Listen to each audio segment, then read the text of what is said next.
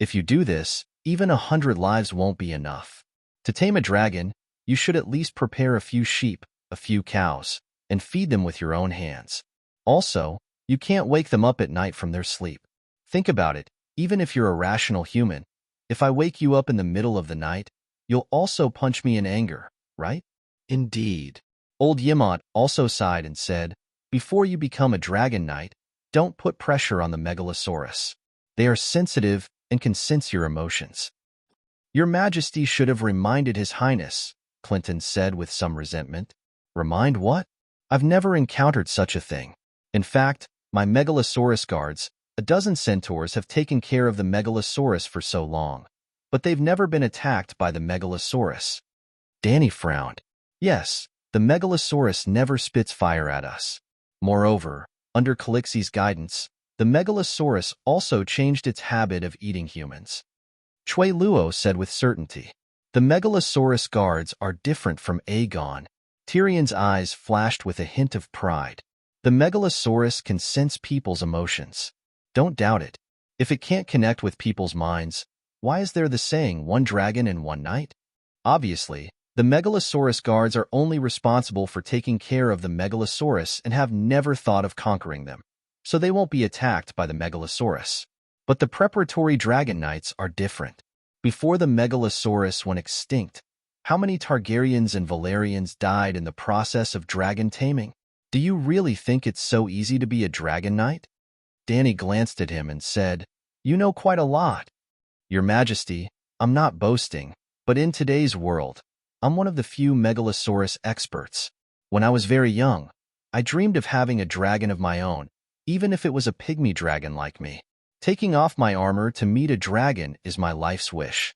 There's no greater miracle in the world than a dragon. Tyrion looked at the 3 dragons sleeping together on the wall, his eyes full of love and desire. The emotion in his eyes was so sincere that Danny was infected. After a while, the imp sighed and said, When Uncle told me that the dragons were extinct, I cried. Really? That was the only time I didn't cry because Cersei bullied me. For the sake of the dragons, I didn't feel ashamed. Since then, I've done everything possible to collect books related to dragons and understand everything related to dragons. It's not an exaggeration to say that I have the world's most complete book, Dragons, Lizards, and Pterosaurs, The Unnatural History of the Dragon Race. Then, he said as if he was begging, Your Majesty, you can let me join the Megalosaurus Guards. I swear to take care of your dragons. The Wildfire General can't use my talents at all. Danny avoided his eyes and said calmly, I don't lack Megalosaurus guards. Aegon stood up with a pale face and suddenly said, I'm Lei Jiazi. So? Tyrion didn't understand. He had said it so clearly. Why did the young prince still emphasize his identity? I'm closest to Aunt Danny. Dragons have 3 heads, and I'm one of them. The prophecy said so. Aegon emphasized, Who do you think the other head is?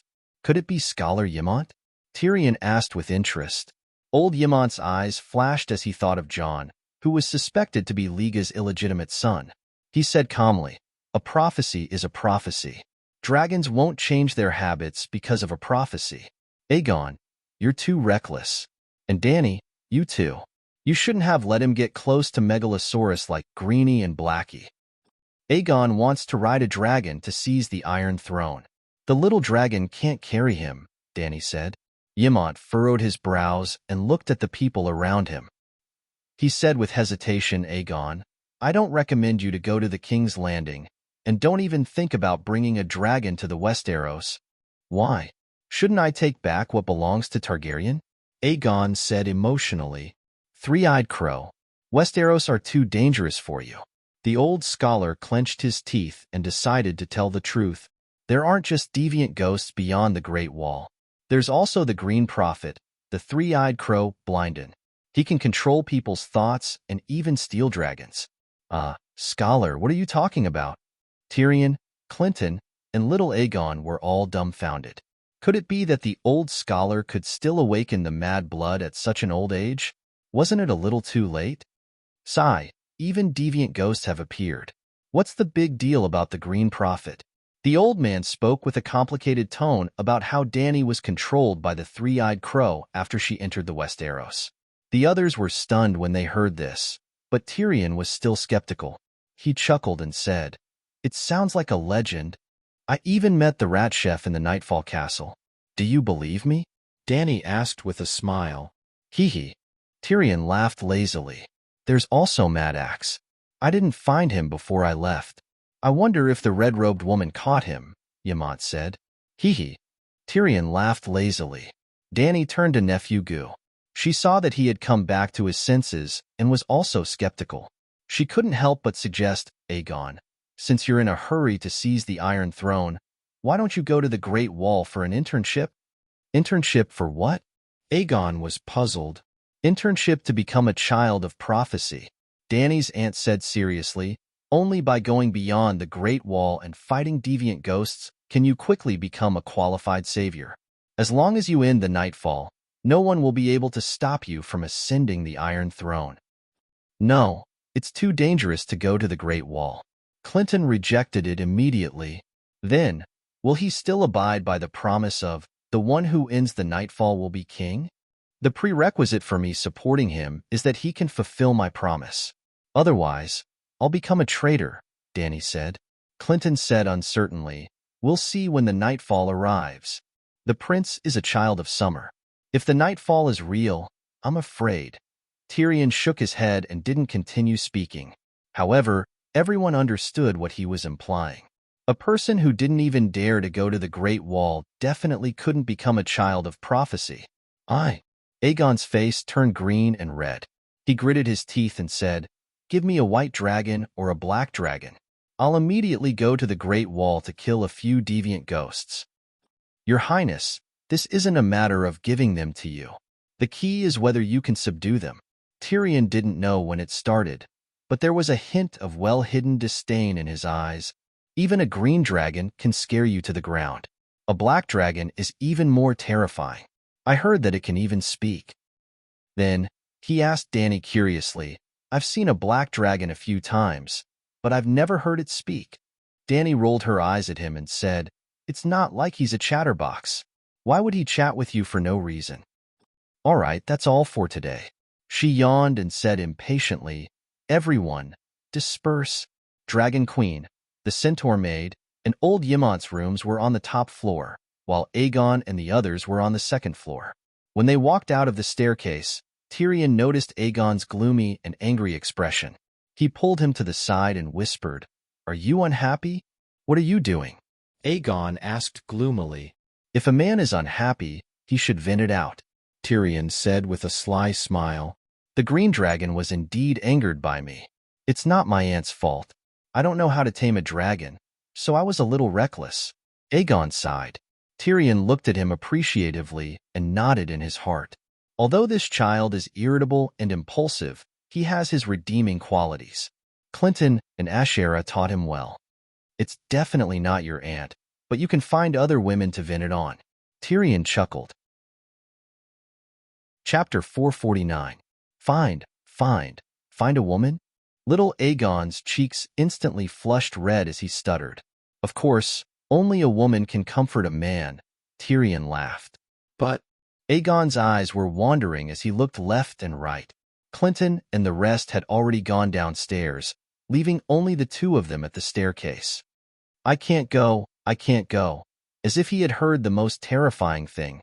He shook his head repeatedly. "Why? Are you worried about your aunt?" "Haha." Tyrion raised his eyebrows as he laughed. "Your Highness, it's obvious that the Dragon Queen means what she says. If she says she won't marry you, then she definitely won't marry you. It's useless for you to keep your chastity for her." No. Aegon was angered by the little devil's teasing expression. He straightened his neck and said, "I don't want to go myself." Tyrion looked at him strangely. "Little prince, you're 17 years old, right? TSK, you're still a virgin." "Little devil, you're a shameless bastard." "I'm different from you," Aegon said angrily. "Yes, we're different. I'm a man, and you're still a child. Men build their careers, and children go home to drink milk." Tyrion puffed out his chest and said proudly, I really do have the talent to anger princes. Looking at Aegon's twisted face and red eyes, the little devil thought proudly. Sigh, how many times has this little prince gone crazy because of me? Why is it that every time I see him, I can't help but think of my nephew Joffrey? Why am I inexplicably happy when I see him jumping around in anger because of me? Even if I get slapped, I'll be happy. Slap.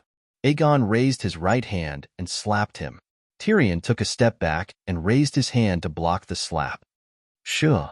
He put his right index finger to his lips and said softly, "Little prince, do you want your Ant Queen to see how you lose your composure and beat up her minister?"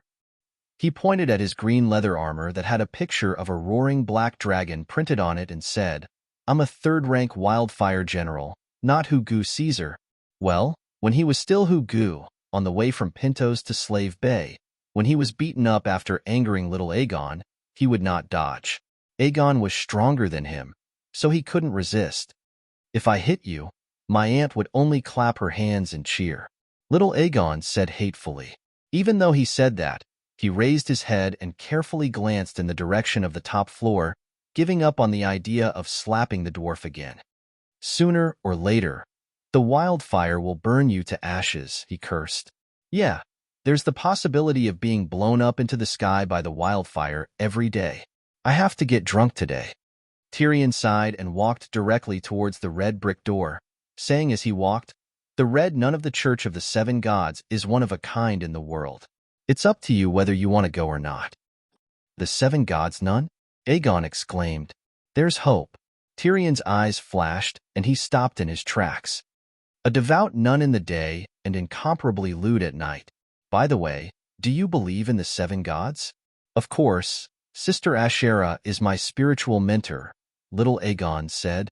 "Then, have you ever dreamed of your spiritual mentor at night, and then secretly changed your underwear the next morning?" Tyrion chuckled. "You?" Aegon pointed at him, his face flushed red. "Looks like I have."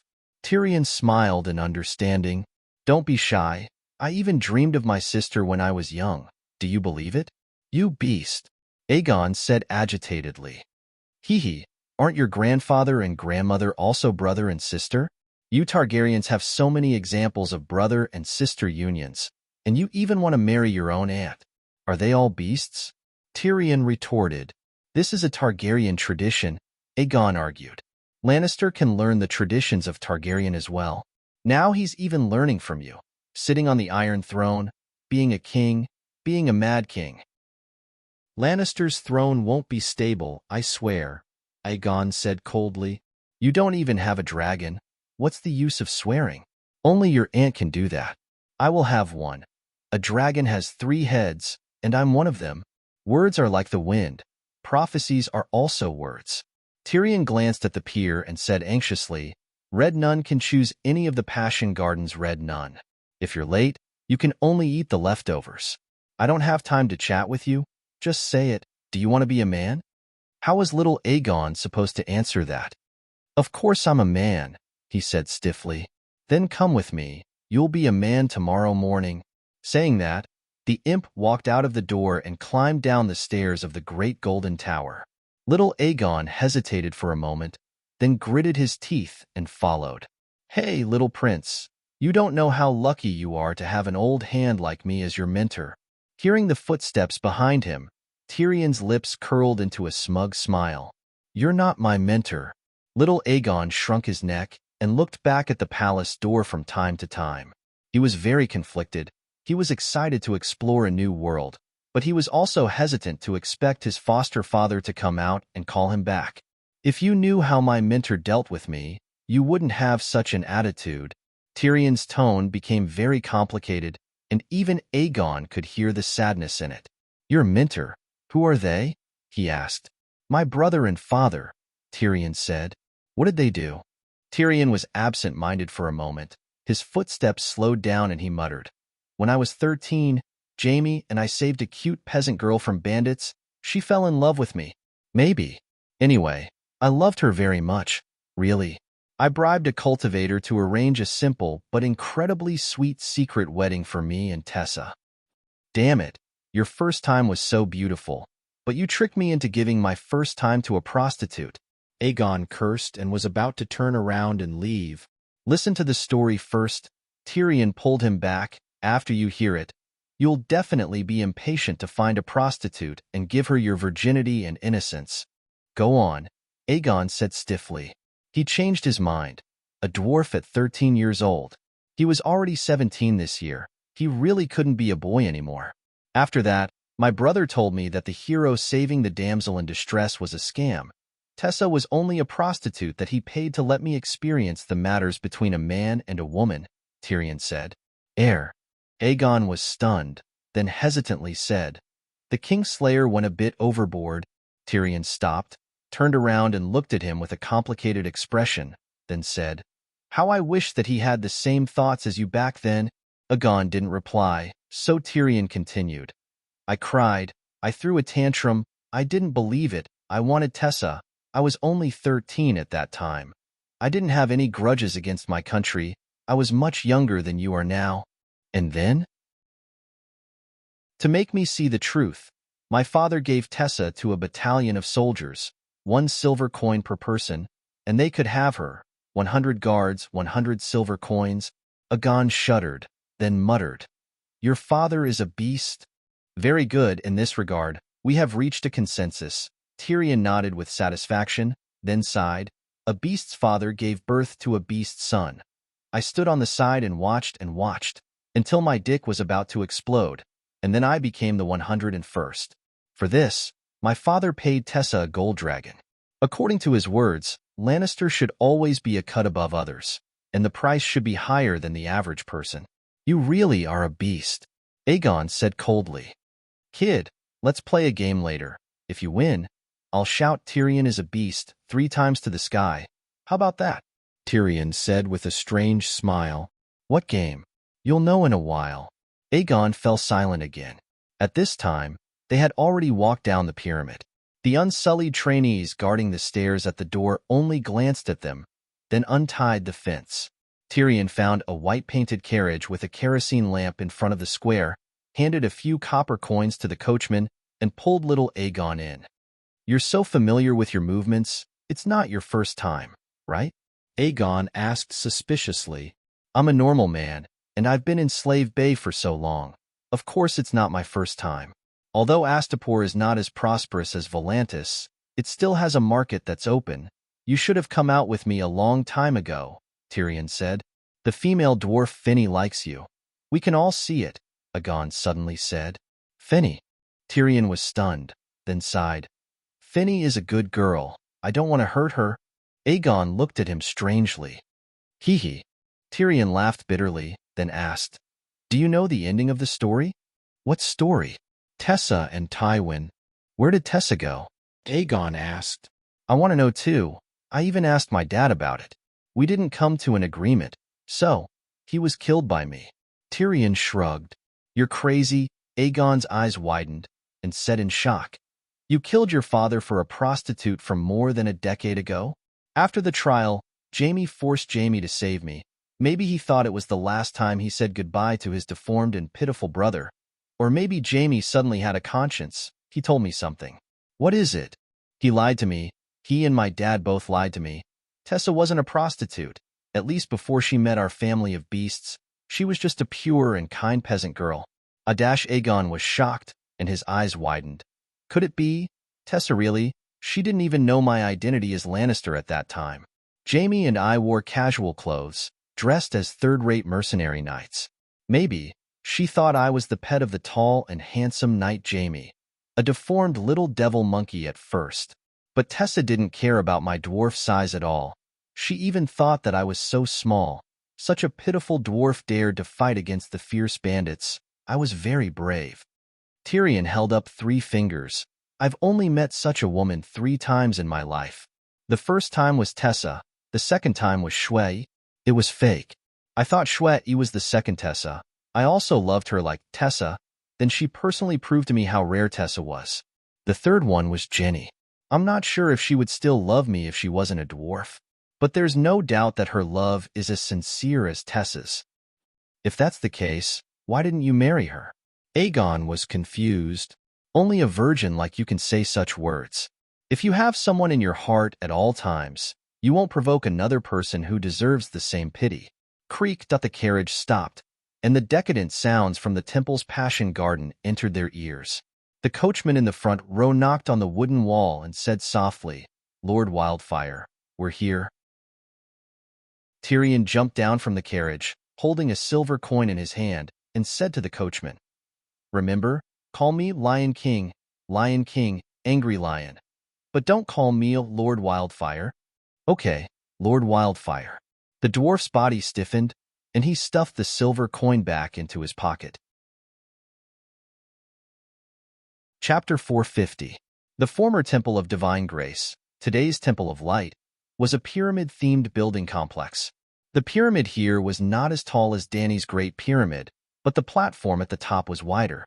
There was a clear swimming pool, a red rose garden, a lavender vineyard, a green olive forest, a white laurel bush. Women in red tulle were flirting on the stone steps in front of the swimming pool, waiting for customers to choose. There were the sounds of men and women having fun everywhere in the garden. The sound of music, drinking, and even the low moans that made one's imagination run wild. Tyrion stood at the entrance of the garden, as high-spirited as a general returning from the battlefield. He said loudly to Aegon, who was stunned. "Now, do you know why I brought you here?" "I won't thank you," Aegon said stubbornly. "You can't be taught." Tyrion shook his head and sighed. "If you don't experience big and small battles, how can you become a veteran of the battlefield? If you don't see all kinds of women, how can you distinguish true love from false love? If I had the experience I have now, I would at least be able to distinguish Jaime's lies immediately." "How do you distinguish?" Aegon said blankly.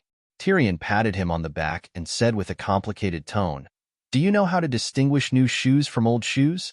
Unfortunately, I've been muddle-headed all these years, and only now have I figured out such a simple problem. Now, you can get my advanced experience without going through the vicissitudes of life. Be happy." Then, the dwarf strode into the Garden of Desire, opened his arms and shouted, "Devout nuns, I, Lord Wildfire, am here for evening prayers again. Ah, Lord Wildfire, choose me, choose me. General Wildfire, use your green flames to burn my passion." The red-clothed nuns on the steps waved and cheered. Who is this dwarf? Why is he so popular? In the garden, a sea merchant was puzzled. "This is General Wildfire, the great hero who made the wildfire specially for the queen," a red-clothed nun beside him said. "Great hero?"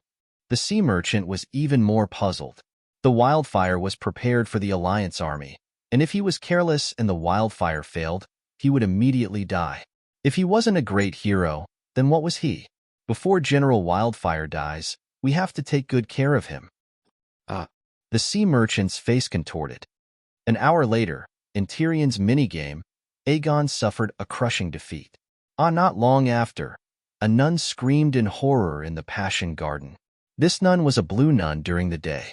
At night, she would put on a red veil and enter the Passion Garden. A moment later, Tyrion screamed in terror. Little Aegon screamed in despair. The Passion Garden was shrouded in fear. The nuns and patrons ran around screaming. Dany was woken up from her sleep. After waking up, she ordered the Unsullied to bring everyone to the top of the pyramid. At dawn, standing on the pyramid, one could see the gray sea fog that covered the city like cotton candy, and the golden morning glow splashed vibrantly in the indigo sky in the far east. The slightly cool sea breeze stirred the sea of fog, gently caressing Dany's cheeks, making her feel refreshed. What's going on? Little Aegon and Tyrion were disheveled, slumped on chairs as if they had lost their parents. They were 4 to 5 meters away from everyone, and were still wrapped in blankets. Clinton's expression was solemn, and his eyes flickered. The sorrow on Green Saintess Grazda's face almost melted into water, dripping down her chin.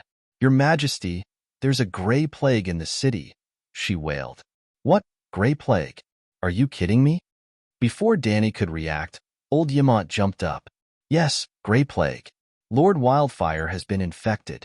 Prince Aegon is probably—" The Green Saintess hesitated, her expression conflicted. Woo! Aegon suddenly wailed, miserable and sorrowful. 7 levels of hell, Aegon? You're infected too? Old Yimont's face was pale, and his body was on the verge of collapsing. Woo! I might have been infected by the little devil. Aegon's face was covered in tears as he cried in despair. 7 gods, it's my first time, and I've experienced such a tragedy. If I knew it would be like this, I wouldn't have gone with the little devil. What first time? Yimont asked curiously. Prince Aegon and General Wildfire went to the Passion Garden last night, the old saintess said. Under the reproachful gazes of Clinton and old Yimont, Tyrion sighed. I did it out of kindness. The little prince is already 17 years old. If he were in the Westeros, you would have already experienced appropriate aristocratic education. You should know this better than me. You can find a maid, Clinton said, suppressing his anger. In the Queen's palace, find the Queen's maid? Tyrion mocked. It's not a big deal to go to the Passion Garden. Dany waved her hand and asked in confusion. First, explain how the Grey Plague came about. Of course, she knew about the Grey Plague. The Grey Plague had similar symptoms to the grayscale disease, but the degree of harm was different. Strictly speaking, the grayscale disease was not terrible. It was difficult to be infected without touching the lesion on the body. But the grayscale disease could evolve into a Grey Plague with a high transmission rate. A simple analogy could be made. The grayscale disease was the common cold, and the Grey Plague was a virus mutation of the whole rice? Pandemic influenza. But Dany was not too panicked. She did not believe that there was a virus that could infect the immortals. General Wildfire was infected with the Grey Plague, but he did not know it. As a result, when he was performing the 5th move of Spring Cry with Geddy noticed the black and gray spots on his inner thigh. Your Majesty, Geddy is an outstanding blue nun, the old saintess emphasized. There used to be 7 saintesses in the Temple of Divine Grace. The green saintess was the Pope, the red saintess was a holy prostitute, the white saintess was a noble virgin who went to the temple as an intern, and the blue saintess was a healer. There were also the pink saintess, the gold saintess, and the purple saintess, the saintess who served the Dragon King of Valeglia, who had lost their practical significance. Dany saw that the 7 of the 7 saintesses matched the 7 gods, so she kept the saintess system. She also redefined the pink saintess as a singing and dancing priestess, the gold saintess as a book secretary, and the purple saintess as the silent sisterhood. This Geddy was skilled in medicine and had mastered the 7 spring cry techniques. She was a doctor during the day and went to the Passion Garden at night for legal and reasonable entertainment. What a talent! Are you sure it's the Grey Plague? Dany asked. The Grey Plague had similar symptoms to the grayscale disease. It was difficult to tell if it did not spread on a large scale. I've never been touched by a grayscale patient, so it must be the Grey Plague. Only the Grey Plague can spread through the air and make me infected unknowingly, Tyrion said in despair. No, not necessarily, Clinton suddenly said. Sorry, I shouldn't have hidden it from you. He sighed and took off the deerskin glove on his right hand, revealing the gray and black spots on his palm. The upper half of his middle finger was completely petrified into gray. Tyrion was stunned for a moment, then suddenly jumped up, pointed at Clinton, and roared in grief and anger. It's you.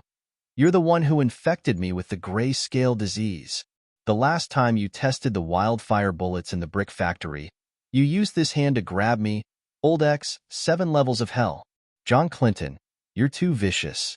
Didn't I keep asking you if you felt anything? Clinton argued with an awkward expression. Bastard, if you're sick, just say it. Tyrion shouted. Clinton was speechless. Sir, when did you get the grayscale disease? Dany asked. Clinton glanced at the unusually angry Tyrion and sighed. About 4 months ago, in Sad Hill. Tyrion was pulled down the river by a stone man, and I jumped down to save him. In the process of fighting with the stone man, it grabbed me in its hand. The angry expression on Tyrion's face froze. Why didn't you say so earlier? He asked softly. Clinton smiled bitterly and shook his head. So what if I did?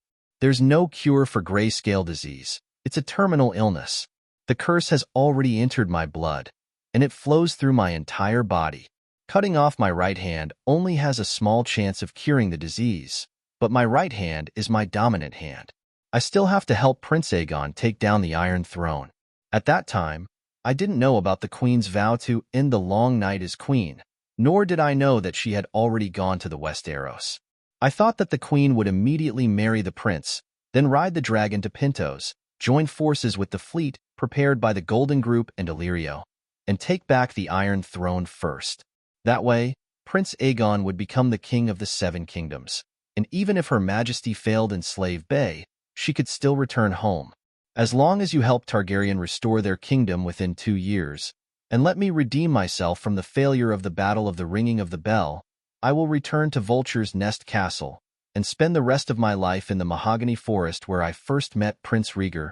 Silence. Everyone's emotions were complicated, and their gazes towards Clinton were no longer filled with reproach and resentment. Dany sighed in her heart. This was a true knight, just like Barristan, the White Bull, and Sword of Dawn, an old version of the knights. The Mad King was so crazy, so why were there so many honorable knights under his rule? Old Ymont let out a sigh of relief and slowly said, "As long as it's not the Grey Plague, it's not a big problem. Immediately isolate anyone who has close contact with Tyrion, and use a knife to stab the places he has touched, if..." The old man's face contorted, and he couldn't continue. 7 gods above, General Wildfire has been going to the Passion Garden almost every night, and most of the ladies are with him. Also, our ladies are receiving guests The Green Saintess expression was one of despair. "Aegon, you just went there today, right?" Ymont asked expectantly.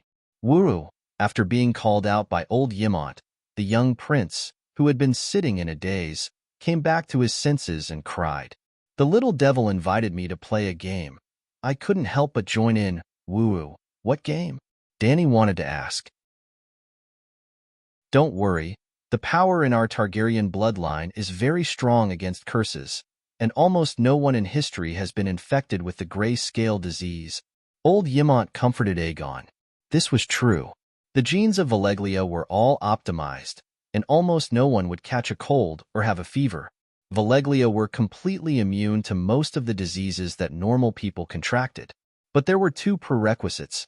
First, the bloodline must be pure, and second, there must be a dragon. Stannis' daughter also has Targaryen bloodline, but she still contracted the gray scale disease. Dany said. Woo!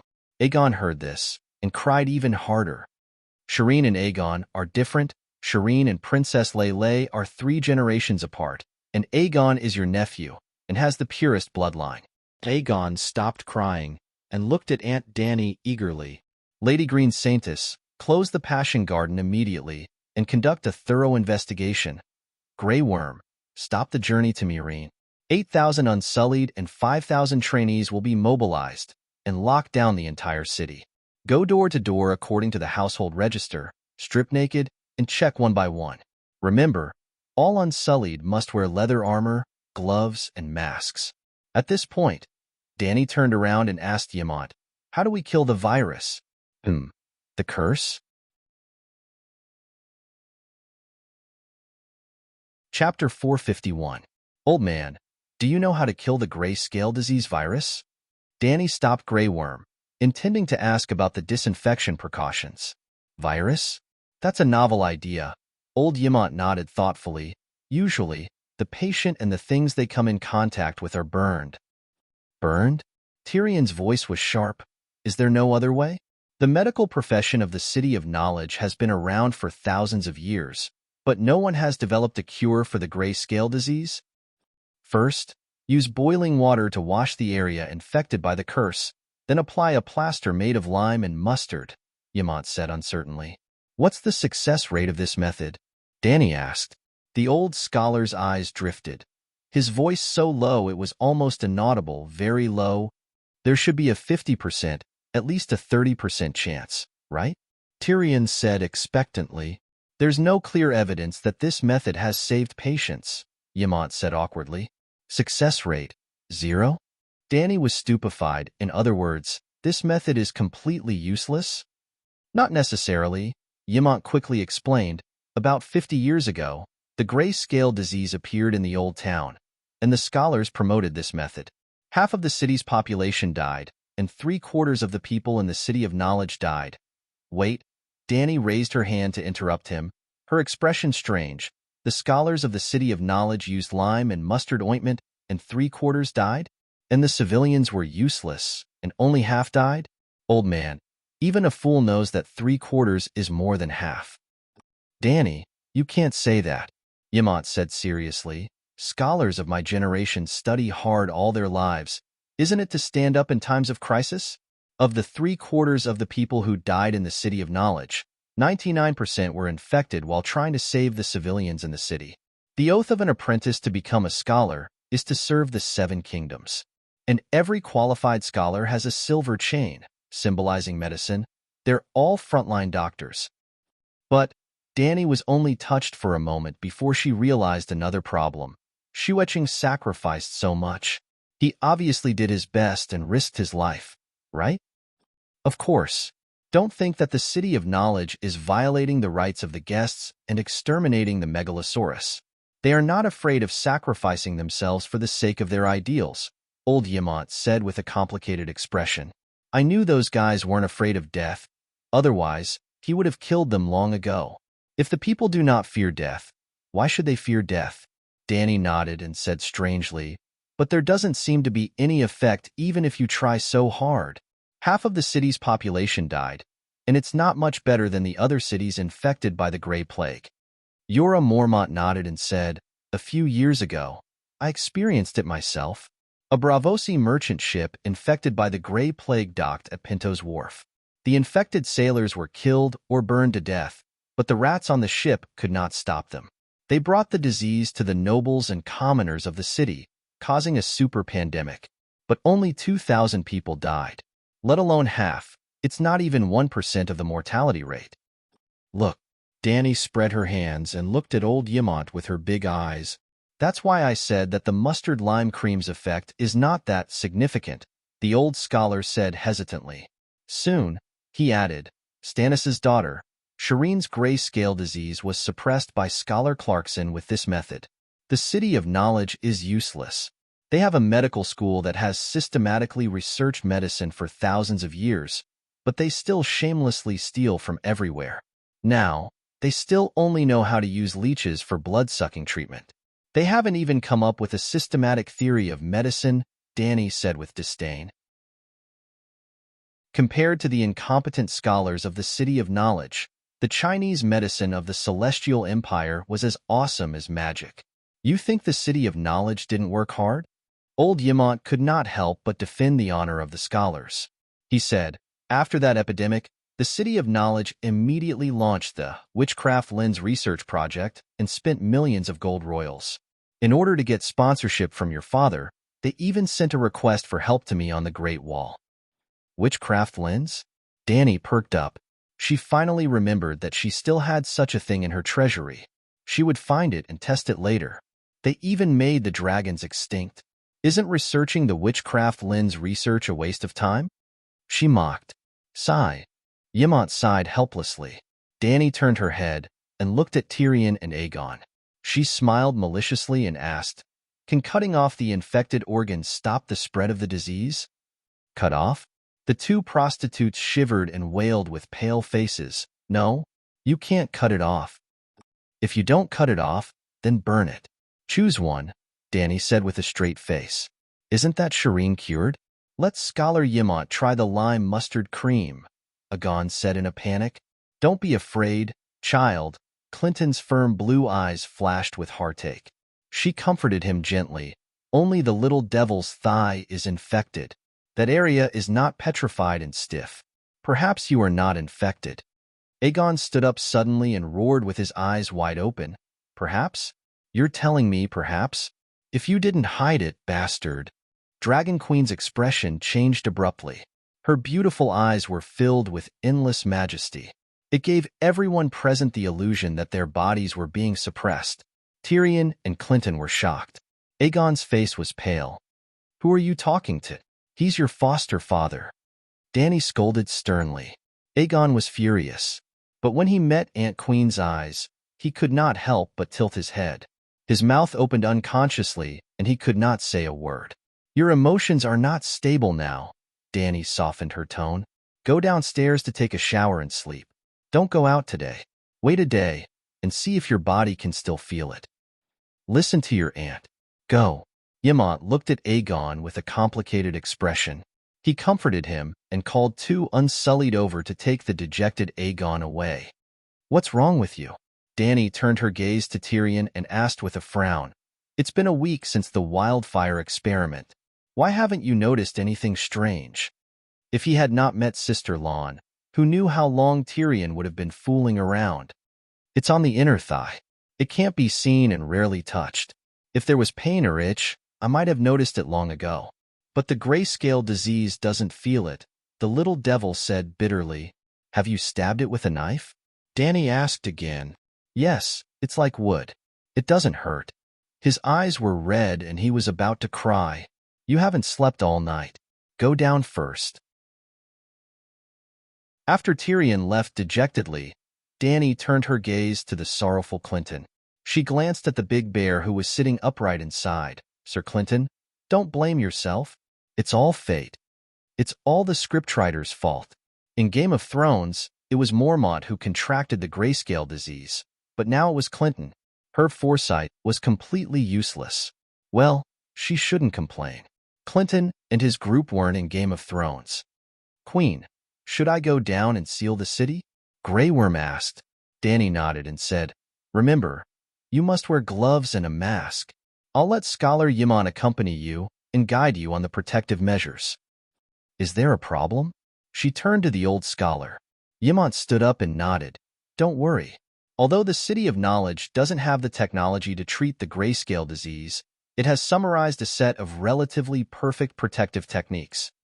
Isn't sealing the entire city a bit too big of a move? It might cause panic among the citizens, Green Saintis said worriedly. Post a notice and let the people know the truth. The grayscale disease isn't a big problem, but it will be troublesome if it develops into a gray plague, Danny said seriously. Right, let the older women in the neighborhood check each other's bodies, she added, remembering that the Unsullied were always dressed as men. When the city was sealed, it was still dawn. The residents had just woken up and didn't have time to go out. They were very surprised to see the Unsullied blocking the streets. When hundreds of Unsullied held metal horns and loudly read the Queen's notice along the streets, it did cause quite a stir. But the city didn't fall into chaos. Everyone stayed in their houses obediently, anxiously waiting for the final result. Not long after, Dragon Queen rode the Green Dragon and patrolled the city with Xiao Jin a few times. The dragon's roar was loud and clear, and the panic in everyone's hearts was also calmed. The Queen is with us. Looking at the Megalosaurus passing by the rooftops, they all thought so. But when sealing the docks, the Unsullied encountered some trouble. Many foreign merchants refused to accept a physical examination and didn't want to be quarantined in the inn. Their guards and sailors even clashed with the Unsullied who were on duty. Someone shouted, We are foreigners. We risk defending the alliance to do business in Slaver's Bay. We shouldn't be treated so rudely. Otherwise, we won't come again and let the bustling Astapor become desolate again. Then the Megalosaurus descended, flapping its wings, blowing up the sand and stones on the streets. The arrogant foreigners all covered their eyes and shut their mouths. Dragon Queen sat high on the dragon's back, looking down at the merchants who were blocked by the Unsullied and coldly said, Those who don't cooperate with the inspection can scram right now, Dragon Queen. You're destroying Astapor's market. No one will do business with you from now on, a merchant shouted. This empress will take zingies and queers sooner or later. The entire summer sea will be my pond. You won't do business with me? Fine, go home and farm. Danny coldly laughed. The foreign merchant was indignant and shouted, The alliance has an army of several 100,000. Danny raised her hand and cut him off. No need to say more. Cooperate with the inspection and you'll still be Astapor's VIPs. It's useless if you don't cooperate. We'll forcefully strip you naked. Danny waved her hand. 3,000 Unsullied entered the dock and sealed off all the shops, docks, shops, and warehouses. Danny, what are you doing? Old Yimont anxiously approached Xiao Lu and warned her in a low voice. Just a physical examination is enough. Why do you have to search the goods and warehouses?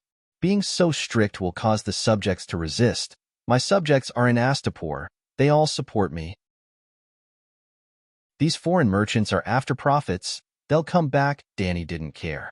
Seeing the Unsullied pushing away the sailors and mercenaries, barging into the ships and opening the warehouses, the old scholar worriedly said, back then, in order to deal with the epidemic, Count Quentin Hyder burned all the ships in the harbor, closed the city gates, and strictly ordered his soldiers to kill anyone who tried to escape, men, women, old and young. But when the epidemic finally subsided and the harbor reopened, not only did the survivors not thank him, they even dragged him and his son off their horses and slit their throats. Do you think anyone can drag me off the dragon's back? Danny giggled. SSSS, Xiao Lu's cold emerald eyes scanned the crowd. White smoke with sparks coming out of her nostrils. All right, I'll stop joking, Danny said seriously. I've been neglecting something, now Tyrion reminded me.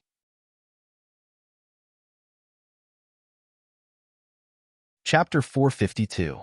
Danny's beautiful violet eyes were covered in a layer of obscure light as she said in a low voice, "Did the old man notice? The plague in the old town, Pintos a few years ago. It was all prosperous docks. Patient zero all came from foreign merchant ships." Yimont stared blankly for a good while before saying in shock, "You're saying that the Alliance might have purposely sent ships to Slave Bay to send patients with the Grey Plague?" Danny nodded with a serious expression and said, "Maybe it's not the Grey Plague. The Grey Plague is too terrifying and the Alliance can't control it." This kind of speculation was terrifying, but what was even more terrifying was that the speculation had become reality.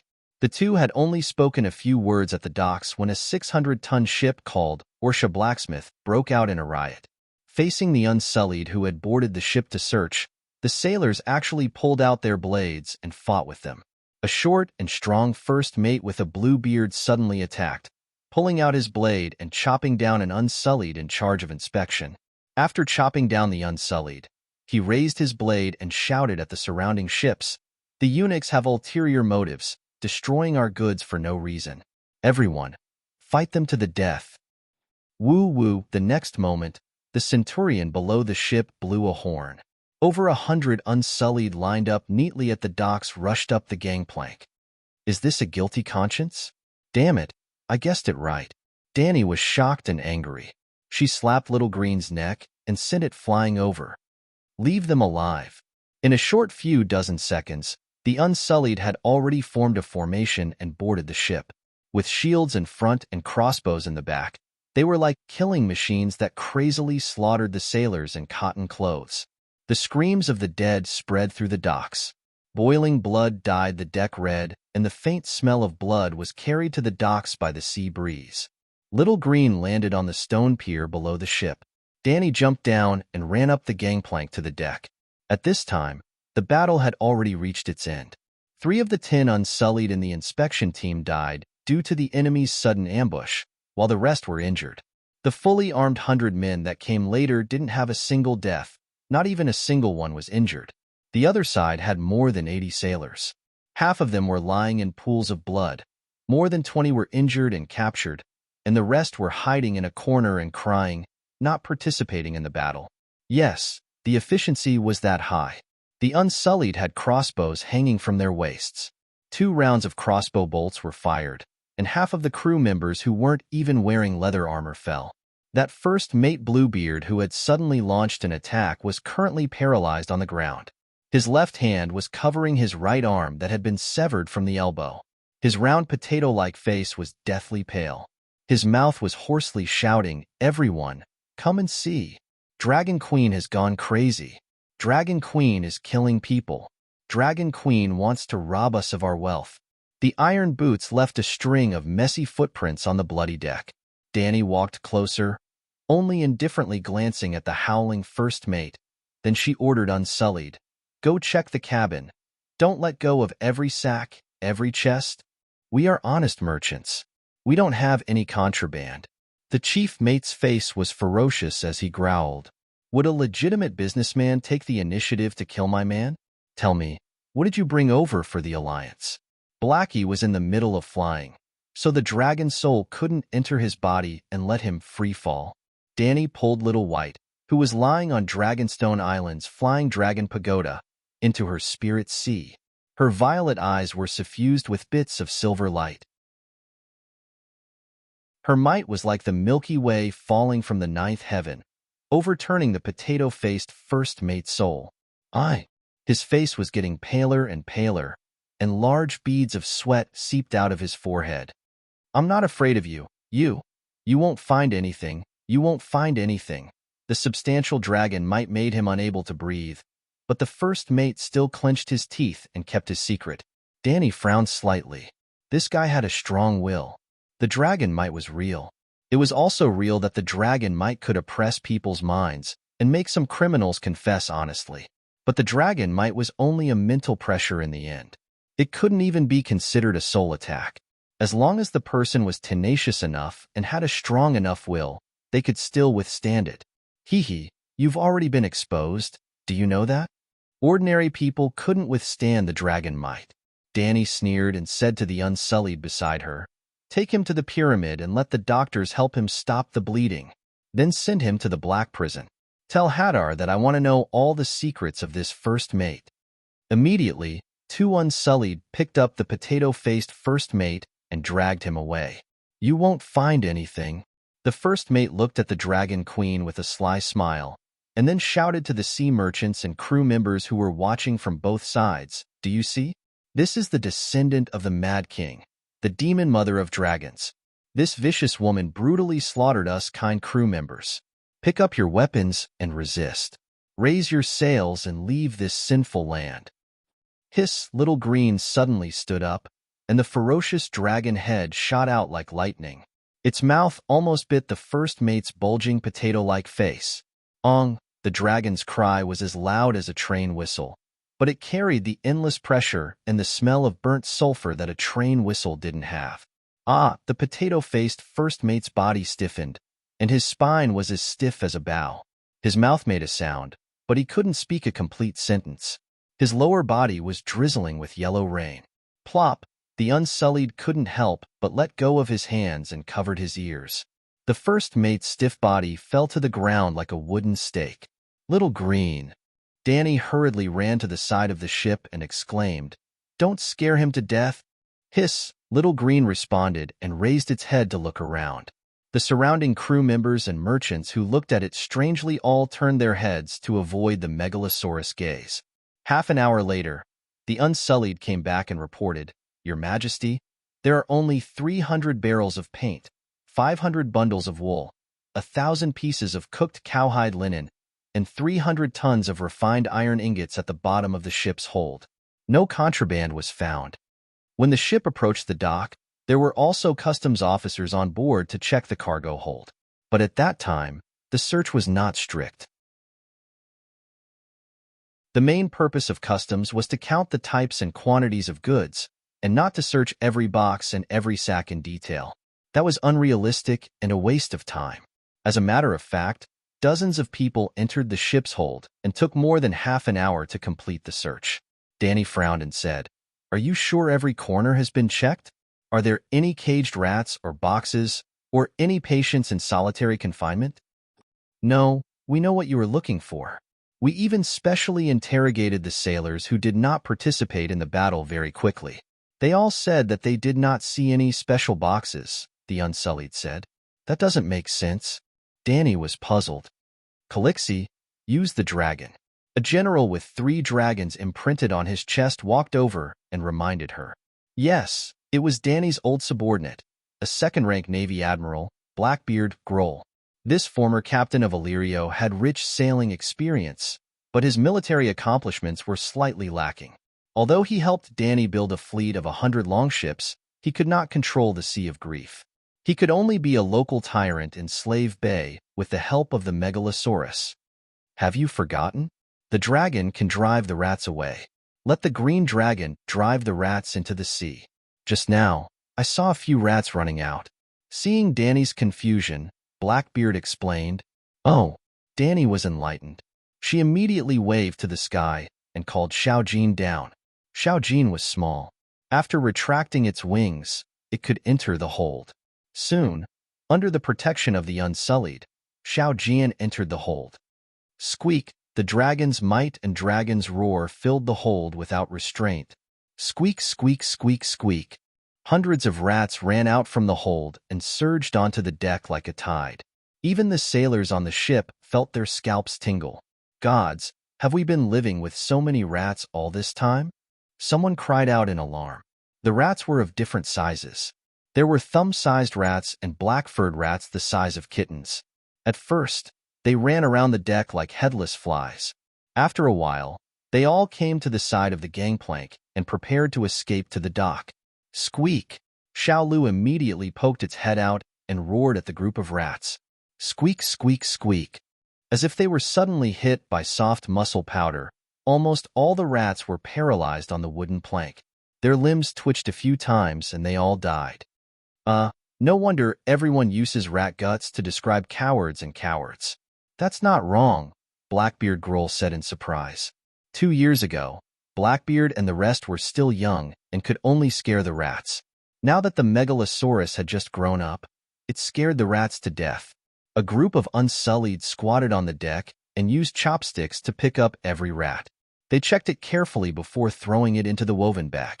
Finally, the Centurion reported to the Dragon Queen, "There's no grayscale disease. All the rats are normal." That's strange. Danny touched her chin and muttered in confusion. They didn't bring any biochemical bombs.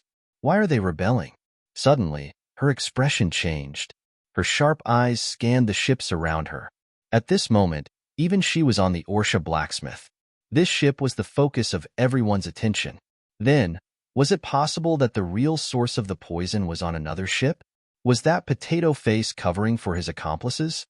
Seal off this dock immediately. I want to check every ship myself, Dragon Queen ordered loudly. This time, the Unsullied were more familiar with their methods. They first gathered all the crew members in the corner of the deck before arranging for the quarantine officers to go on board to check the goods. Then, it was time for the Megalosaurus to appear. Little Gold went to the bottom of the ship, and Little Green stood by the side of the ship, scaring the rats to death. Hee, it's not bad that the Dragon Queen helped us clean up the rat problem. A certain sailor, who had been stripped naked and accepted the Unsullied's body inspection without any blind spots, shivered and groaned. What made Danny depressed was that she had been busy for the entire morning, but she had only managed to clean up the hundreds of ships at the docks once. She didn't even find a sick rat. Danny, this is good news. On the way back to the Great Pyramid, old Yimont said happily, "There is no plague at the dock, which means that you guessed wrong. The Allies are not as crazy as you think. After all, no one has ever used the plague to deal with the enemy. If I were the Allies, facing the invincible Dragon King, I would also consider sending a few bodies with the plague to the other side city," Danny said. The old man sighed and said earnestly, "Danny, you are very smart. You are a natural talent, and your tactical ideas are bold and unconventional. This is very good. But you can't think of everyone as bad as you. I'm not saying that you are not good, but your strategy is specifically targeted at the weakness of human nature. It's a little not so upright." Not long after returning to the Great Pyramid, Grey Worm came over with a happy face and reported, "Your Majesty, there are 65,000 households in the city, nearly 150,000 people. All of them have been checked, and no patients have been found. This means that Tyrion's grayscale disease has not spread, and Aegon may not be infected." Yimont smiled happily. Just as Danny was breathing a sigh of relief, Hatter ran in with a bloody smell and a panicked expression. "Your Majesty, something bad has happened. The slave owners are treacherous."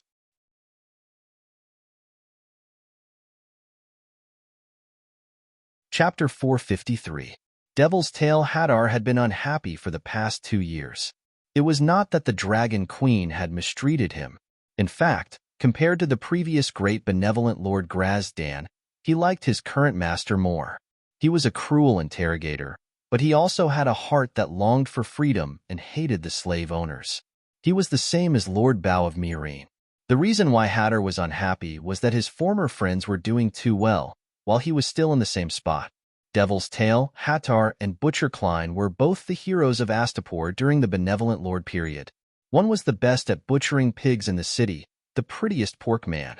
The other was the most vicious interrogator in Slave Bay, the most vicious of all. With their amazing skills, the two of them became famous and could be said to be brilliant. But after Astapor was liberated by the Dragon Queen, the two of them developed very differently. Hattar only showed off once when the Dragon Queen was trying to win people's hearts, but he did not have any chance to show off after that. On the other hand, Klein rose step by step. His status became higher, his wealth became richer, and his reputation became louder. The first count under the Dragon Queen, one of the 8 heroes of the Northern Expedition, other than the Dragon Queen, the most hated enemy of the slave owners in the world. Meereen has a Klein, impartial and impartial. 7 gods above. Listen to these awe-inspiring titles. Hattar's heart was filled with envy and jealousy. If his friends were doing well, he was not. The last time Klein came to Astapor for trial, he hoped that the queen would hand the butcher over to him, so that his former friends could feel his wrath, jealousy, and hatred. Especially when the trial of the son of the Harpy ended, the Count of Shattered Shackles looked for him to drink and eat lobsters. During the meal, he complained to him in a boastful tone. Green Saintess Graz, Dan was too hateful. She suddenly confessed her crimes in court, causing the climax of the trial the defendant, Klein, in front of countless people, to express his thoughts to come to an abrupt end before it even arrived. The speech that Klein prepared for a long time, and even secretly asked the Dragon Queen to moisten her pen, also became a waste of paper. This reduced his chances of showcasing his talent as a great songstress by 99%. Moreover, everyone was discussing the answer between the Dragon Queen and the Green Saintess. Very few people were talking about Lord Bao of Meereen. Well, with a sense of superiority, the butcher introduced the story of Scholar Bao of the Sea of Sunset to the interrogator. Most of it was made up by the butcher himself, because the Dragon Queen never told him the story of Lord Bao in detail. Hattar wanted the same fame and fortune as Butcher. Once, there was an opportunity in front of him, but the interrogator was powerless and was defeated. Yes, the female faceless who tried to assassinate the queen. The Devil's Tail used all its means to torment the other party for a few months. In the end, he gave in shamefully and didn't even get a useful word out of the other party. What a disgrace. For several days, he didn't dare to go out, afraid of meeting people. At that time, Butcher was helping Dragon Queen attack the pyramid in Kaiyuan. He was victorious in every battle, and reports of victory kept coming in. Finally, the straw that broke the camel's back came. Butcher became the lord of Meereen City, and Butcher became the only count under the queen. Hattar woke up from his depression. He couldn't continue to be muddle-headed like this. He had to pull himself together. He had to strengthen his business ability. He began to train his whip technique like crazy. Why did Faceless, a mere woman, keep her mouth shut under his peerless whip technique? Is Faceless powerful? Then he should be stronger than her. He had to improve his cultivation. Finally, after a few months of hard training, his whip technique entered a new realm. Even more fortunately, he got another chance to show off his achievements to the Dragon Queen.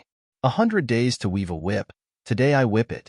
Hattar, with a bloody smell, quickly walked to the front of the Dragon Queen, respectfully saluted and said, "Your Majesty, fortunately I didn't disappoint you. I have pried open the spy's mouth." Hattar was a fierce-looking man. He was 2 meters tall and had muscles all over his body, especially his 2 arms. They looked like they were made of black iron. When he bulged his biceps, it looked like 2 basketballs were strung on his arms. In terms of appearance, he was definitely the most muscular man under the Dragon Queen's command. So fast, Danny was surprised. The Dragon Queen's expression made the Devil's Tail very happy. He opened his mouth full of yellow teeth and smirked, "Your Majesty, after failing to interrogate Faceless last time, I trained hard and finally broke through to the realm of divine transcendence, so my efficiency has increased a lot." Divine transcendence? Danny was a bit confused. Just like what Sir Barristan told us about the realm of swordsmanship. Moving the finger like an arm, lifting the heavy as if it was light, lifting the light as if it was heavy, divine transcendence. You should know that I have already reached the peak of lifting the light as if it was heavy. Saying that, the devil's tail couldn't help but sigh.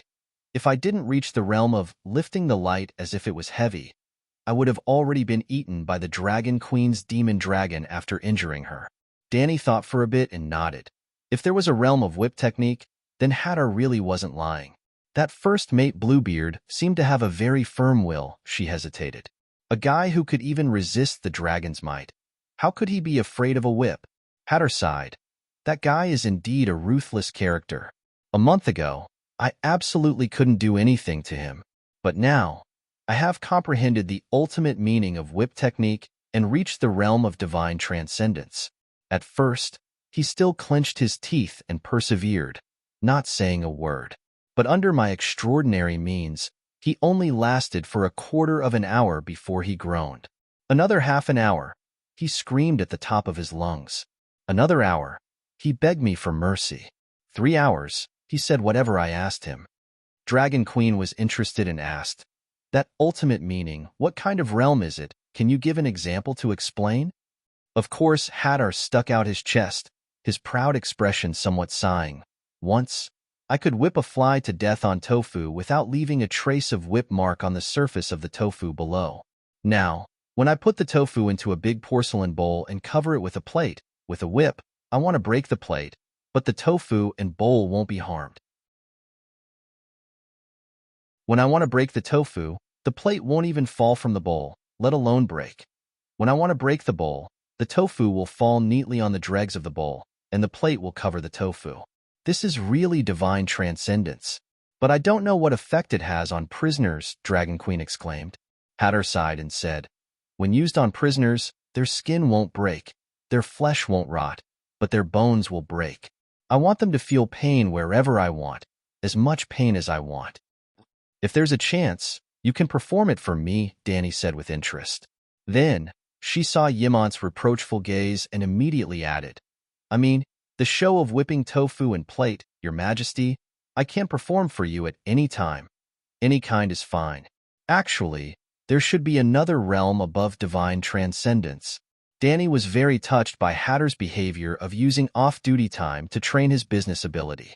It was like a certain programmer who had signed a contract to sell himself. He was already working at 996, but he was still working hard on coding at home on the 7th day. How could the boss not be touched? She should encourage and provide some help to such a motivated employee. Once, in Whis, Dragon Queen was halfway through her sentence when she suddenly noticed the old scholar Yimant beside her. He was an old Westeros and a scholar. What Westeros story could deceive him? Ahem, when I was in Westeros, I heard a story about an ancient sword saint. His name was Invincible Loneliness. He often said to people, "I, who stand at the peak of swordsmanship, am too lonely. My greatest wish in life is to be defeated by a strong person. Isn't this too strong?" Hadar was fascinated. Even old Yimant temporarily suppressed his doubts of, "Why have I never heard of this invincible loneliness swordsman?" and muttered, "To be able to say such words and not be beaten to death, he must be a peerless strong person." "Hadar, do you know what level invincible loneliness swordsmanship has reached? Above divine transcendence. The first stage, there is no sword in the hand, but there is a sword in the heart. The second stage, there is no sword in the hand, and there is no sword in the heart. Everything can be a sword." The Dragon Queen sighed and encouraged the burly executioner, "Hadar, you are very talented. Continue to work hard, and one day, you will also become Hadar's Whip of Solitude." "Solitary whip?" The executioner muttered with a dazed look in his eyes, as if he was in a daze. Yimant did not care about the level of the burly executioner in front of him. He directly asked, "Hadar, I saw that you looked panicked when you first came in. What did that spy say?" Hearing this, Hadar snapped out of his reverie and said anxiously, "Your Majesty, please send someone to seize the ship Erudite immediately. That is also a spy ship. They transported 10 stone men and threw them into the sea beside the dock." "Stone men? Are they patients with the grayscale disease who are completely petrified?" Danny asked. "Yes, They are the stone men found from the sorrowful hill. The demon's tail's face was filled with anger. The spy wrapped them in oilcloth and pressed the cloth bag to the bottom of the ship. This way, they could avoid our customs inspection. When the ship docked at the docks of Astapor, Kayuan, and Myrene, they took the opportunity to transport the goods into the city and threw the stone men into the wells of the residents. 7 gods above, the Alliance army is really so vicious? Old Yamant stared with his eyes wide open. His face was pale and his body was swaying. Danny hurriedly supported him and turned around to ask, Hadar, did you record Bluebeard's statement? Yes. Hadar hurriedly handed over a roll of blood-stained dragon's paper. Danny's craftsmen spent 2 years and finally invented the technique of making paper. They named the paper Danny's paper. Dragon Queen felt that it was a little low class, so she changed it to Dragon's paper. The interrogation statement was very standard, including name, place of birth, age, department, immediate superior, contact person. Danny hurriedly skipped over the above content. She focused on the Alliance Army's sinister plan to throw the stone men into the public well in the busiest area of Slave Bay. The grayscale disease could not be explained by the medical science of her previous life. This disease would cause the patient to slowly turn into a stone man. It was too magical, a real stone man. Stone men were naturally denser than water, so they could sink into the well without being discovered. The stone men at the bottom of the well were not completely dead. No one knew how long they could live, so they were a long-term source of infection.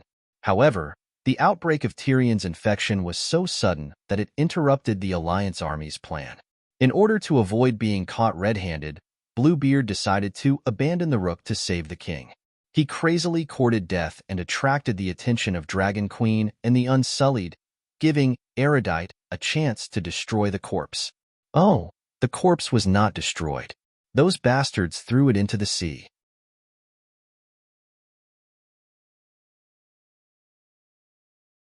Chapter 454.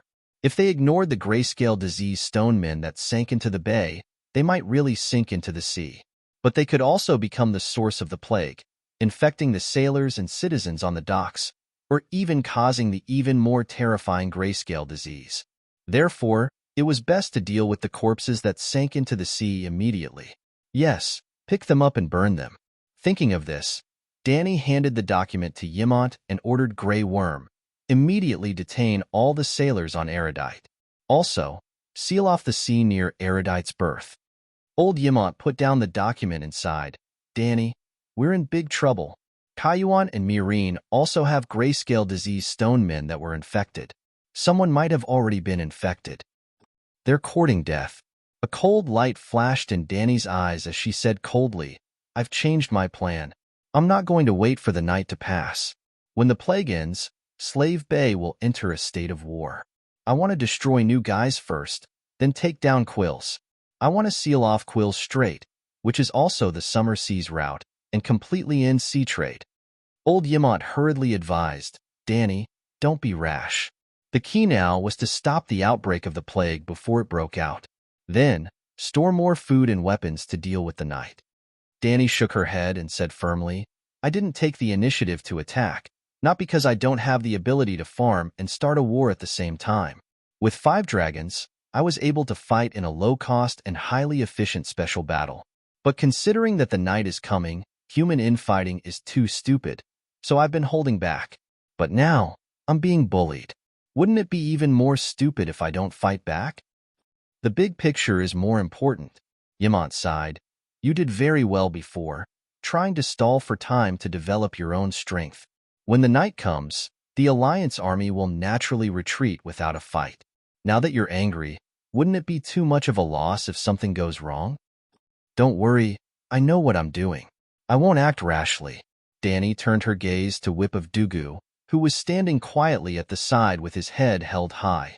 Noticing the Dragon Queen's gaze, the interrogator took a deep breath and puffed out his chest even more. Hadar, you are very ambitious and talented. Dragon Queen praised. Hadar heard something from the Queen's words and shouted excitedly, It's my honor to serve the Queen. I will keep your Majesty's encouragement in mind. In the future, I will definitely rely on my ability to obtain the surname Solitary Tail. Just like Count Butcher, Hadar was born a slave and had a first name but no surname. In fact, ordinary Westeros did not have surnames either. If he became a noble, Hadar would be able to design his own family emblem and surname. Of course, in Slave Bay under Dragon Queen's rule, the commoners had long been qualified to give themselves a surname. However, most of the commoners were illiterate and did not know which surname to choose. Many people simply did not want a surname. There were also some who planned to join the Dragon Queen's Mother of Dragons Guard and have the Queen bestow upon them a surname. Very good. Dragon Queen nodded and said, I have decided to launch the Southern Expedition at the last minute, but the original plan cannot be changed. Defending against the Alliance army coming from Materis is my strategic focus. Therefore, the position of the Southern Expedition General is lacking. Are you interested? Southern Expedition General? 7 gods above, this was reaching the heavens in a single step. He would immediately be on the same level as Clayton's Western Expedition General. Thinking of this, Hadar's face turned red like a tomato. His voice trembled as he swore, Your Majesty, I will work harder than Clayton and be more outstanding than him. Clayton? Dany was stunned. Clayton had the bones of Scholar Lie and the skin of Lord Bow. If you are more outstanding than Clayton, then you should show off. She did not know that Hadar and Clayton were competing with each other.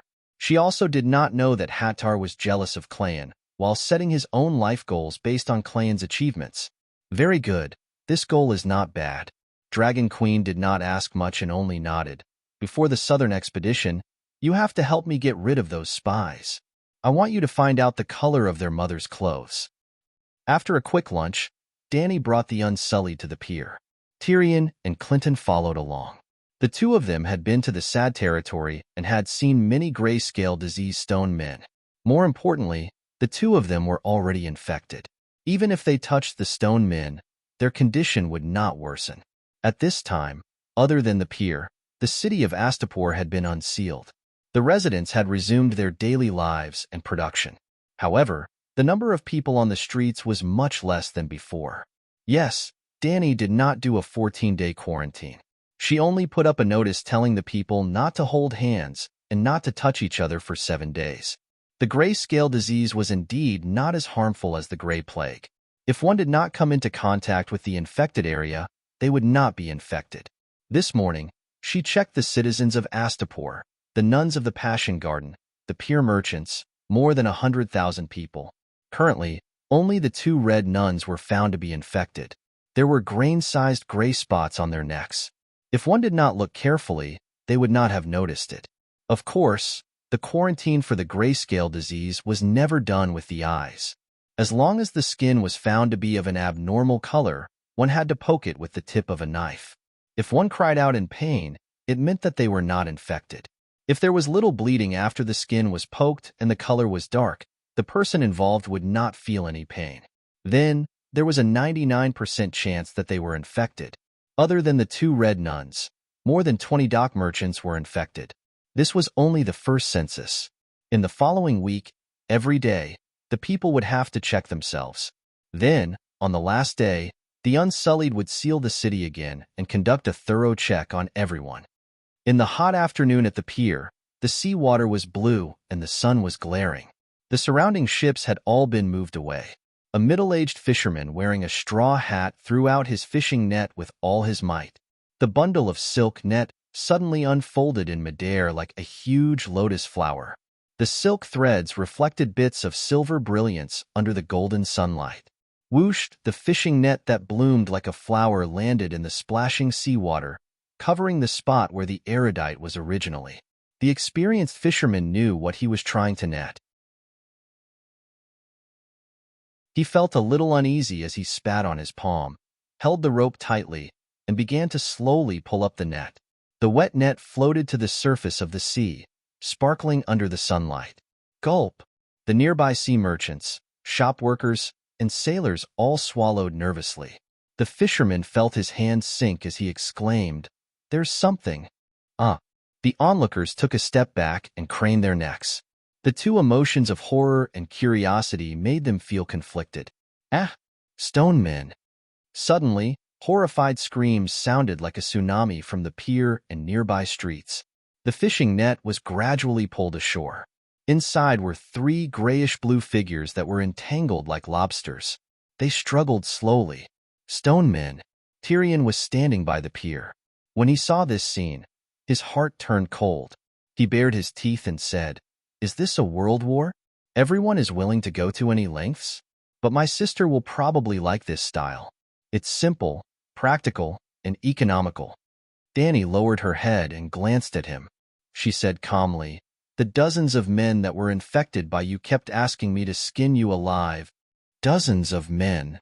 Tyrion's ugly face contorted. After a while, he let out a long sigh of relief. He pointed at the three stone men that were pulled ashore and said, "Does this count as a reward for my crimes?" Dany nodded and said, "I will announce to the public that General Wildfire saw through the Alliance's plan due to his own experience of being infected with the grayscale disease and saved the millions of people in Slave Bay. He will be rewarded with a yellow mandarin jacket and the title of Wildfire Knight." Tyrion didn't show any joy. Instead, he said worriedly, "If I say this, will the Alliance hate me? When I was in Volantis, I heard about the Butcher Count Klein's deeds. He was cursed and scolded by the Alliance just because he drove the Gith captives to break the pyramid. If it was me, when the whole city was closed for quarantine this morning, I had already told everyone the cause and effect. It was you, General Wildfire, who brought the grayscale disease to Astapor and spread the virus because of your improper behavior." Dany lowered her head and looked at his deformed head. She sneered and said, "More than 100,000 people in the city can't wait to eat your flesh and skin you. I gave you the yellow mandarin jacket to save you. Do you understand? So, I can only choose between Slave Bay and the Alliance? But I don't want to pick a side. I don't care about the slavery system. I'm a Westeros." The little devil said with a wooden face. "What's wrong with Westeros? I'm also a Westeros. Barristan, Cora, Clinton, Ymont, John Bolton, and so on are not Westeros. Also, you're already a General Wildfire. You don't think that slave owners like to bathe in the wild, do you?" Dany said with a faint smile. The little devil held his forehead and groaned. "So, I've already boarded the pirate ship?" "No, you've already embarked on the path of glory. Look, you've also become a knight. An honorary knight personally conferred by the Archbishop. If your old man in the Seven Hells knew about this, he would definitely laugh in relief." Tyrion's face twisted. "What's the yellow mandarin jacket?" He changed the topic. "A jacket woven with golden threads. It's an honor that was specially made for you. If it's paired with a special hairstyle, it'll be even more glorious." Dragon Queen said seriously, "Am I the only one who has it?" Tyrion was a little excited. "Not really." Dragon Queen thought for a while and said, "Once, I even gave one to Zero. Oh, Quills, the great merchant Zero who received me. In the future, I'll also give one to Illyrio. He's helped me a lot. There's also the eight-clawed spider Varys. He should also have one. It's just that he doesn't have hair and can't have the glorious hairstyle that goes with the yellow mandarin jacket. I won't hide it from you. I really don't like that eunuch, but he really did save my eldest nephew. This is a great favor. Sigh, I'm a person. Not only do I keep my word, I also know how to repay kindness.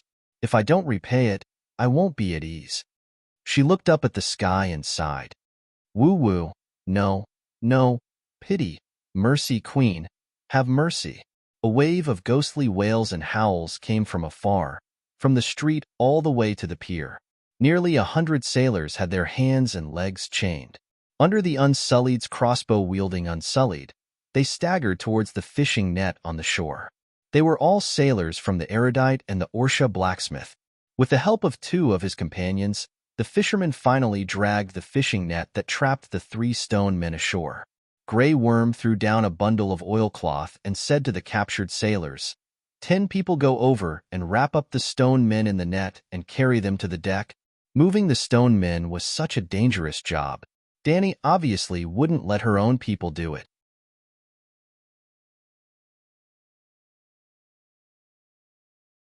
Chapter 455. The stone men were not transported into the city. The prisoners wrapped them in oiled paper and transported them to the ships. The ships immediately left the port and traveled 50 kilometers west, sending the stone men to a desolate rocky beach on the Astapor Peninsula. The Unsullied would quickly build a completely enclosed courtyard with bricks and wood, the grayscale disease quarantine area. After that, she also built a virus research center in the pyramid, and Danny herself was the researcher. But before she began her research, she had to observe the virus habits and make sure that it could be killed by high temperatures. More accurately, she had to make sure that she was not afraid of being infected. After handing the docks over to Grey Worm, Danny immediately rode Greenie to Kayuan and Mireen, and personally ordered the docks to be sealed. Kayuan had close to 20,000 Wings of Liberty, and Mireen had 15,000 guards. They were fully capable of quickly carrying out Dragon Queen's orders. Under her orders, the soldiers put on leather gloves, helmets, and masks, and strictly searched every ship. She also announced that Slavers Bay was closed, and that sea trade would be suspended from today. Slavers Bay's industrial and craft production do not have to stop. I will buy all the goods, Danny announced to the citizens of the two cities. Even if the gold was used to buy food, she was not short of money. Not to mention the millions of gold royals that the Count of Shattered Shackles had confiscated during the trial of the Son of the Harpy, there were still mountains of silver and jewelry in Danny's Great Pyramid. As for the copper coins, Dragon Queen had the right to issue currency, and Slavers Bay had the world's largest copper mine, so she had as many copper coins as she wanted. Mireen and Kayuan's trade was not as prosperous as Astapor's, and all the quarantine work was completed by evening. After the surprise search, no stone men were found on the docks and merchant ships. But this did not mean that Kayuan and Mireen were safe, because according to Hatter's interrogation, the spies arranged by the Alliance did not set off at the same time. The heartache of the Rhone River was the home of the stone men. It was said that the world did not have the grayscale disease. 2,000 years ago, after the battle between Valeglia's 300 Megalosaurus and Loiner's army of 150,000, Mother Loin unleashed a great flood, drowning the Loiner's most luxurious and prosperous city and drowning all Valeglia in the city. It was not certain whether the Megalosaurus had drowned or not, but Valeglia also had a large number of cavalry units, and all of them were wiped out. Since then, the city of festivals had become a sorrowful place shrouded in a layer of gray fog all day long. The forbidden magic of the Mother Stream had brought the water curse to the world, grayscale disease. Grayscale disease is relatively infective. Every year, every month, or even every day, patients with the grayscale disease were discovered in the villages on the plains of the Rhone River. It was just like the deformed demons born in the land of long summer after the cataclysm. Those patients were either burned to death, or their loved ones couldn't bear it and sent the patients to the sad area. Every year, the people of Valeglia would arrange a fleet to transport large amounts of food to the sorrowful territory upstream. Well, before being completely petrified, the patient also needed to eat. For example, Tyrion and Clinton ate a lot of food every day. Because of that, it was easy for the people of Valeglia to search for 30 stone men in the sad area. If there was a need, they could find more stone men. Hundreds and thousands. The captured stone men were loaded onto the ships and secretly transported to Volantis along the river. They did not dock, but took advantage of the night to divide the stone men into 3, stuff them into the ships full of goods, and then went to Slavers Bay separately. The ships were divided into 3, and the spies who accepted the mission did not even know who their companions were or which ship the stone men were on. They only knew their mission: to bring the stone men to Mireen, Kayuan, and Astapor. In other words, the Dragon Queen could not confirm whether the spies of Mireen and Kayuan had completed their mission. Perhaps the stone men had been thrown into the city's public well, and the spies had fled long ago. Perhaps the spies' ships were still floating on the sea, on their way to Mireen and Kayuan. Of course, Danny hoped that it was the latter, but after checking the docks, it was already evening. But Danny did not rest and continued to work through the night. She arranged for the soldiers to search the city. Fortunately, Kayuan did not find a single person with the grayscale disease. In Mirene's commercial street, 87 infected people were found. According to the census, the infection rate was close to 3%. Some of the patients had even found out about their symptoms 3 days ago, but they all hid it, afraid of being burned to death. And this was not the final data. It could be foreseen that in the next few days, more residents would show symptoms of the grayscale disease, and the infection rate would increase further. Without a doubt, Mirene had been infected. The funny thing was, because the Count of Shattered Shackles caught 80,000 people and threw them into the labor camp outside the city, it caused the people in Mirene to panic and the businesses to wither. Although the number of patients was high, not many people were infected. Well, most of the infected were the Gith people, small merchants who migrated from Kayuan to Mirene. The rich and famous Gith people in the commercial street had long been arrested and sent to prison. The busiest streets were empty, without any merchants or customers, and the stone men were thrown into the busiest streets public well. The next morning, outside Mirene City, in a remote manor, Dragon Queen rode on her dragon's back and said to the 87 desperate patients in the courtyard, "Do not be afraid, do not panic, I swear in the name of the Queen, you are my people, I will not abandon, not give up on any of you." Seeing that their faces were still ashen and their eyes dim, not livened up by her comforting words, Danny sighed and added, "Kayuan's spy has not been caught, and I still have to research a cure for the disease, so I don't have much time to come to Mirene. But from today onwards, every 3 days, I will be here to have lunch with you." Danny did as she said. At noon that day, a long wooden table was set up in the hall, and she shared the same pot of food with the grayscale disease patients. The food was not too sumptuous. Brown baguettes, beef and potato soup, vegetable salad, boiled eggs, milk. Seeing the Dragon Queen slurping down a pot of meat soup, 2 pieces of bread the length of an arm, 3 boiled eggs, a large glass of milk, for some reason, the Gith people suddenly felt a sense of security and warmth in their hearts. Becoming the Dragon Queen's people seemed to be a good thing. They thought so. After lunch, Danny did not return to Astapor immediately. Kayuan and Astapor were not infected, so her focus should be on Mirene. But Mirene's mayor, Clyde, had just been removed by her and was still recuperating in Astapor whipping. The commander of the guards, John Bolton, had gone to Astapor for a meeting and was on his way home. Mirene was a little empty. The top garden of the Great Pyramid, the pool. Under the light blue water of the pool, 2 pairs of similarly slender and beautiful jade legs were kicking the water, creating splashes of water. It was Danny and the red-haired female knight, Lila Amber. There were only the 2 of them in the garden, and they had been busy all night, neither sleeping nor bathing. They were now naked, lying by the pool and chatting leisurely. "Your Majesty, the best way to prevent grayscale disease is to get rid of the patients immediately. Anyway, they are all Gith, so it is better to kill them and burn them as usual," Lila said seriously. At lunch, she did not accompany the Queen to the manor where the patients were quarantined. Now that she knew that the Dragon Queen was eating with the patients, she was shocked and anxious. "There is no need to be so extreme, just strictly quarantine them. If we really kill them, there will be patients who will deliberately hide their illness in the future and even have thoughts of revenge on society.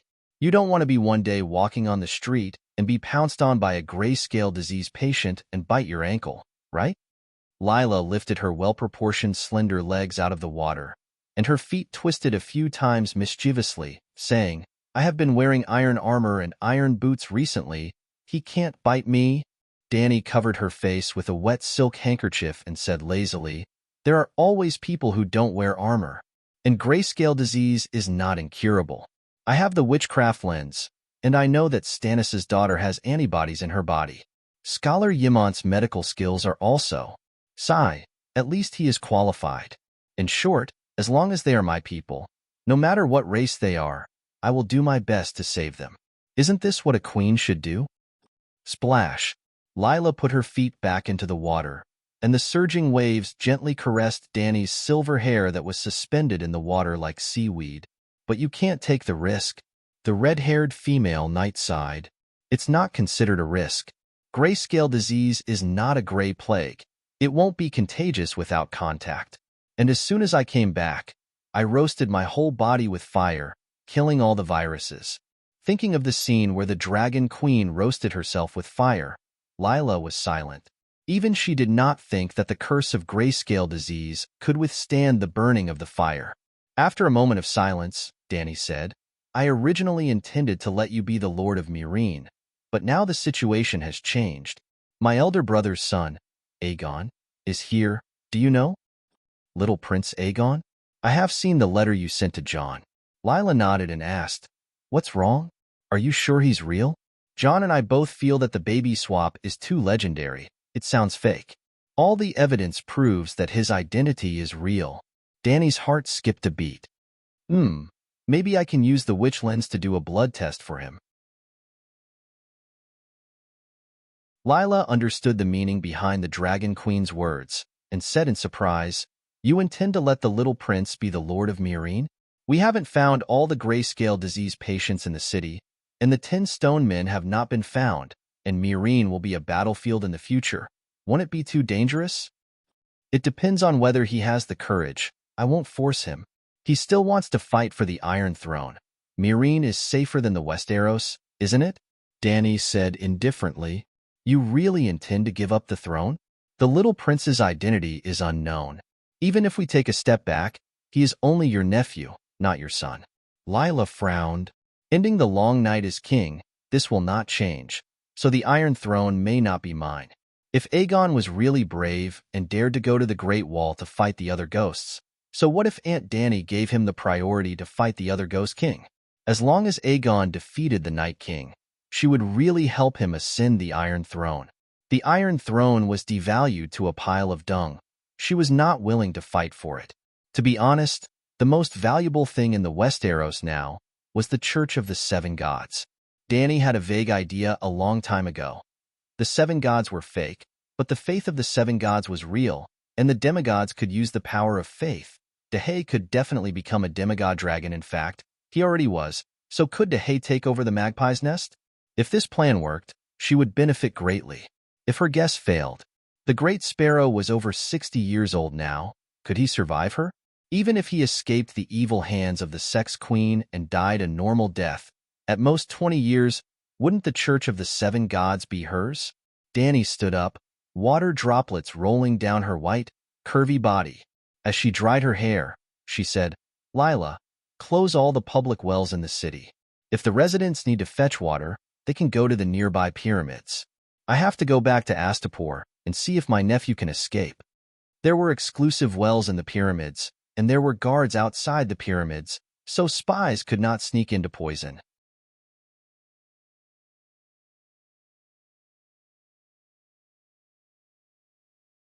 Chapter 456. It was a pity.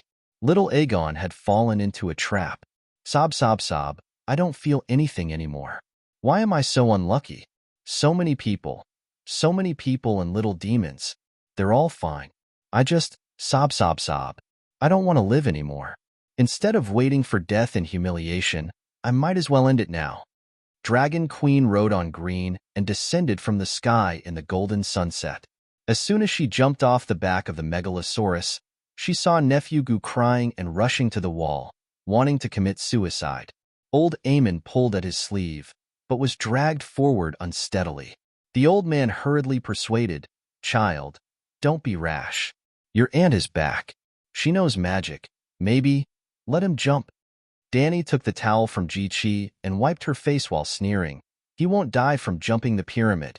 At most, he'll be crippled. If he wants to jump, let him jump. If he breaks his leg, he'll naturally be obedient. Old Yemont's face darkened. But after thinking about it, Dany was right. The pyramid had a total of 33 steps and a total height of 105 meters. Each step was only 3 meters high. He wouldn't die even if he fell head first. 7 gods above. Why am I so miserable? Little Aegon didn't jump anymore.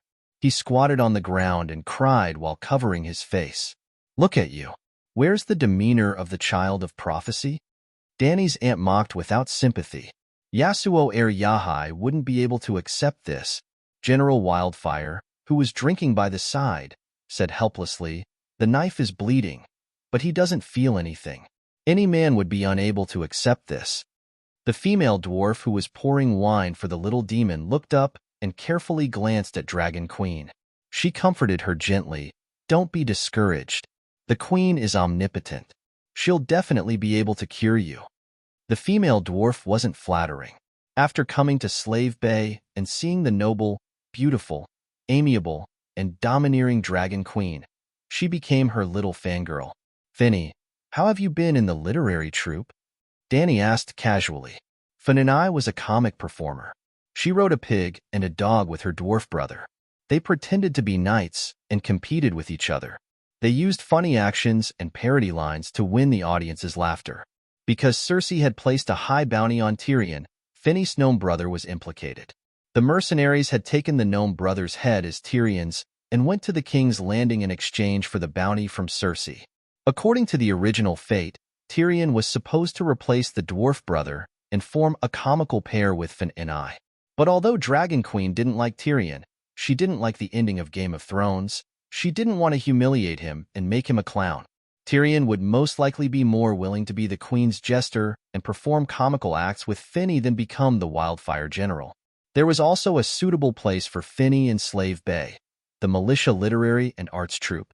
She had been adapting to her new life in the literary and arts troupe. "Everyone is very kind and nice to me. I played the role of young Lady Hill in Shrike, Hill and the Bug this afternoon.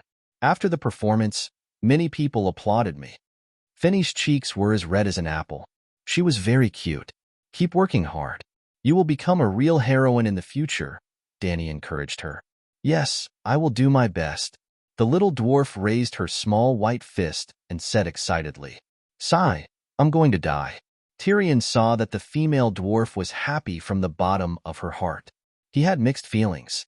He was gratified, sad, and a little jealous. He was jealous of the man Finny would marry in the future after he died. "How is the situation in Meereen and Cayuan?" Yimon asked. Danny shook her head and sighed. "It's bad. The public well in Meereen has been poisoned by stone men. Nearly 100 people have been infected with the grayscale disease."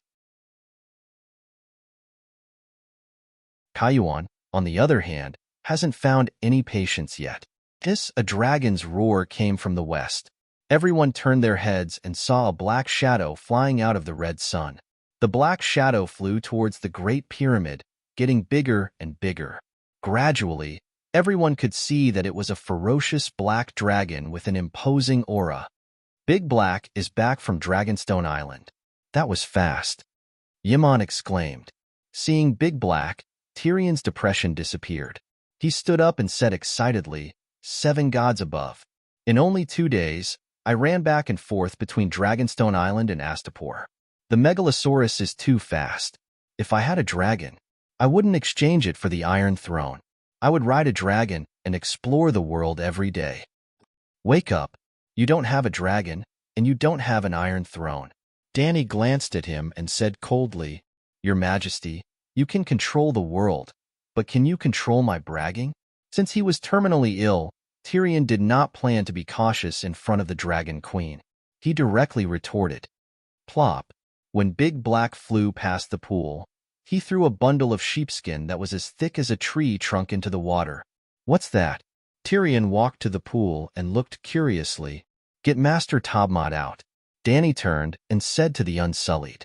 Big Black flapped his wings, and the leaves of the persimmon trees nearby rustled. He landed on the wall and stretched his long neck in front of Danny. He shouted, "Mother, I'm back." "Very good. At least he didn't call my name this time." Danny patted his nose and praised him with a smile. He's talking?" Tyrion opened his mouth and stammered. Aegon stopped crying. He got up in surprise and approached Big Black. He asked, "Big Black, you can understand human language? What are you talking about?" "This is Draconic. Big Black is calling Mother." "I understand." Centaur Maid Ji-Chi said proudly. "You actually understand Draconic?" Tyrion, Clinton, Aegon, and the rest were in awe. They immediately looked at Ji-Chi in a new light. "Ji-Chi, what else did Big Black say?" Danny said lightly, "Hello, how is everyone?" Ji-Chi frowned. "Guess again." "I'm back?" Ji-Chi probed. Yes, you guessed right. Hee. Ji-Chi laughed foolishly. The little demon had a strange expression. In Draconic, you only know one word. Mother? No, I also know Might Force, Morning Sun Palace, and Palace of Compassionate and Peaceful. The centaur maid said seriously. The little demon was stupefied. Your Majesty, this person has been unconscious for a long time. The situation is not good. At this time, the Unsullied had already dragged the sheepskin scroll from the pool ashore. After opening it, a thin old man with a long face was revealed. Bald head, short white beard around his lips, medium stature. What made Danny feel strange was that this little old man was not burly. He did not even have the strong biceps that blacksmiths must have. At this time, the blacksmith master's eyes were closed. His thin face was green. His lips and collar were sour with vomit. His chest that was wearing a gorgeous checkered brocade robe was barely moving. It seemed like he was about to die. Let me see. Yimont quickly walked over and squatted down to check. 7 gods above, this is really Master Taboo of King's Landing Steel Street. Tyrion shouted and turned to look at Dragon Queen in shock. Why did you kidnap Master Taboo here? Dragon Queen crossed her arms and looked at Yimont, squeezing the blacksmith's chest and abdomen. She casually said, in addition to his forging skills, what else is worthy of my attention? Forging. Suddenly, Tyrion remembered 2 things. Taboo had recast the tile steel sword for his dead father, and Dragon Queen had snatched dozens of tile steel swords in Volantis. You want to recast the tile steel sword? Is it necessary to tie people here for a sword? The little demon found it hard to understand. Cough, cough, cough. Under Yimont's rhythmic squeezing, the blacksmith master's thin face gradually faded, and his breathing slowly became heavier. Finally, he coughed out a lump of filth and opened his eyes blankly. Where is this? Blacksmith Taboo murmured in a trance. Master Taboo, do you remember me? Tyrion moved his face closer and asked with concern. Tyrion's noseless, deformed face scared Taboo to scream, and his body struggled to retreat. Master Taboo, it's me, Tyrion Lannister, the little demon awkwardly said. Hoo-hoo. Blacksmith Taboo took a few breaths and looked around. He saw several megalosaurus and saw the extraordinary temperament of the silver-haired, purple-eyed girl. He looked up to the sky and sighed. I'm really at Slave Bay. Finally, you still have me as an old acquaintance. Tyrion softly comforted. Blacksmith Taboo's status was very high. He was the Blacksmith Guild president of King's Landing Steel Street. Tyrion had seen him a few times. During the rebellion of the Four Kings, Tyrion had cooperated with him for a period of time in order to build the iron chain that blocked the river. The two of them had a little friendship. Oh, you suddenly came over. I thought I fell into the 7 layers of hell and saw the devil devouring the living. I'm sorry. Taboo explained with a bitter face. Am I that ugly? Tyrion was a little unhappy. People's natural reaction is the most realistic. Danny laughed, then put on a straight face and said to the blacksmith, You know who I am and why I brought you here, don't you? Taboo sat on the ground and did not move. He only tilted his head slightly and looked at Dragon Queen from the corner of his eyes. His thin face showed a cold arrogance. If you let me ride a dragon, instead of grabbing me like a bundle of straw, maybe we can talk. Very good. Danny slightly nodded and turned to the Unsullied. Send him to Hadar. Yes. Immediately 2 Unsullied walked over, one on the left and one on the right of the sneering blacksmith grandmaster, and walked towards the stairs. Humph, you want me to surrender? Impossible. Taboo turned to look at Dragon Queen and said with a firm face, Master Taboo, don't be stubborn. That Hadar is known as the Devil's Tail. He is very scary. Tyrion looked anxious. He looked at his old friend and then looked at Dragon Queen. Your Majesty, if you have something to say, we can talk. The Grandmaster has just been kidnapped, so it is reasonable for him to have some resentment in his heart. You give him to me, I will slowly persuade him, and he will naturally be willing to join us. I am now busy dealing with the epidemic. I don't have the mood to accompany you and him. Danny waved her hand and let the Unsullied take the blacksmith away quickly. Isn't that steel sword of yours called Clear Sky very useful? Why do you have to go through so much trouble? Tyrion sighed. I want steel armor. After the steel sword in my hand is distributed to my generals, it is not enough to smelt into armor. So, I need Tobu's secret technique. Danny said, Tobu can only recast steel. He can't forge steel. Tyrion said, I know, but if I know the incantation, maybe I can derive the secret technique to forge steel. Tyrion suddenly remembered something and said with a strange expression, You want steel? I know a place with dozens or hundreds of tons of steel. It is enough for you to forge 5,000 sets of steel armor.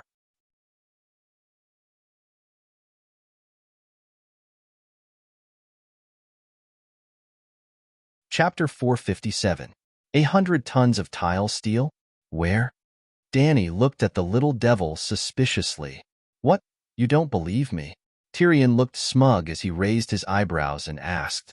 There are only 3,000 tile steel weapons in the entire world, which adds up to less than 30 tons. Now you're telling me that there's 100 tons of tile steel hidden somewhere.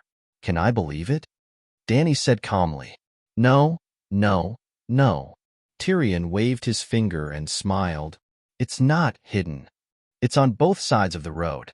Hundreds of people pass by it every day. At least 1 million people know of its existence. This time Danny was a little shocked. The little devil didn't seem to be lying. Then, I know. Clinton and Aegon exclaimed at the same time. There are indeed hundreds of tons. That Valeglia statue is huge. Statue? Where is it? Danny asked quickly. In Ghetto-Do, Clinton said. After leaving Pintos, they walked along Valeglia Avenue towards the east for about 500 kilometers to the banks of the Little Lorne River. There were the ruins of an ancient city of Loina, the ruins of the former Ghetto-Do. Have you all seen the tile steel statue? Danny asked again. We've been living in seclusion upstream of the Little Lorne River for 10 years. Every time we passed by Ghetto-Do, we saw the Sphinx statue by Valeglia Avenue. Ah, I remember now. Cora clapped his hands and said, When I was a mercenary for Mir and Bravosi, I passed by that statue a few times. The body of a dragon, the head of a woman, the Sphinx statue was lying on the ground. Its base was half the width of a double bed and 3 to 4 meters tall. It was at least 70 tons, if not 100 tons. At that time, I was wondering why there was only one statue. It was very out of place. Then my mercenary friend told me that 200 years ago, the Khalasar of the Centaurs came and took the king's statue away. At this point, Deshiong was completely excited.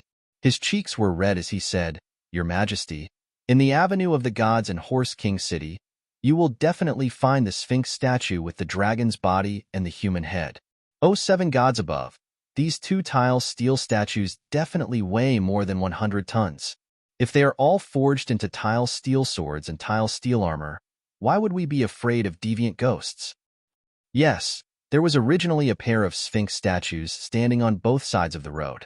One of them was installed on a huge wooden wheel by the Centaurs and was dragged all the way back to Horse King City. Clinton nodded. Hearing what they said, Danny became a little suspicious. Are you sure that's steel and not ordinary steel? Tyrion said with absolute certainty, thousands of years of wind and rain. Yet there's not a trace of rust. What else could it be other than steel? Moreover, with Valeglia's extravagance, would they use steel to forge a triumphal arch? Arc de Triomphe? Is that the Arc de Triomphe? Aegon asked doubtfully. Tyrion nodded slowly. Look at the map of the western continent of Ursus. Godo is the last city in the north, Loiner. 2,000 years ago, the Loinans and Valeglia fought from Valeglia all the way to the capital of the festival, which is today's Sorrowful Hill. In the capital of the festival, the Rhone River suddenly flooded at night, drowning all of Valeglia's cavalry and infantry, more than 100,000 people.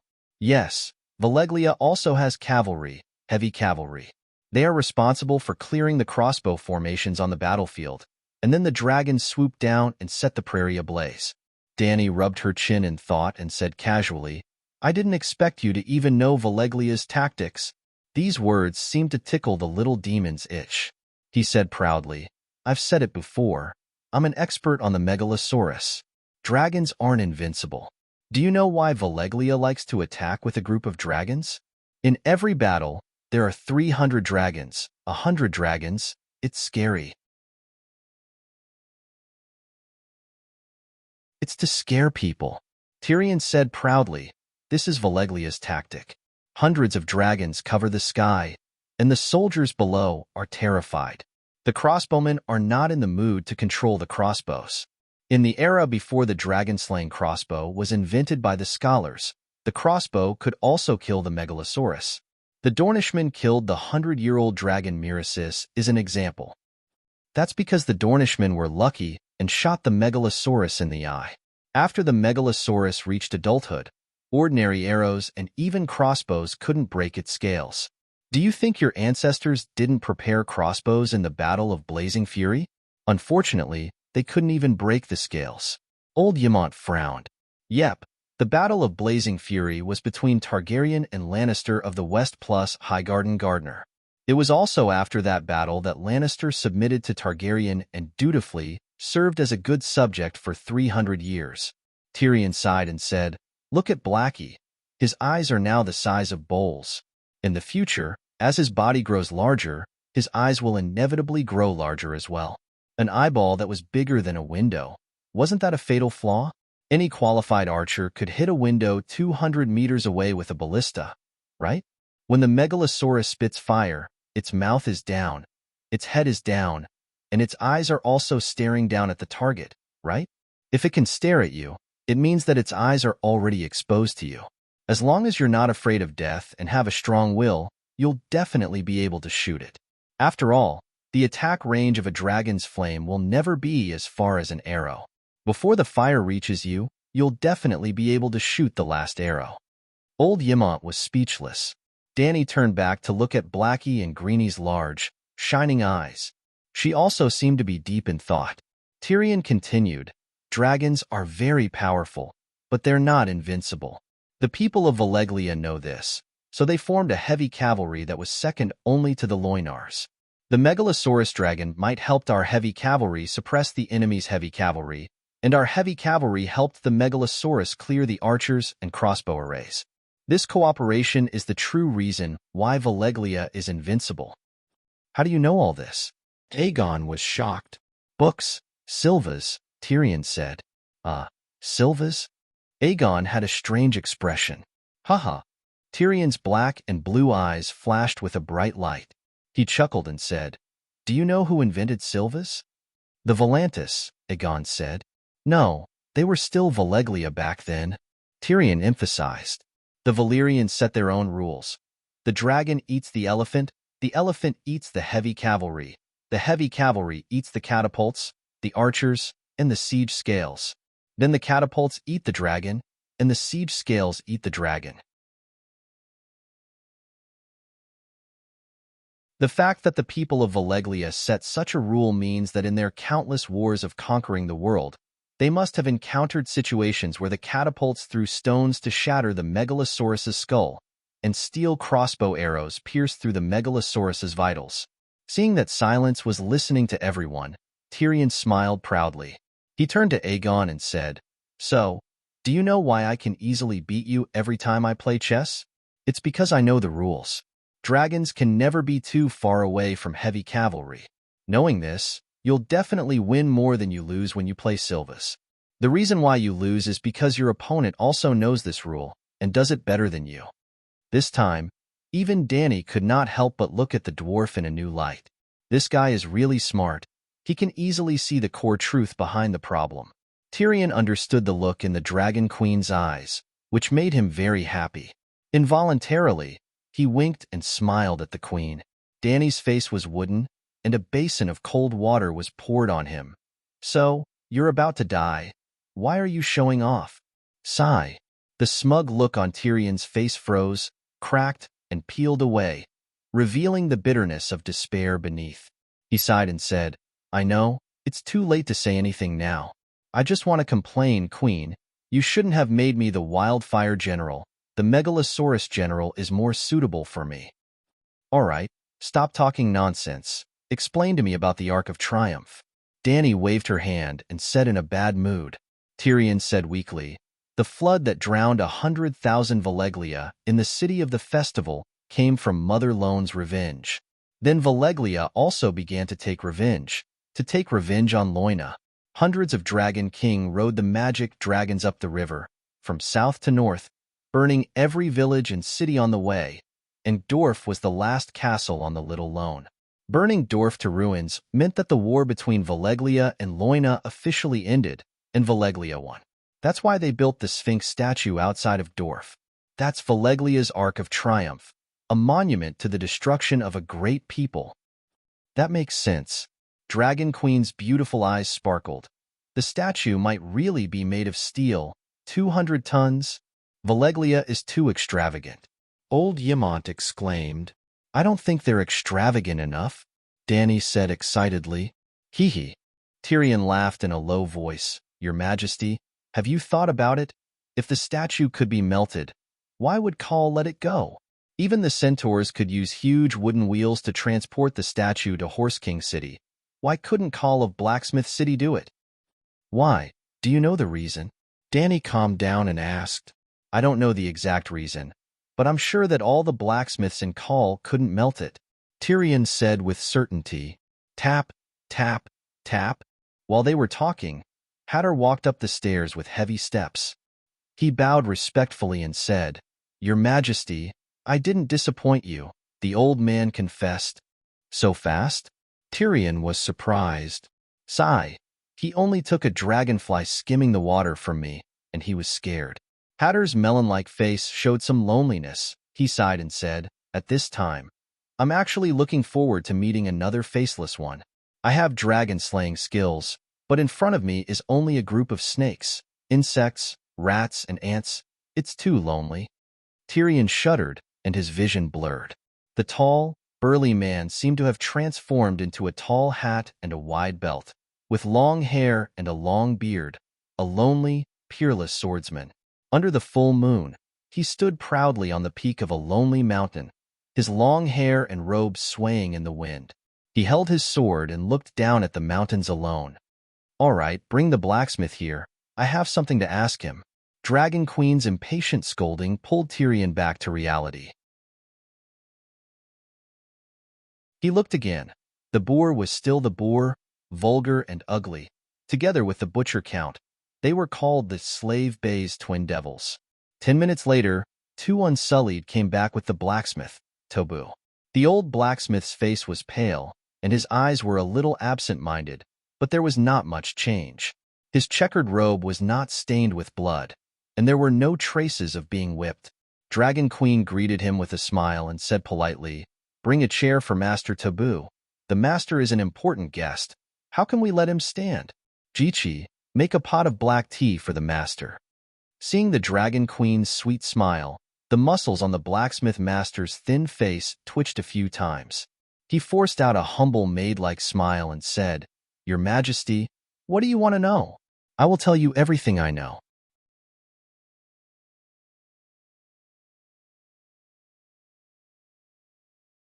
Chapter 458. Master Tobu's behavior surprised Tyrion and the others. Just an hour ago, the man was acting like a brave martyr. But in just an hour, after taking a stroll around the dungeon below, he was behaving like a pug? Dragon Queen deliberately put the blacksmith's chair next to her and whispered, Master, the night is coming. In order to save the world, my means are a bit fierce and a bit rough. I hope you can understand. The blacksmith master nodded again and again. I understand. I completely understand. I am willing to contribute to the fight against the demons. I am willing to tell you all the spells to recast the steel weapons. Don't worry, Dany waved her hand and asked with a soft smile. Master, do you know Ghetto, which is 500 miles east of Pintos? I know. My ancestral home is Kowar. In recent decades, I have settled in King's Landing. I often take the road, Pintos, Novos, Kowar, in Valeglia. Tobu said.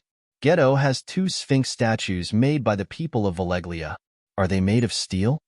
Dany asked again. Tobu's thin face gradually showed a look of understanding. He sighed. I understand what you mean. The statues are indeed made of steel. In fact, we Koer people had the idea of making them. But the size of the statues is too big to be put into the furnace. Can't you make a bigger furnace? Tyrion curiously asked. After a few words, Taboo gradually recovered from the fear of the demon's tail. His look and bearing revealed a bit of master style. He said in a deep voice, "It is not an ordinary furnace. Recasting steel requires magic spells and blood sacrifice." Is the legend true? Ymont was shocked and murmured, "What legend?" Taboo asked.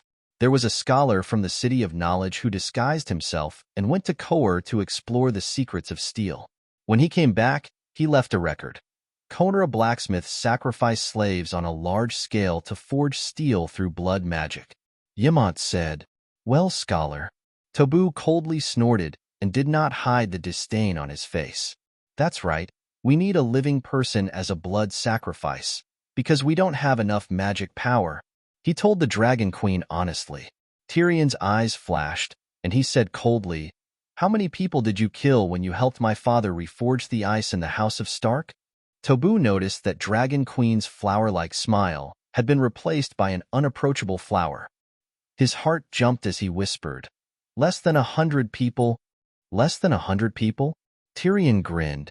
"Looks like we'll have a chance to reunite as father and son in the 7th level of hell." "Master, I don't think you're as tall and sturdy as a blacksmith," Dany said. Taboo looked at his bamboo-like arm and sighed.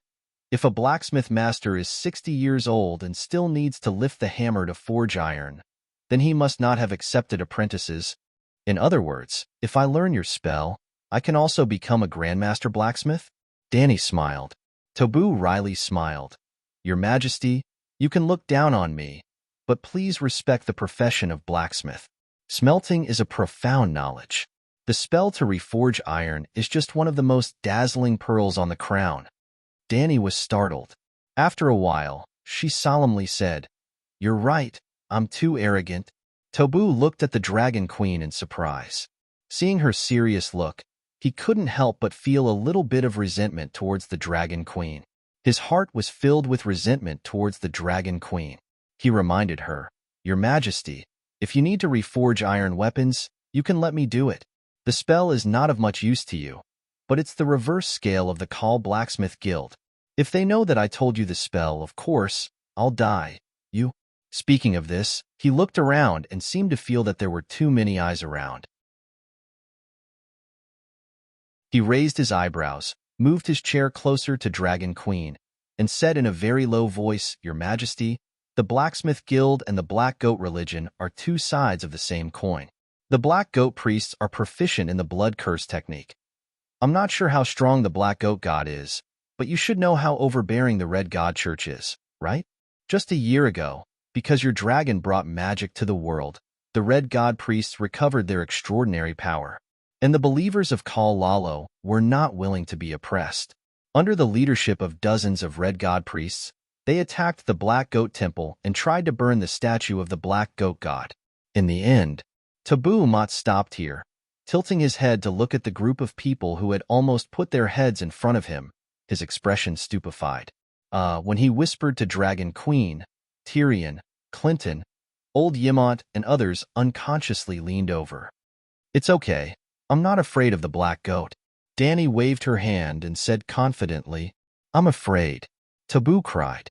Dany gave Hadar a look. Hadar received the signal, cracked his knuckles, and gave Taboo a ferocious smile. The blacksmith master shuddered and said mournfully, "More than 20 Red God priests who can control fire, thousands of holy fire hands, the Red God Church's armed forces, thousands of Red God believers. Before they could even get close to the Black Goat Temple, they were all slaughtered. Now everyone has seen that Khal continues to live the same life as before. Lalo and the Red God Church did not take revenge, so the matter was left unsettled. This shows how terrifying the Black Goat is. I know about this too. To be fair, you can't blame the Black Goat Church for being cruel. In the past 2 years, the Red God believers have been developing wildly. Their demands have become more and more excessive, and their actions have become more and more overbearing. The Black Goat belongs to the primitive religion of Khal. Even Valeglia did not ban it. But an outsider wants to destroy the local church and preach that the Red God is the only one. Clinton frowned. Yeah, I heard about the chaos at Slaver's Bay. Danny nodded. Why did Danny support the Seven Gods Church? Or rather, why did they have to develop a religion? Because the people of this world needed faith. As long as people experienced hardships, they would have hope. They would hope for the hardships to pass, and hope for salvation to come. Hope was to step onto the steps of faith. If she didn't promote her religion, another religious force would immediately fill the void. And the Red God Church was the largest, most overbearing, and the hardest to control.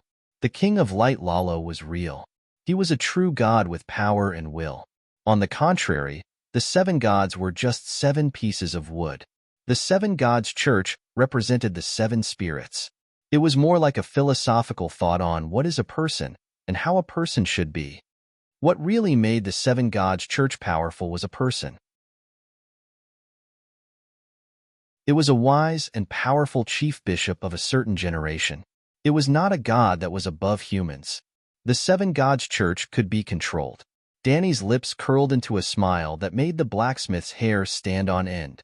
She asked, "Do you think the black goat really exists?" "What do you want to do?" the blacksmith asked with a trembling voice. "I heard that the Black Goat Church's fanaticism for blood sacrifice even surpassed the Red God priest." Danny's smile widened. "This is true." Budo Mott swallowed his saliva and said, "The black goat is a god of darkness. It needs living things to worship it every day. On ordinary days, the priest will offer calves, bulls, and horses. On holy days, convicted criminals and slaves who do not please their masters will have their throats slit by the priest. If necessary, the nobles in the city will offer their children to the black goat as a show of comfort. They hope that it can protect the city." "Ha ha ha, good, good, good." Danny laughed out loud and said good 3 times. "What's good?" Tyrion asked curiously. "My son is growing and lacks God to eat." "What?" Tyrion opened his eyes wide and said in disbelief, "Eat God? Are you crazy?" Danny waved her hand and said loudly, "Master Taboo, tell me the incantation to melt steel. I want to melt the Sphinx statue. I want to choose one out of 100,000 soldiers, 1,000 battle wolves. Oh, dragon warriors. If the dragon warriors could wear steel armor and hold steel swords, even without the help of the Megalosaurus, they would be able to kill the demon god Black Goat." As soon as the Dragon Queen had this idea, a demigod of darkness in Kohor thousands of miles away felt a sense of danger. In the center of the city, there was a dark temple that was tightly shut. On the altar, there was a fluffy black goat statue that was the size of a wild bull. Its red eyes, which were polished with blood crystals, suddenly began to flash with a red light. A moment later, a group of black-robed priests with their faces covered by hoods gathered in the corridor outside the main hall. Creak, the door of the temple opened, and a middle-aged man with silver hair and purple eyes with a dignified appearance walked out. He was also wearing a black robe, but the edges of the black robe were sewn with dark red edges like blood.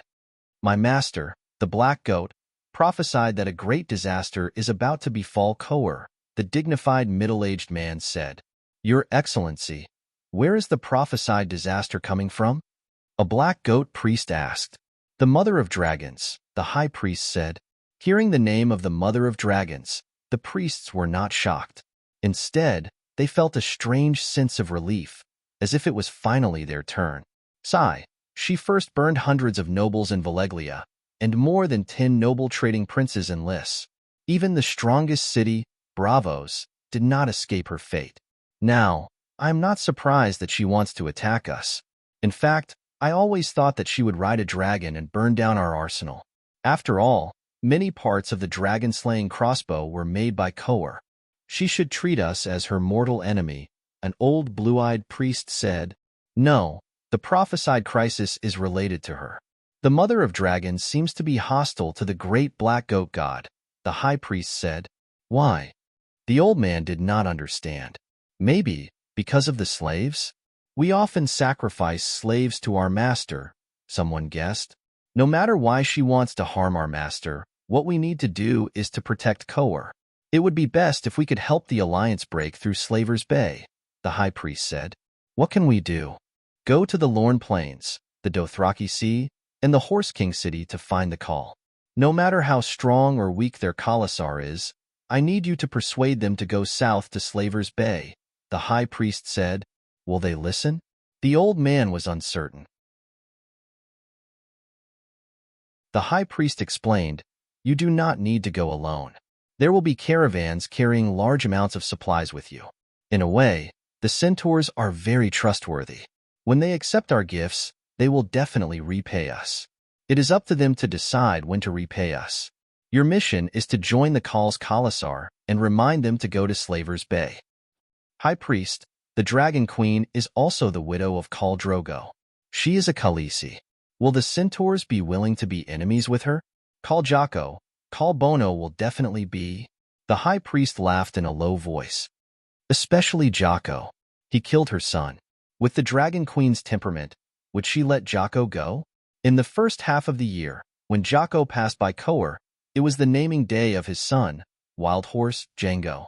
He was as strong as a wild horse. At the age of 2, he had already tamed an 8-month-old red pony. For that, I gave the young Khal a saddle, a small scimitar, and a horsewhip as a gift for his naming day. At that time, Jocko had already expressed his fear of Dany Rise.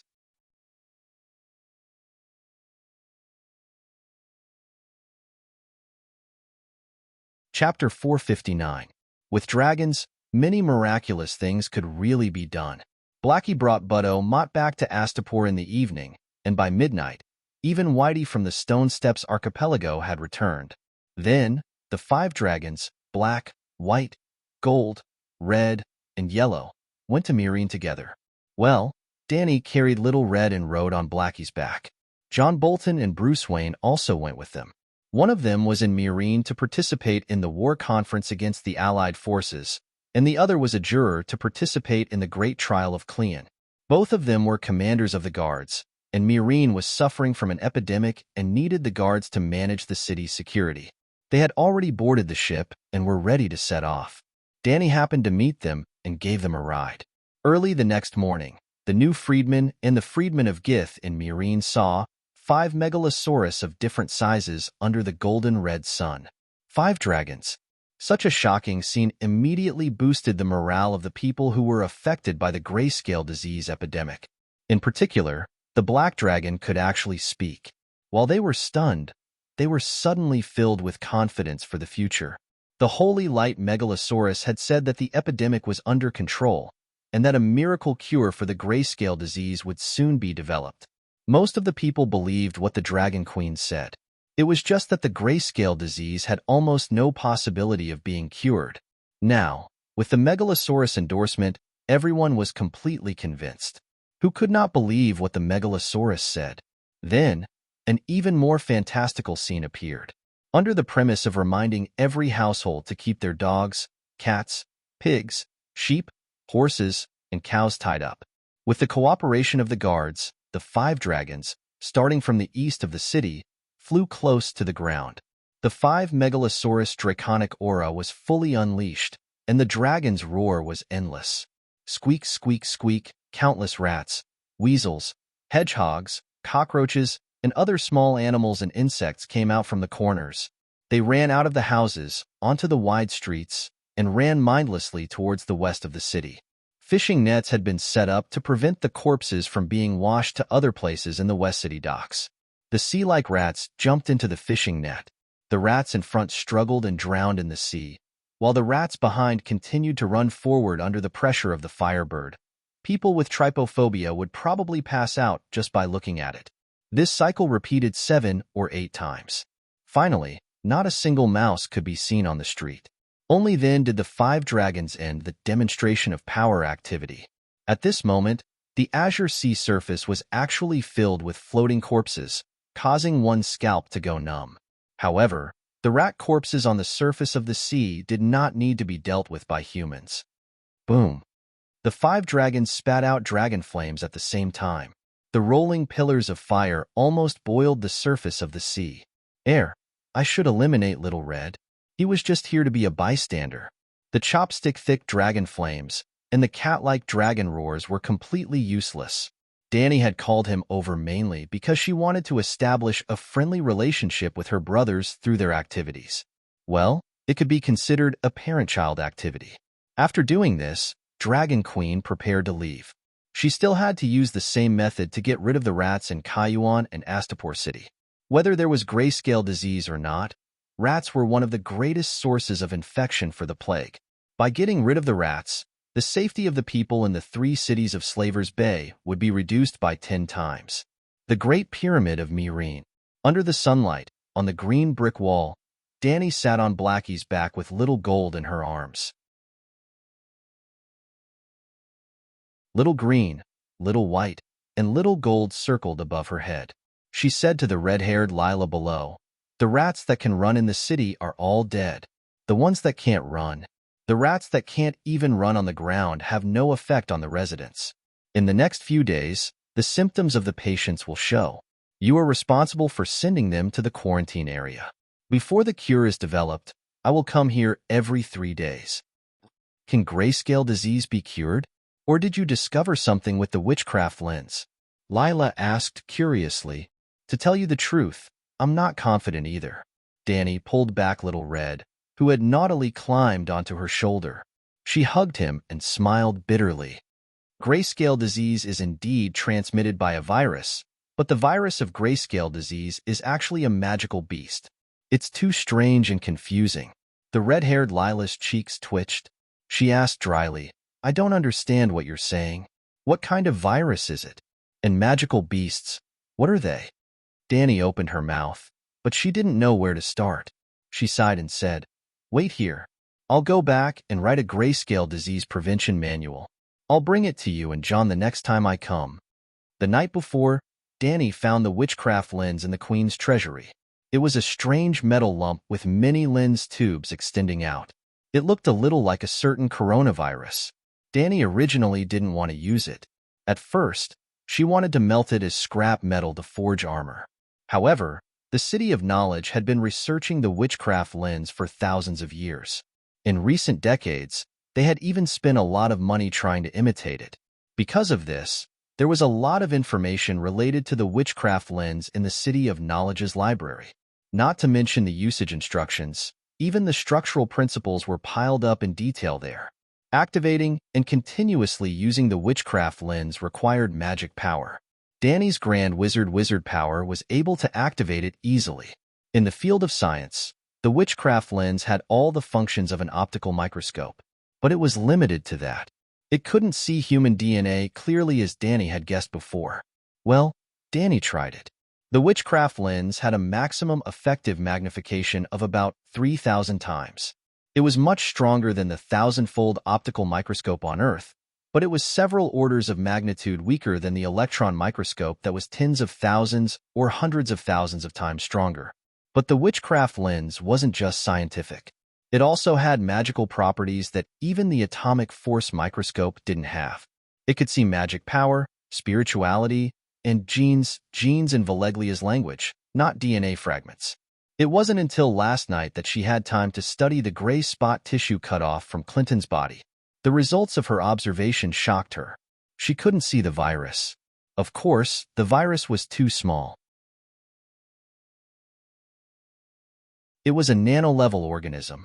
No matter how awesome the optical microscope was, it couldn't see it. But she still saw the virus with magic power. It was a grayish-blue light spot that was constantly moving. Well, in the optical eyepiece, she couldn't see the virus clearly. But when she adjusted the magic eyepiece, she could capture the bright magic radiance emitted by the virus. This was the strange thing about the witchcraft lens. Things that couldn't be seen with the naked eye could be perceived with magic power and mental power. That's right. When using the magic eyepiece, she didn't use her eyes to see. Instead, she used her magic power to resonate with it, using her own magic power as another organ. This magic organ could see the magic nature, shape, and other attributes of the sample on the glass slide. This was very buggy. It also made Danny feel that Valeglia was the Atlantis of this world. The development of their civilization was too advanced. Well, it could also be said that the development of other civilizations was too slow. For example, the Westeros, With tens of thousands of years of history, the level of technology had been stagnant. But the grayscale virus had magic power. What did that mean? Although the virus was small, it was still a single organism. Wasn't a creature with magic power a magical beast? After driving away most of the rats in Kayuan and Mirin, it was almost 8 o'clock in the evening. After dinner and taking a shower, Danny went to the laboratory opened on the second floor of the Great Pyramid, next door to Tyrion's bedroom. She summoned Kuei Shi, together with old Yimont, and the three of them began to study the virus again. Well, Kuei Shi came over as a friendly support. After discovering the grayscale disease, Danny contacted her. After all, Kuei Shi was a rare big shot in the magic world. In terms of knowledge and experience, Danny was far inferior to her. But in the face of Danny's request for help, Kuei Shi was helpless. Asia and Edie didn't have a good way to deal with the grayscale disease. In the major cities of the Jade Sea, quarantine and incineration were still the best ways to deal with the grayscale disease patients. But Kuei Shi promised to come over and study the magic medicine together. If it could cure the grayscale disease, then it must be a magic medicine. The two sides agreed that as long as Danny gave her a true dragon roar, Kuei Shi would project her image. The wizard lens is worthy of its reputation. There are 15 kinds of lenses that can observe spiritual quality. The Edie's imitations only have 2 sets of spiritual quality lenses, no magic lenses or optical lenses. After seeing the dim spiritual quality of the grayscale disease with her own eyes, Kuei Shi was filled with emotion and gently stroked the wizard lens with a look of awe. They actually let you use the Edie lens? It seems that the title of #1 of the young generation in the East is really famous, Danny said in surprise. I told you, don't mention #1 to me. Kuei Shi's face darkened. Well, this time Kuei Shi didn't wear a mask. She had a small and delicate oval face, long brown hair tied behind her head, big blue eyes under her willowy eyebrows, and a tall nose. She was very beautiful. But Danny also had to admit that ordinary people wouldn't think that Kuei Shi was beautiful. Her skin was as pale as a dead person's, and her thin and transparent lips made her less lively and less lively. She didn't have the sickly beauty of the Lolidrogon. Instead, Kuei Shi looked a bit like a zombie. After seeing Kuei Shi, old Yamant asked Danny with concern, will Jon Snow look like your friend in the future? There was no need to think about the future. At this moment, Jon on the Great Wall was as pale as a dead person, and because he was afraid of the light, he was wearing a helmet. Jon didn't wear a wooden mask, as that would make him look too different. But he also had a way. The Westeros Knights were used to wearing iron armor and helmets all day long. Jon only took off his leather armor and put on a set of stainless steel armor. He also asked the blacksmith, Tanner, to help him make a Babuta helmet with a visor. It was also a T-shaped iron helmet. Only his nose, mouth, and eyes were exposed. He pulled down the visor with breathing holes, and even his nose and mouth were tightly covered. Also, Jon had an advantage that Kuei Shi didn't have. He was a man, and he had a long beard. He was born with a lush beard. Now, he didn't shave anymore. When the hairy beard covered his entire face, he wouldn't have to worry about the light even if he took off his iron helmet. Does Asia have potions? Danny asked. Kuei Shi said, many wizards can concoct herbs, such as aphrodisiac, hallucinogenic, moon tea, and so on. What kind of potion is that? Only the knowledge of quantitative and qualitative analysis of substances and forming a theory can be considered proper potion, Danny said with disdain. What theory do you want? Isn't it enough to treat patients and effectively achieve the goal? Kuei Shi said calmly. Sigh, if there's a basic theory of the 5 elements, we can at least find a cure for new diseases through mutual promotion and suppression, such as grayscale disease. I don't know how to test drugs at all, Danny said helplessly. What's the theory of the 5 elements? Old Yamant asked curiously.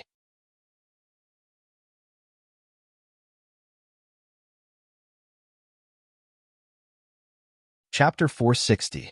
What kind of theory is the 5 elements theory? Yamant asked curiously. Danny was a doctor in her previous life, but she was a modern surgeon. She did not understand traditional Chinese medicine and could not accurately explain the five elements theory of traditional Chinese medicine. But since she had already bragged, she did not want to admit defeat so easily. Anyway, there was no real traditional Chinese medicine expert here. Yimont and Kuei, she were from another world and had never heard of the five elements theory of traditional Chinese medicine, so it did not matter if she spoke nonsense.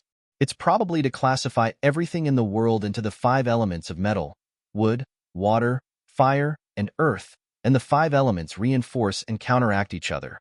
So, Danny stumbled, combining her understanding of the five elements theory that she had read in novels with her own professional knowledge. She made a mess and served it to the two people opposite her. Whether they could eat it, whether they would have diarrhea or be poisoned to death after eating it was none of her business. At first, Kueishi was calm and did not care about a certain person's fallacious theory. But as she listened, she was shocked to find that regardless of whether the Dragon Queen's theory was true or false, it was indeed a very systematic, very reasonable, and very magical medical theory.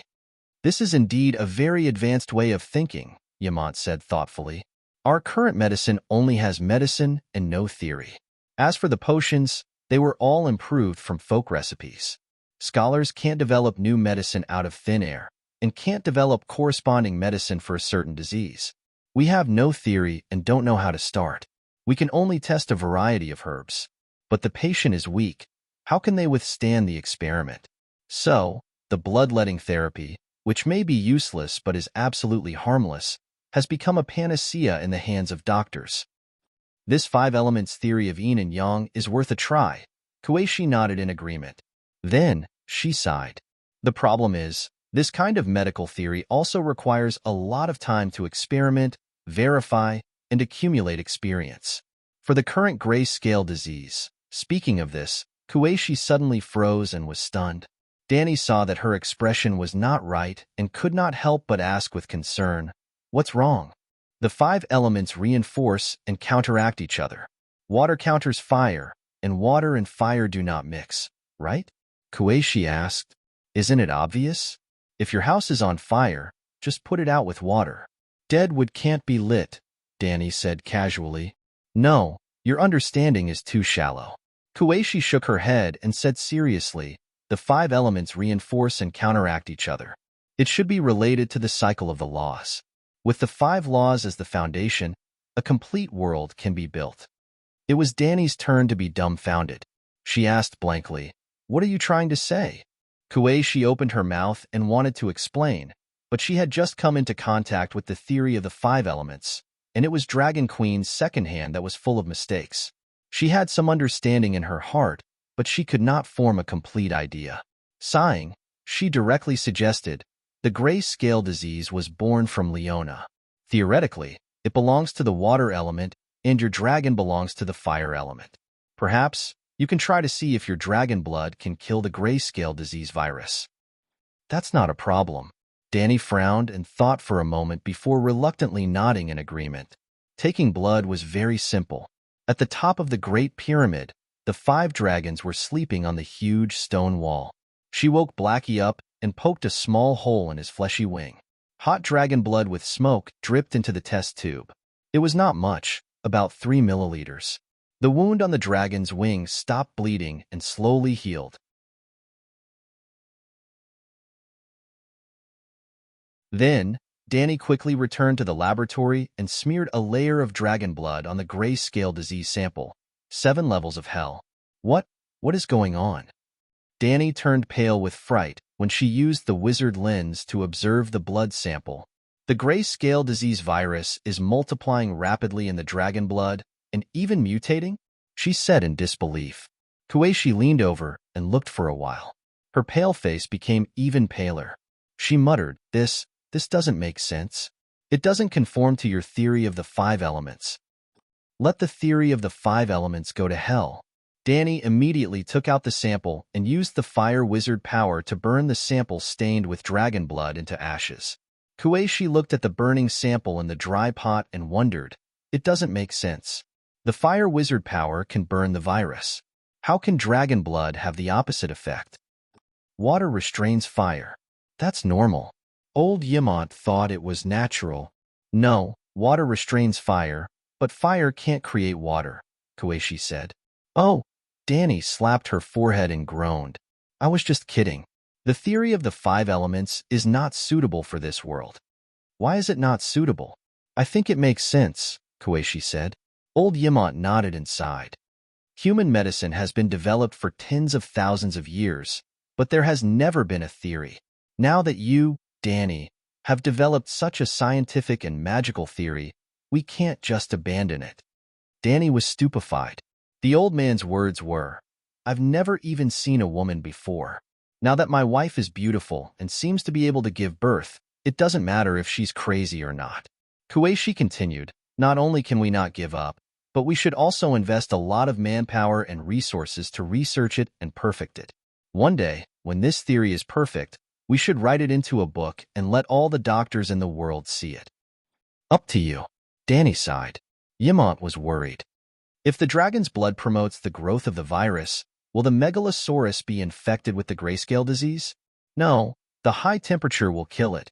At this point, Danny suddenly froze. After experiments, burning with fire could indeed prevent the grayscale disease. Fire could kill the virus. Then, with her non-burning physique, she was immune to the grayscale disease. Blackie could also withstand the burning of ordinary flames, so it should also be immune to the grayscale disease.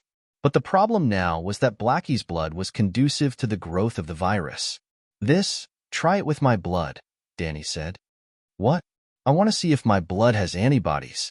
Well, let's see if the blood can kill the virus. As she spoke, Danny took out a dagger and cut her little finger. A drop of blood fell on the sample, 3 minutes later. Looking at the virus growing wildly in the blood, Danny felt a chill run down her spine. This doesn't make sense, she said hoarsely. Koichi leaned over and looked for a while. She was also puzzled. Try it with my blood, Yamant suddenly said. What? Danny was confused.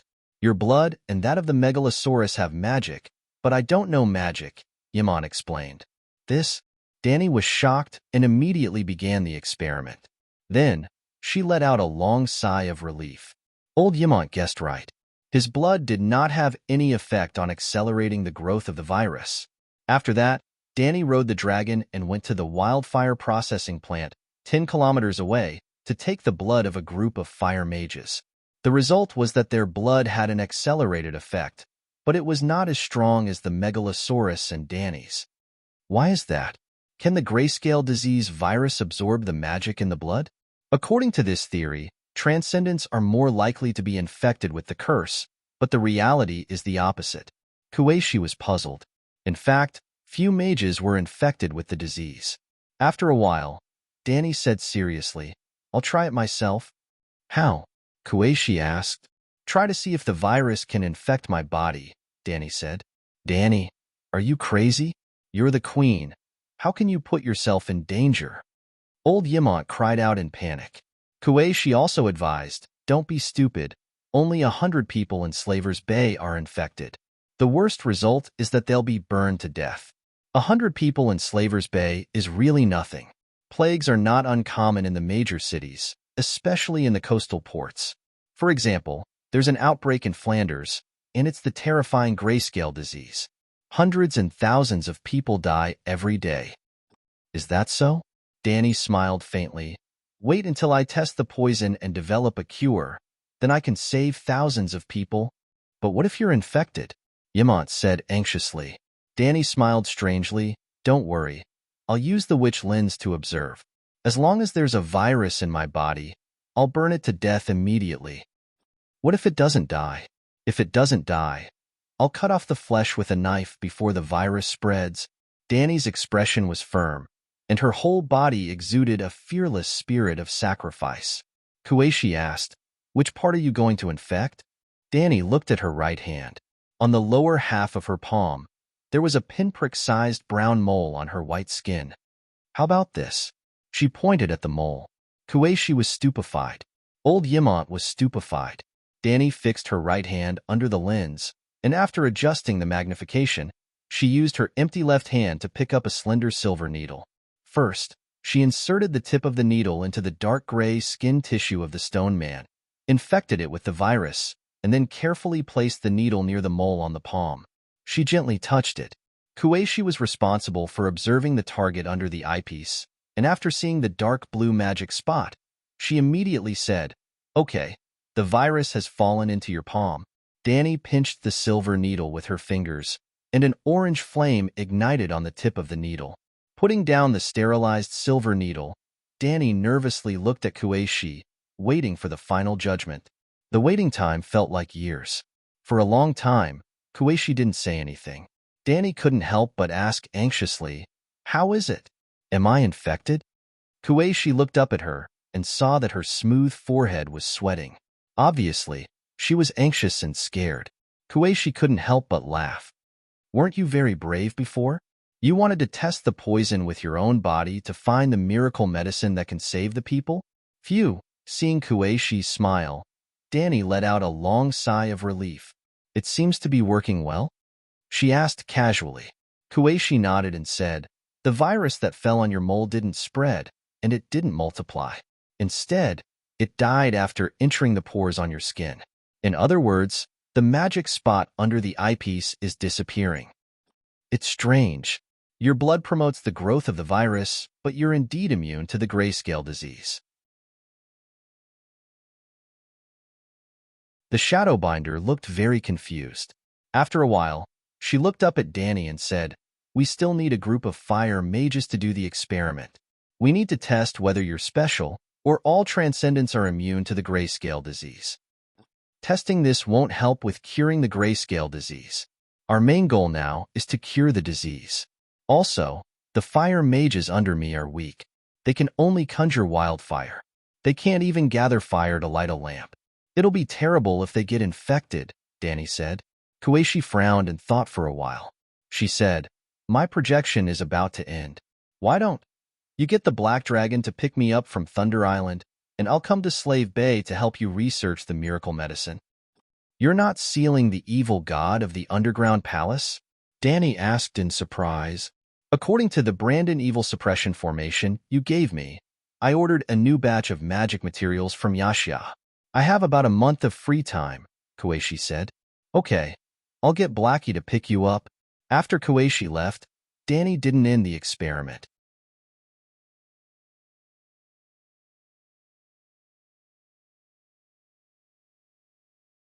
Chapter 461.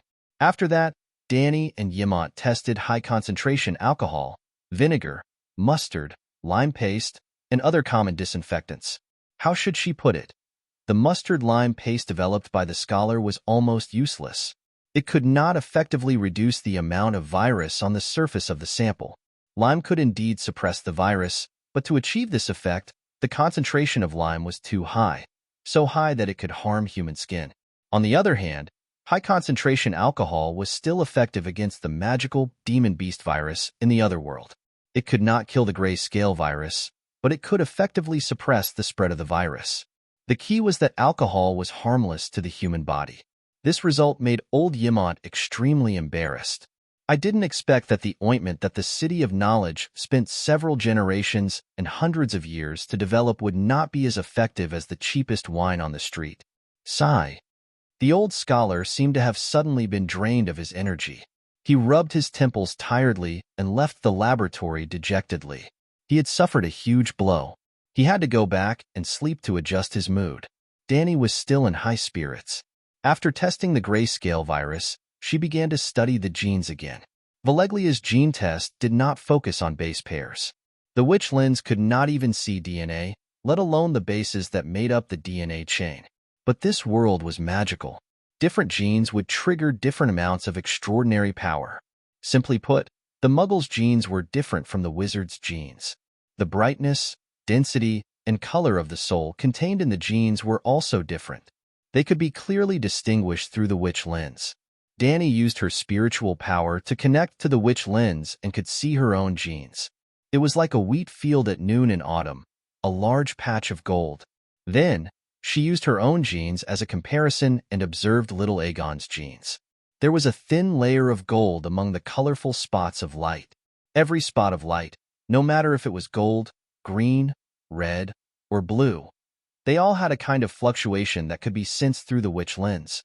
Through the witch lens, she carefully sensed the fluctuations from the golden spots of light. Dani had a strange realization.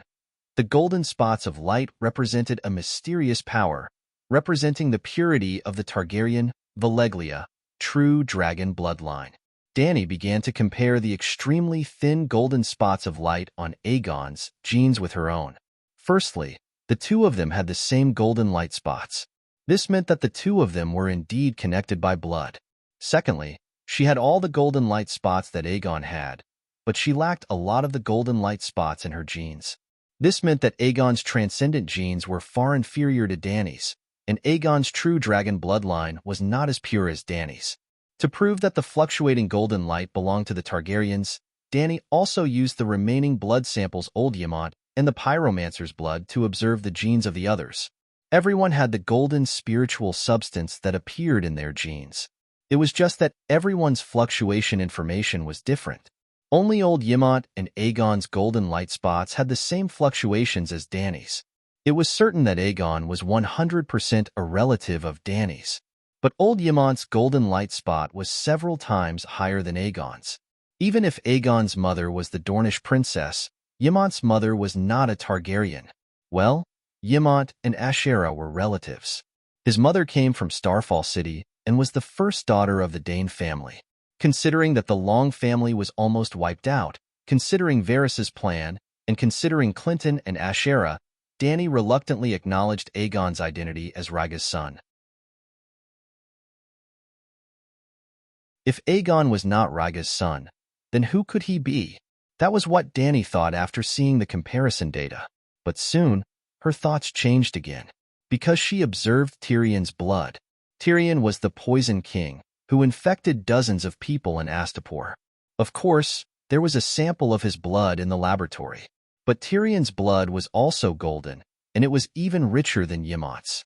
What made Dany even more dumbfounded was that Tyrion's golden light spot had the same fluctuations as hers. This, knock knock knock, in the middle of the night, Old Ymont's bedroom door was knocked loudly. Who is it? After a while, Ymont's voice could be heard waking up. It's me. Dany suppressed her excitement and said softly, something big has happened. Creak, the door opened, and the sleepy Ymont yawned and said, Dany, what happened in the middle of the night? Dany turned sideways and slid into Ymont's bedroom through the gap in the door like a loach. She said to the puzzled old man, Tyrion has Targaryen's true dragon bloodline. What? Ymont was a little confused. The witchcraft lens can detect genes. Old master, you know that, right? Yes. Unfortunately, I don't have magic power, so I can't release my spirit power. I can't sense the fluctuations in the genes. Old Ymont said regretfully. Aegon has true dragon bloodline, but it's very thin, even thinner than yours. Dany said, This? Ymont looked surprised and said hesitantly, his bloodline should be purer than mine. I don't have the typical silver hair of Targaryen. Yes, Ymont had black hair, but he was old and his black hair had turned silver. You mean, he could be a fake? Then, does Targaryen have other collateral relatives? Dany was shocked. Your great-grandfather and I have two younger sisters, Dany and Laer. Their bloodline still exists, but it's 5 or 6 generations away, so they can't be considered collateral relatives. Also, Varys doesn't need to use collateral relatives to exchange for direct relatives. It's meaningless. Ymont said. Dany had thought the same before. Maybe Aegon has poor talent, just like how your talent is stronger than your ancestors. But he's unlucky and his bloodline density is lower. Ymont guessed. Sigh. The point isn't Aegon. Dany waved her hand, her face full of disbelief. Old master, Tyrion also has true dragon bloodline. You must be mistaken. Our Targaryen doesn't have a princess to marry Lannister, and Tyrion's parents are cousins. Ymont shook his head. I'm not mistaken. Genes don't lie. His bloodline density is very high. In terms of bloodline, he seems to be closer to me than you or Aegon. Dany said with certainty. This? Ymont was completely stunned. He hugged his head and paced back and forth in the spacious bedroom a few times. Suddenly, the old man paused and said, Danny, quickly contact Sir Barristan. He's your father's Kingsguard, so he must know about Eris and Joanna. Danny didn't act immediately. Instead, she asked in surprise, Joanna is Tyrion's mother? She had an affair with Eris? There's a rumor that when your grandfather was crowned, Joanna came to the Red Castle and your father. After that, she was your father's lover for a few years before marrying Tywin. At this point, Ymont shook his head with a bitter smile and said, Now it seems that it might not be a rumor. If Tyrion is really your father's illegitimate son, at least it means that Joanna really did have an affair with your father.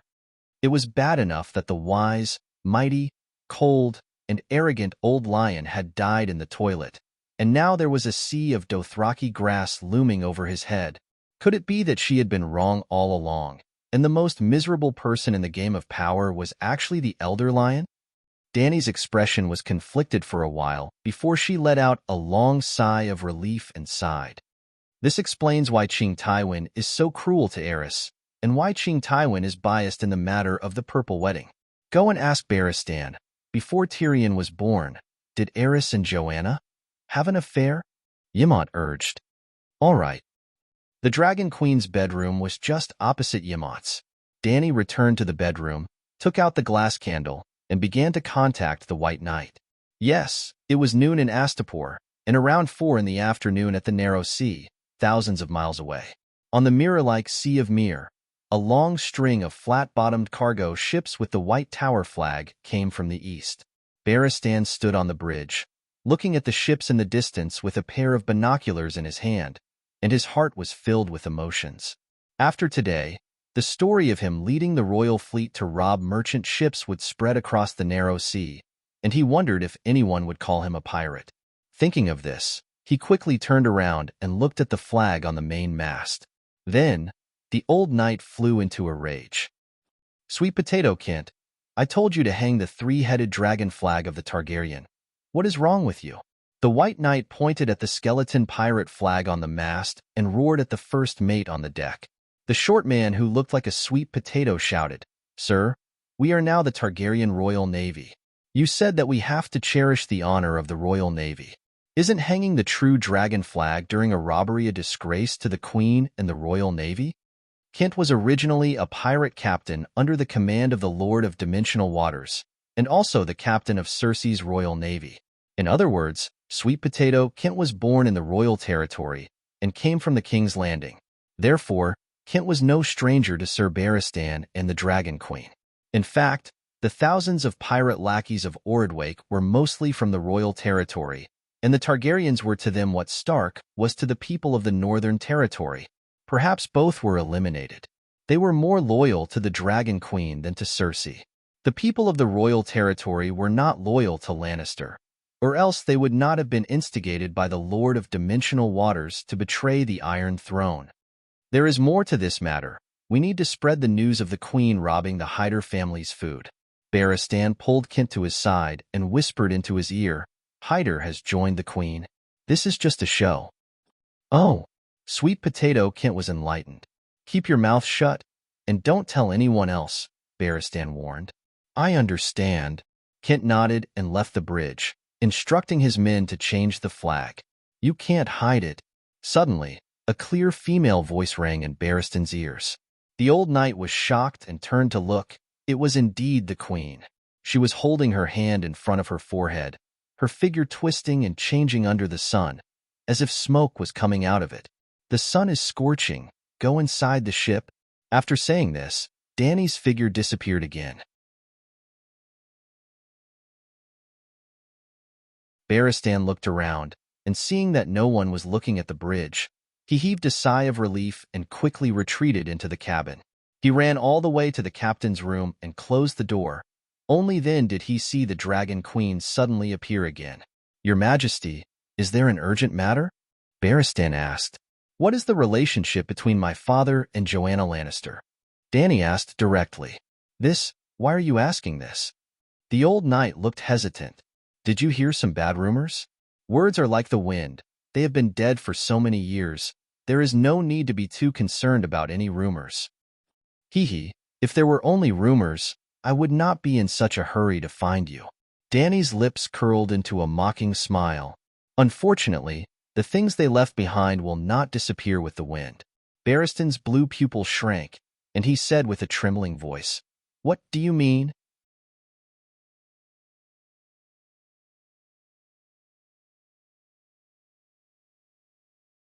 Chapter 462. Danny looked at the old knight's panicked and incredulous face and sighed. As you thought, Eris and Joanna had an illegitimate child. Have you guessed who it is? His pupils contracted and he muttered, Tyrion? Tell me, why isn't it Cersei and Jaime? I heard that Joanna not only gave her virginity to Eris, but also was his mistress for a few years before asking Tywin to take over, Danny said. Take over? The mistress? The White Knight didn't understand the word, but he didn't spend too much energy on the unfamiliar word. More important things occupied his attention. It's a rumor, Barristan said with certainty. There's only pure love between Joanna and King Eris. Are you sure? Danny looked at the old knight suspiciously and reminded him, in front of me, you don't have to worry about damaging Eris' reputation. We all know that he doesn't have that at all. No, Your Majesty, you misunderstood. Barristan quickly shook his head and explained. In the beginning, when Miss Joanna came to the Red Castle to serve as Princess Lei's maid, she and Duke Tywin weren't lovers. On the contrary, Eris, who was still a prince, fell in love with Joanna at first sight, and they truly loved each other. Seeing that he stopped and looked at her nervously, Danny was eager to continue eating and urged, Continue? You're not angry? The White Knight looked at her carefully and asked, Angry about what? Layla is your mother. The old Barristan mumbled. I was having a good time eating, Layla. If you didn't remind me, I would have almost forgotten.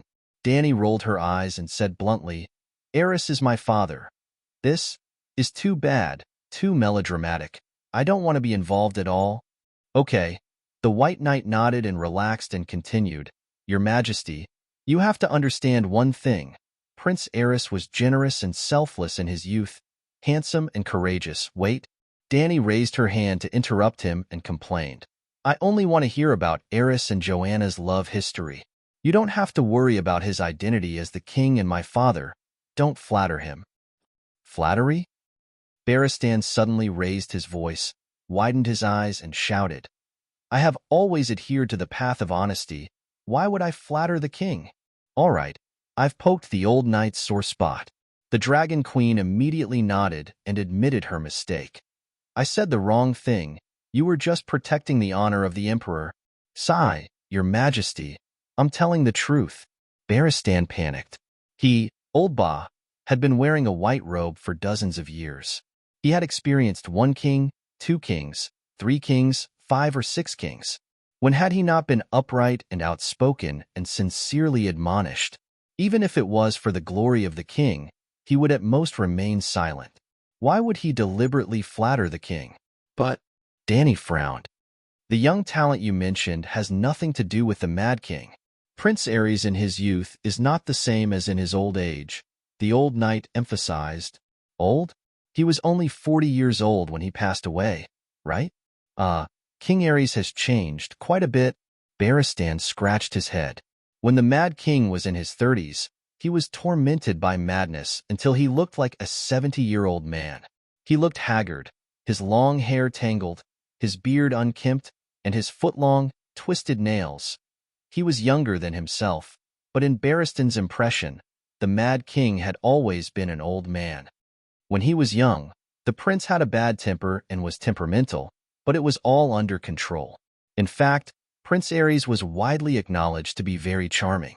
Noble girls adored him, and talented young men from the 7 kingdoms liked to befriend him. Prince Aerys, Duke Tywin, and Robert's father, Duke Steve, were the most outstanding young nobles of the Westeros. They were also the best of friends. They grew up together and participated in the Battle of the 9 Copper Coin Kings. Your father's bravery was tested in the flames of war, and Tywin even personally conferred him the title of knight after the war. Danny did not comment. So, Joanna fell in love with such a beautiful young man? The two of them did not do anything impolite, but you know that the forest which prophesied to your great-grandfather that the child of prophecy would definitely be born in your parents' bloodline. So, Prince Aries could not marry Miss Joanna.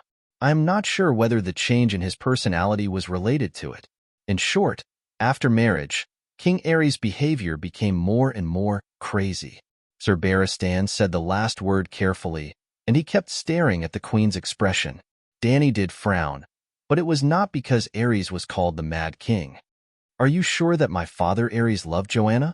she asked. Barristan said firmly, "Prince Aries is temperamental, and his hobbies could not last long. But I can swear that Prince Aries never loved Princess Layla. There was no love between them. On the contrary, his feelings for Joanna lasted for a long time. If the child of prophecy had not prophesied, there was a 90% chance that he would have married Joanna." "Then, do you think that my father's change is related to the three-eyed crow?" Dany asked. Barristan's expression changed drastically, and he said in a trembling voice, "If I did not know about the three-eyed crow and that he had once distorted your thoughts, I would not have thought of this." "So, it is?"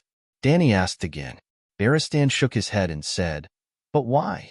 Blynden Riverman is a Targaryen. His father, Aegon V, doted on him, and even acknowledged his identity and inheritance. Later, his elder brother, Dylan II, also trusted him and appointed him as prime minister. I really cannot find a reason for him to destroy the Targaryen dynasty. Without a doubt, driving your father crazy is the same as destroying the Westeros and the Targaryen family." Maybe. Dany's gaze was gloomy. The director needed him to follow the plot according to the script. Otherwise, how could the child of prophecy be born? "Who? Prince Aegon is the child of prophecy?" Barristan frowned and said, "He has never been to the Great Wall or fought against deviant ghosts. He is just a child in summer. The long night is coming soon. Can he grow into a savior in an instant?" "Stop guessing. Only deviant ghosts know the three-eyed crow's thoughts. When I master my divine skills and place my steel sword on Blynden's neck, we can interrogate him in detail." He waved his hand and ended the topic. Dany changed the topic and asked, "How did Tyrion come about?" "Joanna has been staying in Casterly Rock City since her marriage. How could she have the chance to give birth to Tyrion?" "No, there was a chance. 10 years after King Aerys's coronation, there was a tournament held at the King's Landing.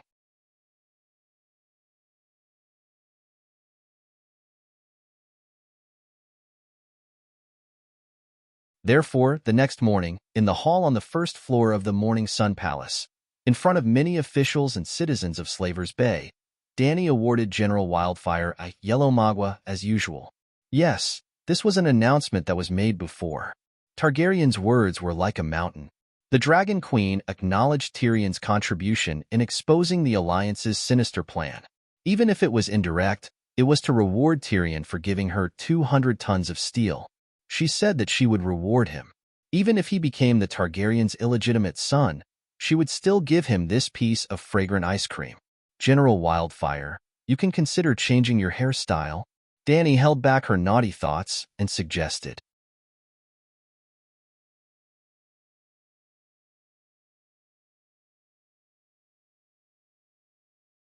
Chapter 463.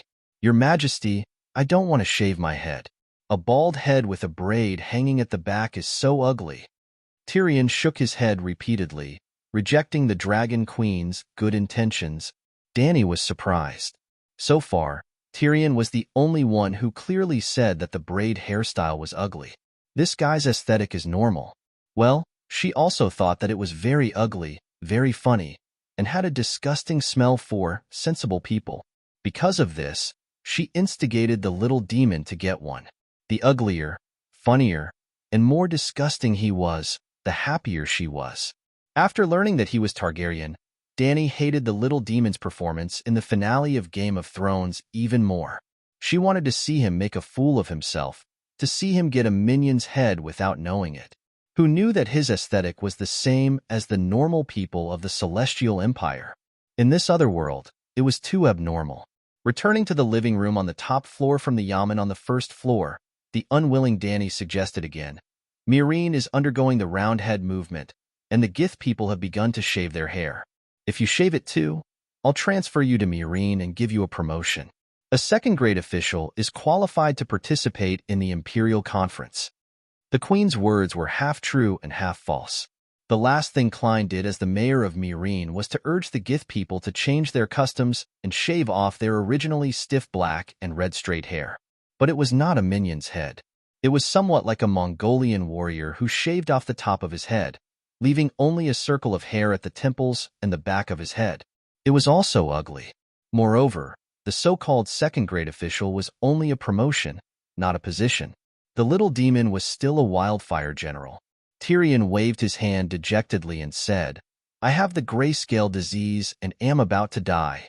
There's no point in having the Iron Throne in front of me. On the side, Aegon, who was nestled in a daze on the soft couch, seemed to empathize with him. His eyes reddened, and he was about to cry. Sigh. Clinton also sighed. His eyes dimmed, and he looked like he had lost all interest in life. Sister Ashara's eyes were filled with pity, but there was nothing she could do. She could only silently stroke Aegon's back and whisper some words of comfort. Seeing this, Ymont comforted them. Don't worry. The Queen has the witch lens and has already studied the characteristics of the grayscale disease virus. Later, Larissa will teach you the fire magic that the Queen has personally taught you. Combined with a high concentration of alcohol, you will be able to effectively stop the spread of the grayscale disease. Maybe he can be like Shireen Byra and Theon, only partially petrified. I've also attended the Queen's witchcraft lectures, and I've also tried the glass candles.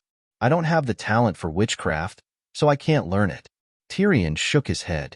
Ymont thought for a while and said, Dahe went to the Thunder Island in the Jade Sea to pick up Master Kueishi. She is the most talented sorcerer in the East. Maybe she can come up with a miracle cure. Kueishi? 7 gods above. It's actually her. Tyrion facepalmed and sighed. Dany asked curiously, You know Kueishi too? I heard from the fire sorcerers that she is the strongest among the young generation in the Eastern Transcendent world. Together with Lisbon, they are known as the twin heroes of the East and the West. Tyrion sighed again and again. What bullshit strongest among the young generation? It's fine if you're just fooling others. But I know Lisbon. That bastard even used the 3 gods returned to cave to cheat me of a bag of silver coins. In the end, he was stabbed into a dead end by a mercenary. How unlucky. Instead of relying on that kind of person to save lives, it's better to fight with a wildfire.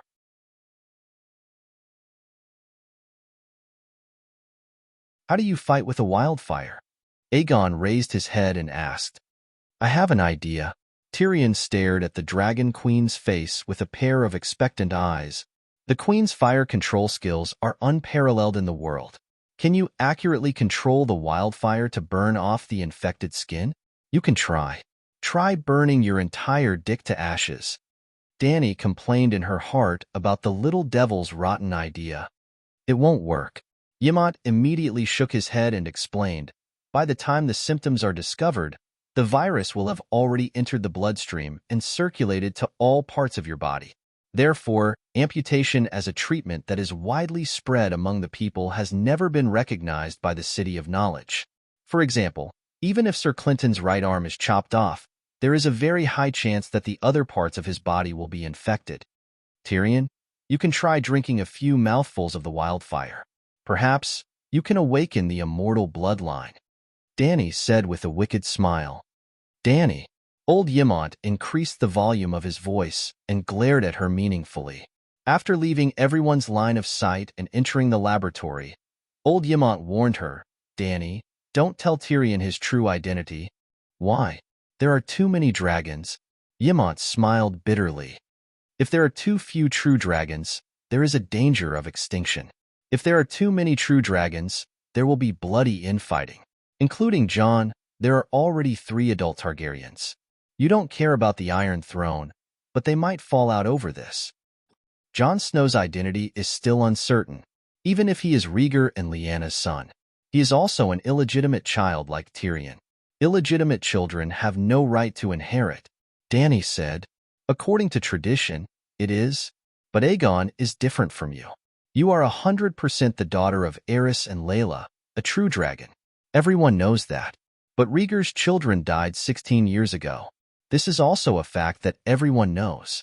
In the hearts of the nobles of the Seven Kingdoms, a prince with a doubtful identity is not nobler than an illegitimate child whose identity is confirmed. I am sure that if there is a chance to convene a great council, Jon, Tyrion, and Aegon's appeal and inheritance will be equally divided, unless you are determined to support one of them. Ymont stared at Dany's eyes with a burning gaze, as if trying to see through her inner thoughts. Unfortunately, you don't like the three of them, do you? Dany was a little embarrassed. Her eyes drifted, and she said, "Old Master." A relative suddenly popped out. "Don't tell me you are so devoted to him?" Old Ymont nodded seriously and said, "When I was at the Great Wall, before I knew about Jon and Tyrion's identities, I already had an inexplicable good impression of them. What about Aegon?" Aegon? Ymont was stunned and sighed. "Maybe he appeared too suddenly, not so," Dany argued. "I admit, I don't like them, but I have no ill intentions."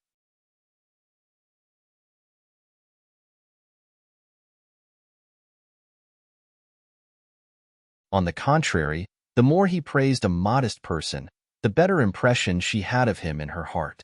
After all, he had contracted an illness and needed her to treat it. Kueishi's gaze was deep. Several shadows flashed in her bright, mirror-like eyes, but the red wooden mask blocked her gaze. The dwarf gave a thumbs up and waved it in front of the barbarian elder and Kueishi. He praised loudly, "Wizard Kueishi, the best of the younger generation. Who else could be better than you?" Kueishi's body trembled slightly. She unconsciously clenched her fists. However, the night wind at the top of the tower blew at her loose wizard robe. Her hands were also hidden in her sleeves. No one could see. "I'll give this dwarf retribution sooner or later," the binding knight thought. Black Sister Larissa felt that the atmosphere was a little strange, but she couldn't figure out what was wrong with Tyrion's praise. She was already the best of the younger generation. Was she not enough for this binding knight to brag about? Thus, she began to suspect that the two guests were dissatisfied with the queen for not personally coming out to greet them. Thinking of this, she smiled and explained, "The queen has been staying up late recently to study the grayscale disease. Tonight is no exception. She just fell asleep not long ago." She didn't mean to be rude. The white-haired elder waved his hand and looked deeply into Blackie's human-like eyes. He said meaningfully, "Actually, I've already met the Dragon Queen. The great wizard's dragon spirit innate gift is both enviable and revered." The barbarian elder wore a high hat and a wide belt. He had an awe-inspiring aura and exuded a noble aura. Larissa wondered what dragon spirit innate gift was, but the other party was an honored guest who had come from afar. She couldn't be rude and just led the way. "Masters, please follow me. Her Majesty has prepared Enchanting Island golden wine. Let's get drunk tonight." Tyrion smiled. The elder seemed to have a high status. He directly walked past Kueishi and said, "There's no need to rest or feast. I've been meditating during the flight. I'm not tired now. Take me directly to the laboratory, the legendary wizard lens. How can I sleep when I think of it next door?"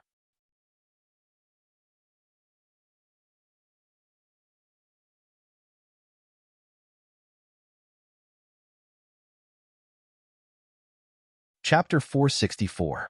The next morning, when Dany met the old man in the lab, he was observing the grayscale disease virus under the liquid of the dragon excrement. Kueishi and Larissa were brewing potions on the other side. "President Boution, you came to the lab so early?" Dany walked with vigorous steps to the side of the old man. She was wearing an exquisite dark purple skin-tight leather armor that outlined her youthful body. The old man was called Boution, the brother of the current king of barbarians and the president of the Necromancer Association. Kueishi was not the only mage who sealed the underground palace of Thunder Island. Boution was also one of the people in charge. Knowing that Kueishi was going to leave Thunder Island for Slave Bay, Boution was interested. First, he wanted to meet the Megalosaurus and the Dragon Hatcher Queen. Second, he was very interested in the legendary witch lens. Third, there was an outbreak of the grayscale disease in barbarians. After receiving Kueishi's request, Dany immediately agreed. Other than the old president who could help her research the antidote, She also encountered many problems in necromancy in the process of creating the ghost meditation technique. She also wanted to ask for his advice. Bution stared at Danny for a while and sighed. "Your Majesty, you are so young. Haha, you are still hale and hearty despite your age. You didn't sleep last night, but you are still hale and hearty. I heard that you asked for some dragon excrement as soon as you came." Danny was also observing him. From Bution's eyes, she saw a vast silver-gray sea of fog. His magic power was stronger than Kuei-shi's. Dragon excrement can suppress the grayscale disease, Bution said. Danny was surprised, but soon she thought of something and said, "You already know? I once saw a message in a book. Valeglia can obtain dragon excrement to cure the plague by feeding Megalosaurus magic herbs." Bution said, "I see. Then, do you know, Danny, who was inquiring curiously, suddenly stopped. Her purple eyes, which were shining with divine light, suddenly became blank. She was like a robot who had been pressed to pause. She was forced to enter the dragon spirit state. Her soul entered Blackie's body. The Heavenly Father's face is firm and resolute, adjudicating error and upholding justice. The Holy Mother brings the blessings of life, guarding and looking after every woman. The Song of the Seven Gods, sung by thousands of people, appeared in Danny's ears, and an image appeared in front of her eyes. It seemed to be the great cathedral of Baylor that was filled with candles. On the day of Circe's parade, the Black Dragon's words had already shocked the world. The contents of his words announcing the prophecy of the seven gods about the long night, and acknowledging the great sparrow as the son of light spread like a whirlwind. The Iron Throne was extremely wary of the church as the seven kingdoms stirred up a tidal wave of fanatical faith. In theory, the rebellion of the four princes had ended long ago. Once Timin's rebellion was quelled, the seven kingdoms would regain their superficial unity.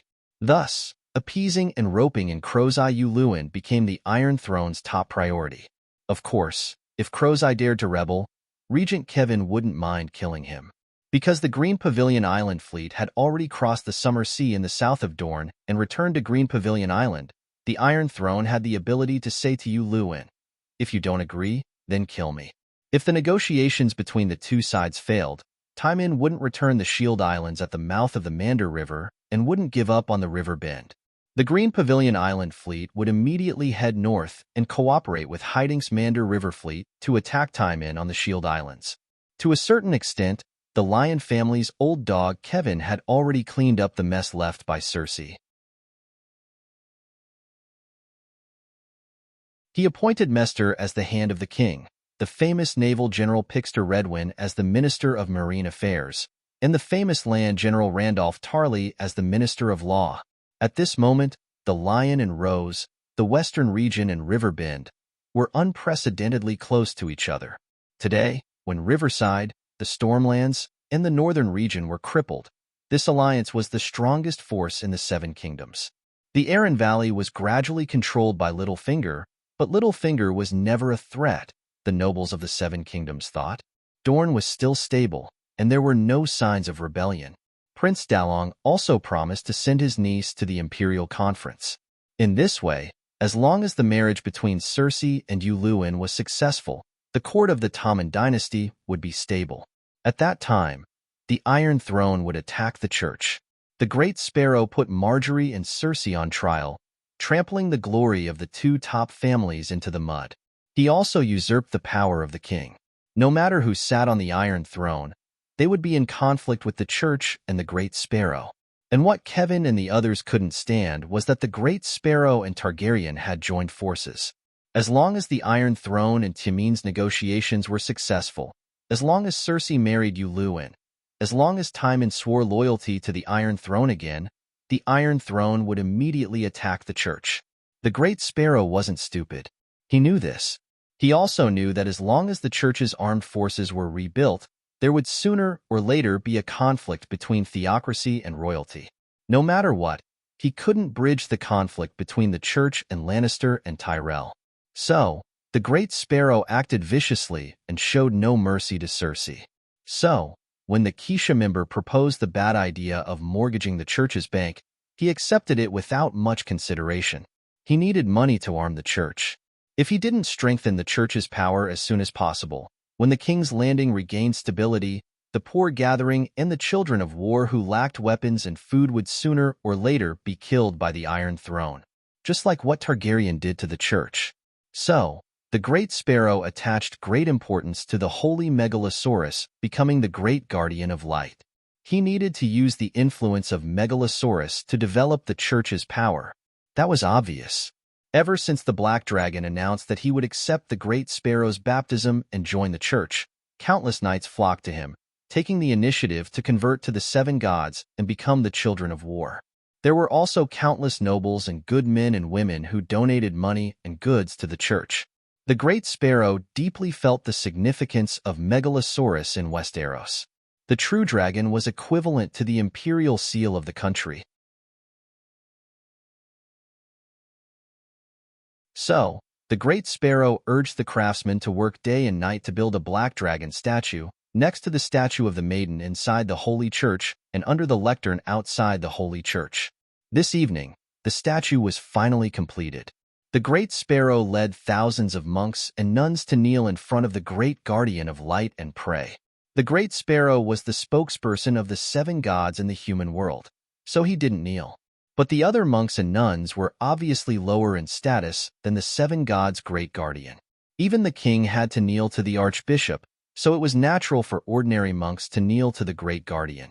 Thousands of people prayed, praying for the great guardian of light, the black dragon, to bless the church and make it prosperous. Attention! They were praying to Big Black, not the seven gods. The problem was, Big Black was a demigod. A demigod could perceive and absorb the power of faith.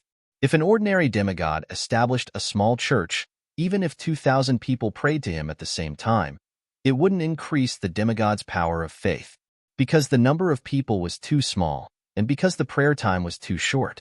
In this time of low magic and low martial arts, the power of faith, like magic, was extremely scarce.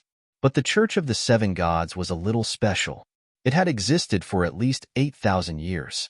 First, it was the Undulls on the Andros Plains. Then, 6,000 years later, all of Westeros, except for the northern border, believed in the seven gods. Other things aside, 10 million people had believed in the seven gods for 6,000 years. The accumulated power of faith was even more terrifying than Christianity on Earth. Even in this magical world of ice and fire, it was the first in the world. That's right, the accumulated power of faith of the Church of the Seven Gods surpassed that of the Red Gods. At this moment, the believers of the Red Gods naturally surpassed the Church of the Seven Gods. But 400 years ago, when Valeglia ruled the world, the Red Gods had been limited to the continents around the eastern Jade Sea. What was worse was that the Red God Lalo was crippled by the people of Valeglia and went into hiding for thousands of years. It was only in the last few hundred years that he became active. Therefore, the faith of the seven gods was the first in the world. The problem was that the seven gods were only the seven spirits, the seven forms of humans, and the seven forms corresponded to the seven virtues. But in the material world, the seven gods were nothing but seven pieces of wood. The seven gods didn't even exist. The power of faith was nowhere to be used, until today. At this moment, Big Sparrow erected a statue of the great guardian of light in the church, acknowledging Big Black's identity as the great guardian of light below the seven gods. Big Black became the only god of the Church of the Seven Gods, and also the only master. Even if Big Sparrow and the church didn't think so, they thought that the great guardian of light was just the seven gods' mount, fighter, pet. Previously, Big Black had divinity and magic, but it didn't have the power of faith, so it couldn't be considered a real demigod. At this moment, the power of faith was surging towards it. Subconsciously, it operated the nine-colored vortex, intending to digest this sudden, natural magic. It was just like how it absorbed the free magic factors from heaven and earth during its daily cultivation. Then, Big Black realized that with its retarded intelligence, it wasn't enough to deal with this extraordinary power. Well, it was too young, and it was still a baby dragon. So, it found its mother. Big Black took the initiative to talk to Dany. The next moment, Dany's soul entered Big Black's spirit ocean, and she became the pilot of the Black Dragon Great Guardian of Light Gundam. The souls of a human and a dragon merged into one, and the human soul was the dragon soul. Danny replaced Big Black to deal with the complicated information and huge power. The maiden dances in the air, existing in the sadness of lovers, holding the torch high against the sun, bringing freedom and igniting heaven. The seven gods created us, listening to our prayers all the time. Close your eyes, no more troubles. The gods take care of you, little child. Then, Danny heard the thousands of priests led by Big Sparrow singing devoutly. They used the Song of the Seven Gods to praise the new great guardian of light. She even vaguely saw the figures of Big Sparrow and the cultivators. It was very blurry, like a TV with bad signal, and the screen was full of snowflakes. Even if she increased her power and increased the consumption of the power of faith, she couldn't see the scene on the other side clearly. She couldn't even see it clearly, let alone contact Big Sparrow. So, she couldn't respond to the prayers of the believers. This made Danny, who was in the God state, feel inexplicably irritated. She wanted to change this situation. Just like humans needed to breathe and fish needed water, the gods also needed believers and needed to establish a connection with their believers. This sudden feeling of need was very strange, like an instinct. The gods instinctively thirsted for believers. At this time, Danny entered the body of a god, and she had the instincts of a god. If John entered the body of a dog and saw the steaming hot fresh poop, he would definitely drool. This was a dog's instinct. Danny didn't understand this. She was still trying to do something that only a true god could barely do with a mortal body. Yes, a demigod couldn't directly respond to believers. The consumption was too great, and the power of faith alone wasn't enough. They often used the extra power obtained from the sacrifices of believers to give believers prophecies, divine power, and spells. If a true god was in the material world, they could easily communicate with their believers. Unfortunately, they were in the astral world. The astral world was in a high-energy dimension. To cross the energy level difference between the astral world and the material world, a true god needed to consume a lot of divine power. Megalosaurus could be used as a bridge to build a springboard between the two energy levels, thus reducing the consumption of power. Therefore, in the Age of Chaos, when Megalosaurus was extinct, true gods hardly responded to ordinary believers. When Danny hatched a dragon, not only Lalo immediately became active, but Inami and the storm god also began to show their miracles. Well, I digressed. Under normal circumstances, Danny and Blackie weren't true gods. She couldn't contact the Big Sparrow, and it was very rare to see a vague phantom, mainly because the power of faith accumulated by the Church of Seven Gods was too strong. She should give up trying, and then work hard to study the knowledge of the gods. Maybe she could create a blood sacrifice technique.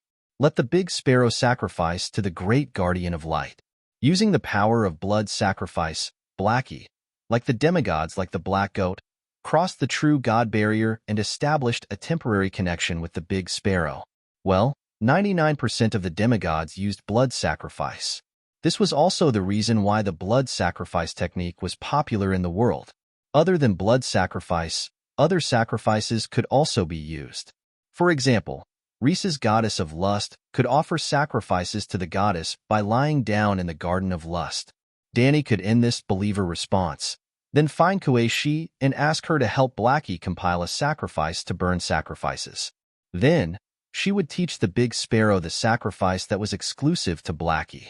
The next time she prayed, the Big Sparrow would burn a few people and be able to contact Blackie. But the Dragon Queen was not an ordinary person. She had heard the song of wind of the door god. The door god didn't give a man a fish, but taught a man how to fish. He didn't give his song of wind to Danny, but taught her how to sing her own song of wind. In a hurry, Danny unconsciously entered the state of epiphany of the song of wind, integrating her thoughts into the wind. The next moment, her eyes and ears followed the wind, crossed thousands of miles, saw, heard, and came to the great cathedral of Baylor.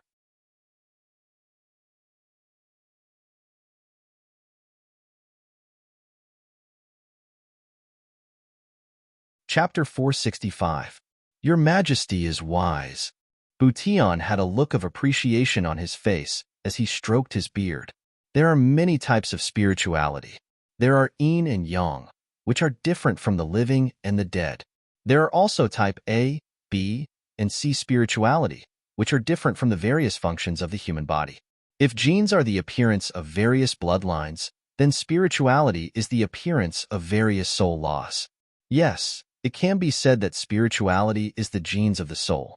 Unfortunately, the Baron Lin's function is not as strong as yours. Over the years, the Undead Association has only analyzed Type A and B spirituality, and Type B spirituality represents the vitality of the organs. Type A, which represents the will of the spirit, is currently the main research project, and Type B spirituality is the future direction. Type B spirituality, what does it mean? Black girl Larissa asked. Little girl, do you understand? Bu Tian asked curiously. More or less. Larissa's face was slightly red. Dragon Queen, Kuei Shi, Bu Tian, and Yimont were all looking at her. She was a little nervous as she licked her thick lips and said, I've recently observed spirituality. Although the theory of comparing spirituality to the genes of the soul is strange, it seems to be quite logical. At least, that's what I think. Even a knowledgeable old scholar like Yimont was confused. Black girl, an apprentice, actually said more or less. The Baron Elder was very surprised. Little girl, you are very talented, he praised. Larissa's talent is not bad. She accidentally lit a glass candle.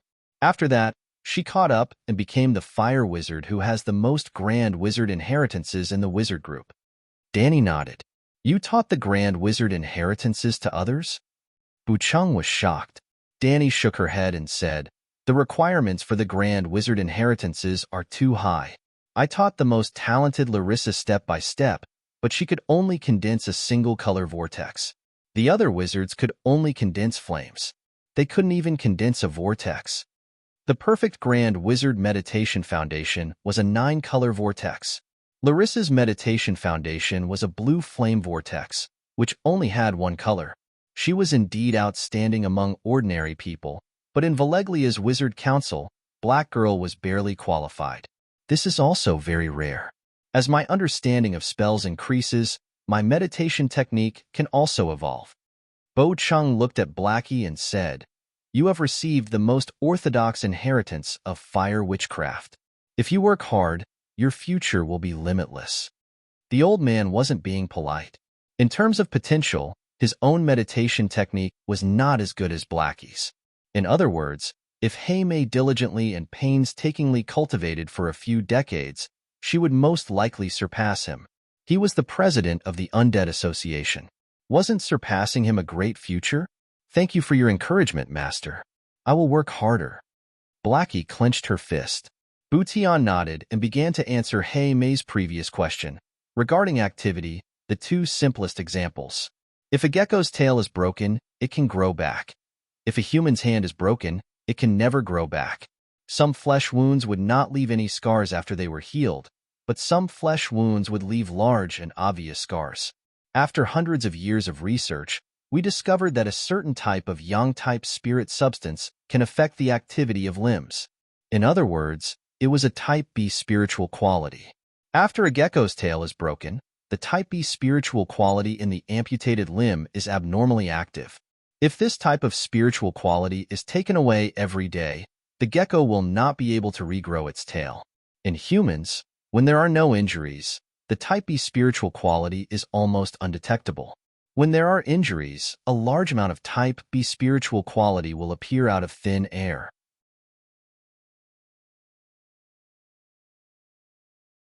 Of course, the large amount here is only compared to normal humans. It is completely incomparable to geckos.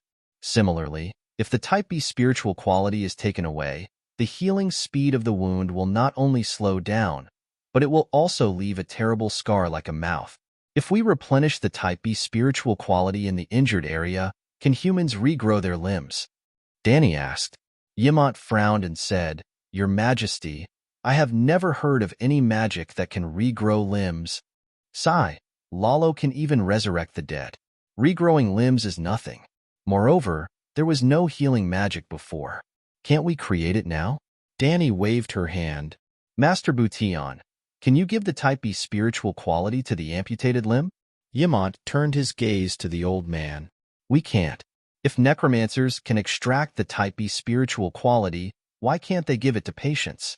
Extract the spiritual quality from geckos and give it to humans? Larissa asked. Bution closed his eyes. When he opened them again, his black eyes were filled with helplessness. The Necromancer Association has existed for more than 10,000 years. We have been trying, but we have never found a magic that can give spiritual quality. Extracting the young spirit is like killing people. Killing people is already difficult, but creating people out of thin air is almost impossible. Of course, we have not given up hope. We have not stopped trying. The path of truth has always been difficult. If this generation can't do it, then the next generation will. If 10,000 years can't do it, then 100,000 years. Gradually, the old man's expression returned to calmness with a hint of determination. Danny looked at the old man with admiration and sighed. The Necromancer Association of Wasteland has been improving and developing. Compared to it, the City of Knowledge of the Westeros is too useless. For thousands of years, it has been mediocre and has been walking on the same spot. City of Knowledge? Bution was stunned and shook his head. Our goal is different from the City of Knowledge. Scholars want to change the world. Our goal has always been simple. Longevity. It would be best if we could live for 10,000 years like the Celestial Emperor of the Dawn Kingdom. Danny's mouth twitched. This master of Wasteland was really honest. Bution continued, scholars study everything. Even the Necromancer Association has caught a few scholar spies. For thousands of years, we have only studied Een and young spirits. Scholars are knowledgeable, but not proficient. Every scholar has a long chain and can do almost anything. We specialize in necromancy. Many people can't even tell us the history of the Wasteland dynasty. They know nothing about astrology. We can't say that the City of Knowledge is useless. It's just that everyone has their own strengths. Your Majesty, the key now is to research a cure for the gray scale disease, Yamant reminded. Danny was stunned and laughed.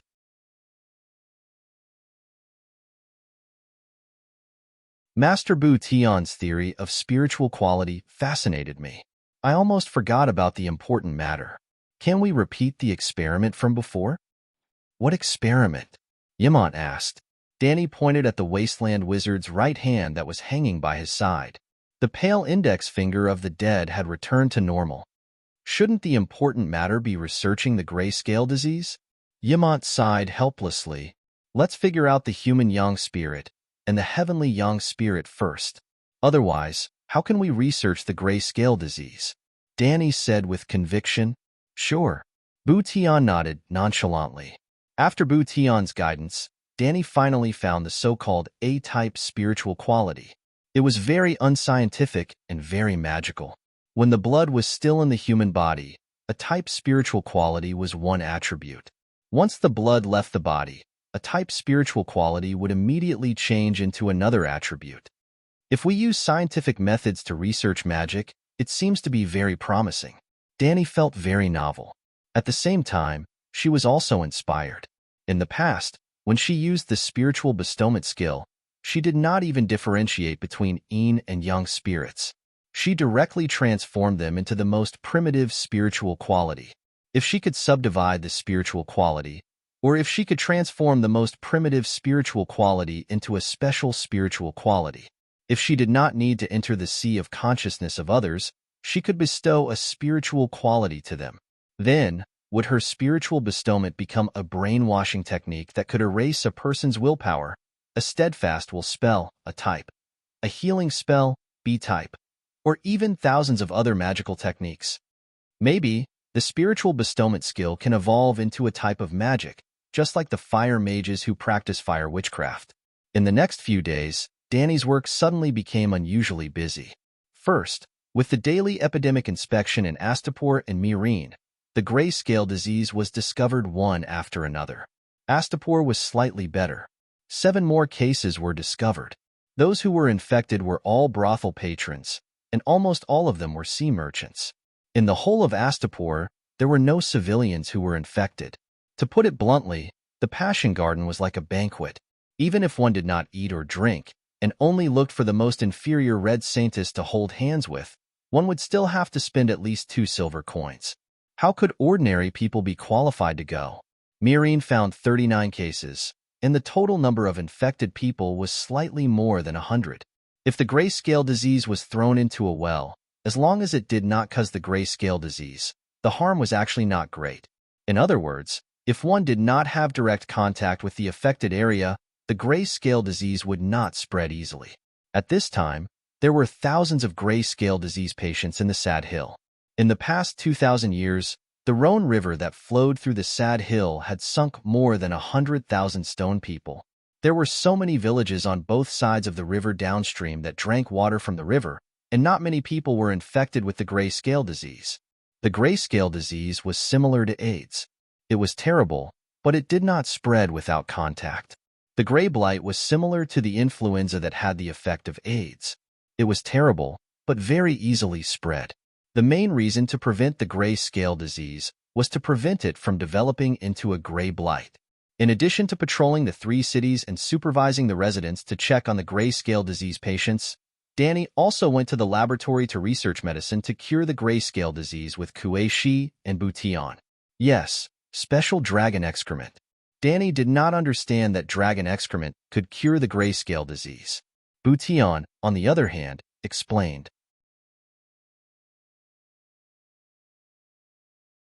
You can see the grayscale disease as a curse similar to the extraordinary power of the sorcerers that radiates on ordinary people.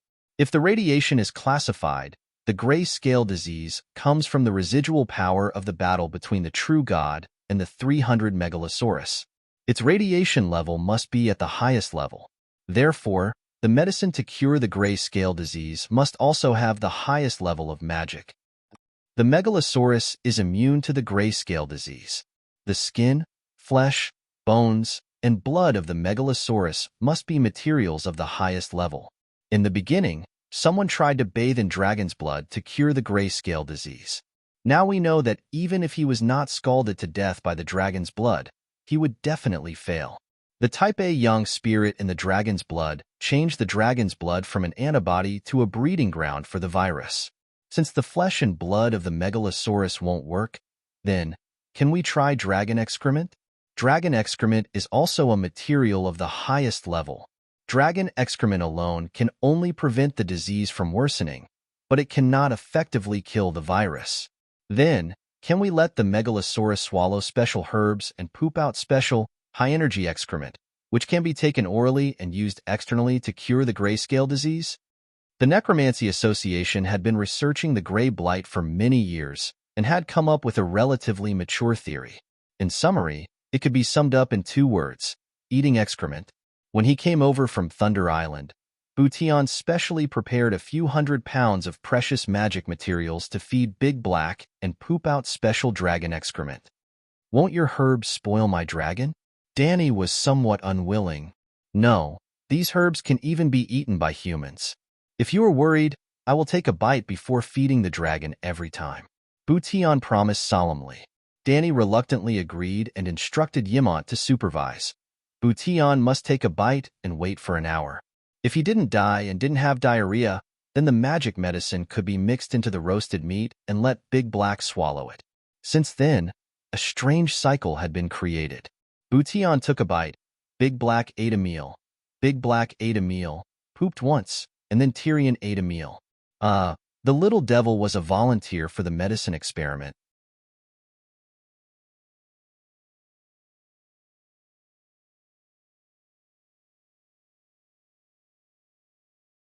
Chapter 466. Tyrion was really a volunteer. No one forced him. He had seen Shireen Byra and Theon before. Half of the little girl's face was covered with a layer of blue-gray grouper. It looked abnormally terrifying. If it only looked terrifying, Tyrion could barely accept it with his pants covering his thighs. However, the grayscale scar on Shireen's face also blocked his sense of touch. Simply put, although Shireen's grayscale disease was no longer spreading, half of her face was as numb as stone and had lost its sense of touch. Tyrion's infected part was more special. His inner thigh was pinched by Clinton, and then he was infected with the grayscale disease. Now, the grayscale disease was spreading upward. If the virus was not contained immediately, he would end up like little Aegon. Little Aegon was extremely miserable. That part of his body was infected directly. If the grayscale disease's treatment was the same as Shireen's, and the disease was cured but left with a blue-gray stone scar that lost its sense of touch, then Aegon. Recently, little Aegon had been wetting his pillow with tears at night and drowning his sorrows in alcohol during the day. So bitter. However, little Aegon was not alone. Other than Tyrion, all the infected sea merchants and the Red Saintess of the Passion Garden shared his bitter fate. As Tyrion and his guests lived on the top 2 floors of the pyramid, and 3 infected people suddenly appeared on this floor, Dany quarantined them and made a laboratory. At this moment, in the laboratory, Bution and Larissa were busy in front of the witch lens. Kueishi was guarding the other end of the experiment table, watching over the steaming pot of blue-brown boiling liquid on the stove. Between the laboratory and the stairs outside the pyramid, there was a spacious hall. Little Aegon, Tyrion, and Ymont sat on a soft couch, waiting for Master Kueishi's medicine. Could it be that the dwarf's penis is really magical? He was the one who used that method to pass the virus to us. Why is his penis fine, but we? Aegon stared at Tyrion's crotch with an unfriendly gaze. Tyrion clamped his legs and retracted his butt, shouting, "What are you looking at me for? Even if my second brother really has magical powers, you can't be envious." In fact, the little devil also suspected that his dick had magical powers. He was the general of Wildfire, the immediate superior of more than 50 fire mages. He had asked his subordinates, and all of them claimed that the gnome's lifeblood had a strange magic power and was most welcomed by the evil god. It was the best sacrifice for the evil god. Just 3 days ago, the skinny Pogba had secretly approached him and asked if the dwarf was selling his penis. Pogba wanted a magic amulet similar to Lisbon's. "The virus is spreading upwards and will reach you soon. Why don't you cut it off and sell it to me before it turns into stone?" This suggestion was not too rude. Patients with grayscale disease who felt that there was no hope of saving them would often cut off an intact part of their body as a souvenir. Illyrio, for instance, had sawed off the hands of his wife, Sarah, who was a sufferer of the Grey Plague. Tyrion told Pogba to get lost. "Even if I become a stone man, a male stone sculpture is still more powerful than a eunuch stone sculpture."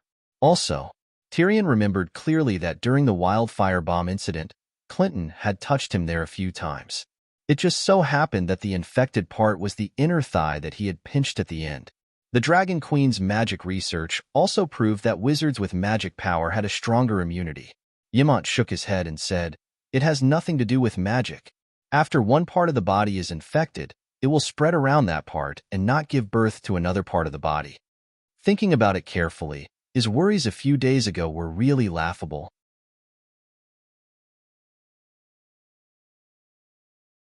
He didn't know if Aegon and Tyrion could survive, and even if they did, they might not be able to preserve their male dignity. How could they fight among the true dragons and fight for the Iron Throne like that? Hearing the conversation outside the house, Kueishi stuck her head out and glanced at Tyrion. As she stirred the soup ladle, a pinch of powder silently slipped from her sleeve. Then, the tall barbarian woman took the pot off the stove and poured the medicine into a bowl. Without blowing on it to cool it, she directly carried the steaming bowl of soup to 3-inch Nail and said calmly, "Tyrion, it's time to drink your medicine." "Ouch, it's so hot." Tyrion grimaced in pain. His hands and feet shrunk, and the blue-brown liquid in the bowl almost spilled out. "Drink it quickly. It won't have any effect if it cools," Kueishi reminded. "This medicine is for treating illnesses. If it burns me to death, there's no need to treat the illness." Huff, huff, huff.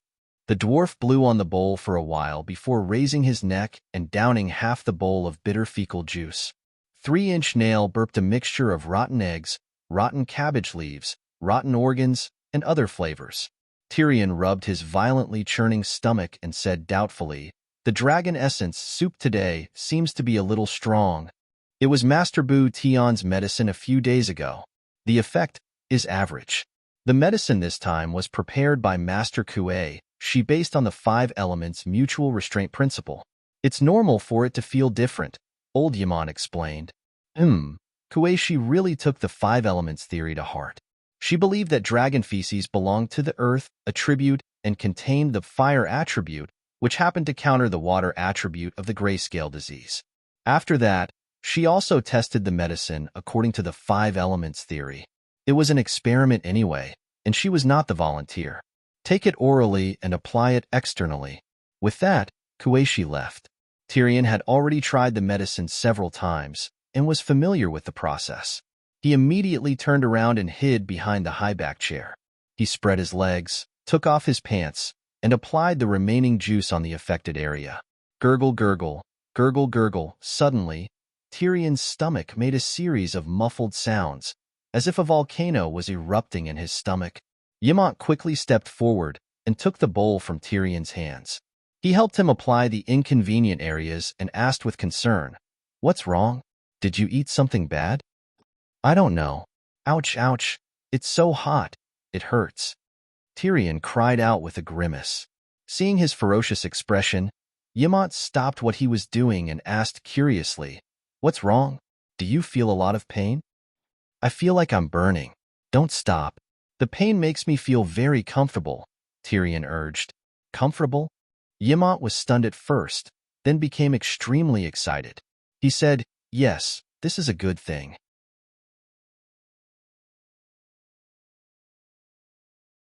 If you feel pain, it means that the medicine is effective. Master Kuei, she really lives up to her reputation.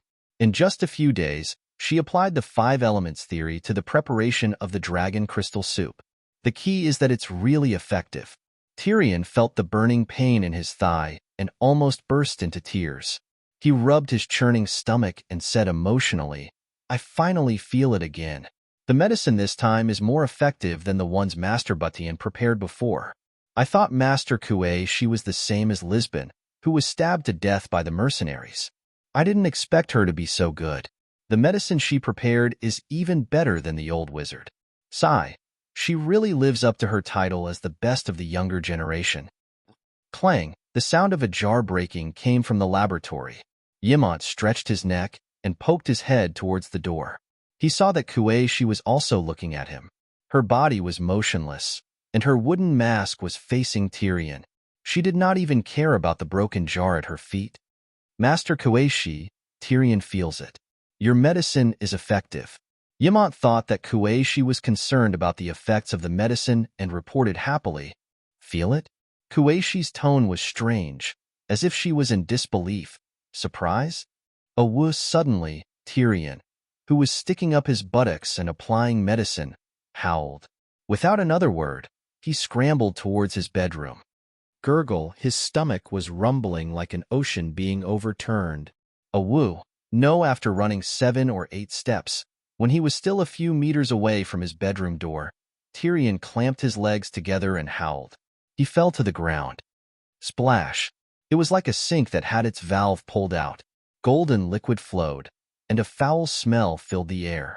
Ymont and Aegon covered their noses and wanted to vomit. "What's the matter?" Hearing Tyrion's howl, Clinton, Ashala, and the night duck came out of the room. 7 levels of hell. "Little devil, what are you doing?" Everyone's faces contorted as they cried out in shock. Then, they collectively vomited. Tyrion crawled on the ground and let the warm liquid slide out from between his legs. Woo-woo-woo. He did not dare to raise his head and could only press his face to the ground and cry. A splash, the smoky sound was still ringing out. "That's more like it." Kuei, she muttered softly, walked lightly to the door of the laboratory and closed it tightly. I told you. Don't call me number 1 of the younger generation."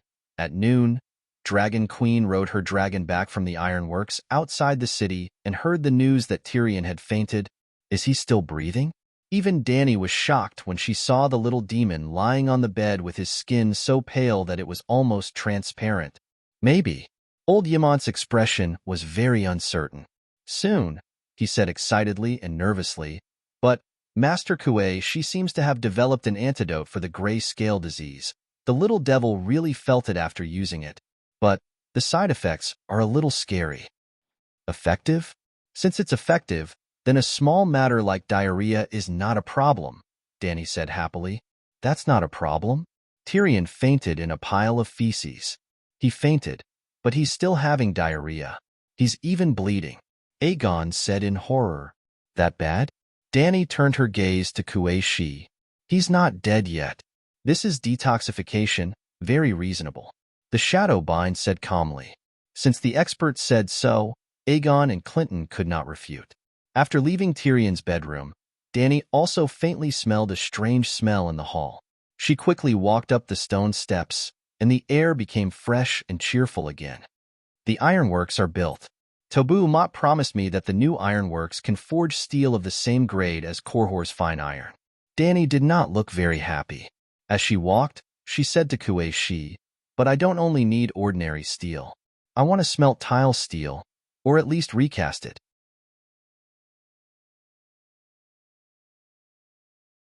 The problem now is that in the incantation Tobu gave me, a very important step is the blood sacrifice of the demon god. And the demon god in the incantation is the Korhor Black Goat. I can't accept this. Korhor is also known as the City of Magicians. Blood magic and necromancy are very popular there. Blood sacrifice of the demon god is natural. Kuei Shi said matter-of-factly. I don't want blood sacrifice. Danny said, you kill people too, don't you? Since you can kill people, why are you so against blood sacrifice? You should give as much as you get. You want to use the demon god's power, so you should sacrifice yourself to the demon god. Kuei Shi explained, no, killing people is law enforcement, upholding justice. Blood sacrifice of humans is blasphemy to humans. It's the greatest evil in the world. Danny said, haha, upholding justice. Kuei Shi laughed mockingly. Danny smiled proudly. At this moment, she had the calmness and pride of Hong Qigong when he faced Zhou Qianren. So far, I haven't killed a person unjustly, but your Count Shattered Shackles has bones under his feet, and blood flows like a river. He's also doing it for justice, but his methods are a bit harsh. Dragon Queen's tone was not so confident. Kuei Shi laughed lightly and skipped over the matter. Actually, you're riding a donkey looking for a donkey. Sacrificing the demon god is to borrow the demon god's power. When you're a demon god yourself, why do you need to sacrifice to the demon god?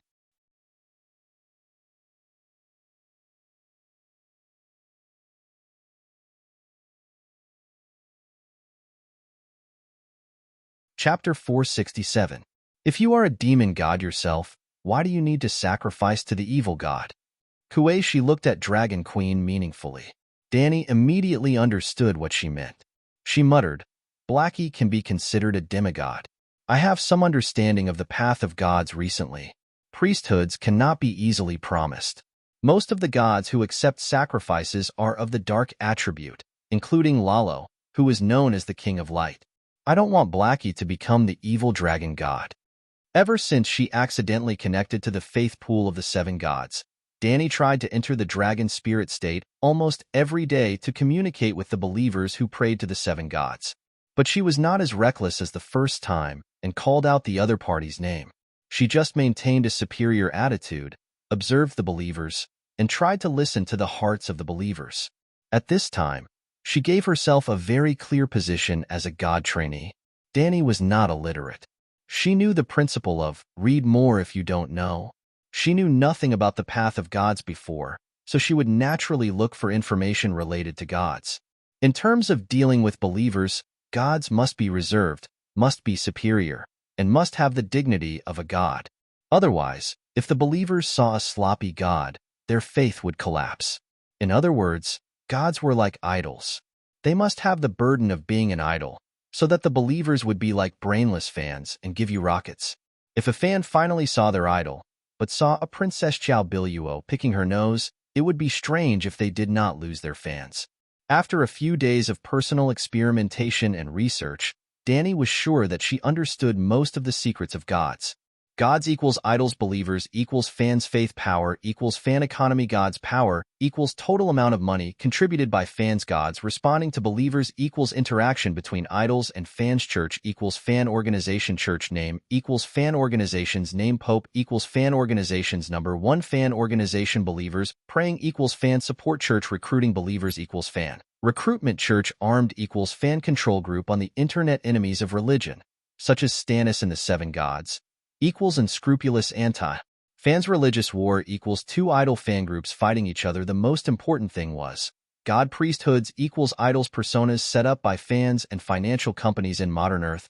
Personas were almost useless except for attracting fans. However, in this fantasy world where there were gods, the character settings, clergy, could bestow the gods with special faith skills. There was something wrong with Dahe's persona at this time. He was the great guardian of light. To the Seven Gods, the Great Guardian was like to Bao Qingtian in Duke Bao's temple. It was equivalent to the Seven Gods Church's Red Flower Double Rod. Even though Big Black could freely use all the power of faith that belonged to the Seven Gods, the abilities that his godhood granted him were only spitting fire and biting. Well, Danny had tried it before. After Dahe absorbed the power of faith, the magic power in the Megalosaurus could combine with the power of faith to form divine power. Demigod divine power. The divine power would increase the power level of the dragon flame. First, the temperature rose. After using divine power, Blackie could almost do what Balerion could only do when he was an adult, melt steel with dragon flames. Secondly, the durability of the dragon flame had almost doubled. In the end, the color of the dragon flames changed from the blood-red color that was emitting black smoke and the smell of sulfur to a golden-red color that was suffused with golden light. The smell of sulfur was strangely gone. Now Dahe really did look a little like the holy Megalosaurus.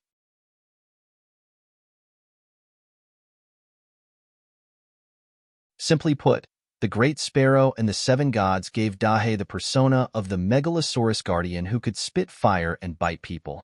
And then Dahe had such a godhood. Then, the divine power under this godhood strengthened Dahe's ability to spit fire and bite people. If the power of faith was not extracted, Dahe's combat power would immediately be reduced to its original level. The dragon flames were blood-red, emitted black smoke, and had a choking smell of sulfur. In the end, power could not appear out of thin air. The power of faith was also a kind of extraordinary energy. Using this energy, the gods could transcend the mortal world. For example, the red-robed Melisandre, she had been a demigod for a long time, but she had no power of faith at all. On the contrary, she had to provide faith to Lalo. Therefore, she was a demigod in name only. Another example was the immortals in the Temple of Immortality. Once upon a time when the magic tide was strong and vigorous, the male sorcerers had real power. They were famous and queers, feared by everyone, and the power of faith was like a tide. Therefore, the immortals were extremely powerful. They imprisoned the fragments of time and created a fake divine realm, the Temple of Immortality. In the Age of Chaos, the male sorcerers lost their power. The immortals became liars in the hearts of the people of queers, and the Temple of Immortality became the Temple of Dust in people's mouth. Without faith, the immortals lost their divine power and were tragically burned to death by the 4-month-old Dahe's dragon flames. Dahe got lucky and suddenly became the only successor of the Seven Gods, inheriting the faith pool that the Seven Gods Church had accumulated for thousands of years. Because of this, Danny did not want Dahe's persona to collapse. Dahe could inherit the billions of assets of the Seven Gods Church because he had the persona of the Great Guardian of Light given to him by the believers of the Seven Gods. If Dahe accepted the blood sacrifice and became an evil god, the collapse of his persona was comparable to that of Edison Gu and Marta Lo. The Dragon Queen came from the modern world. She was like the agent of the idol trainee Dahe and could not destroy his excellent persona. The persona of the Great Guardian was not very outstanding, but it was better than the persona of a foodie. Well, the gods of this world were foodies. They ate human flesh, drank human blood, and absorbed human souls, which was the evil god's blood sacrifice. After lunch, the queen studied on the top floor of the Great Pyramid. She put down the scroll in her hand and shook her head. No, without the blood sacrifice, there is no way to recast steel. According to this blood witchcraft spell, I am 100% sure that the blood sacrifice is not only in exchange for the power of the black goat, but also a necessary condition for smelting steel. For a simple example, when the people of Kor smelt steel from iron ore, they need charcoal and blood sacrifice for the black goat.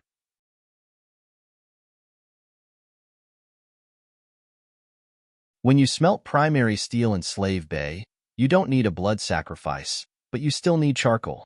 Charcoal is a necessary condition for forging steel. The people of Valeglia were originally proficient in blood witchcraft. When they invented the steel forging technology, blood was a necessary condition.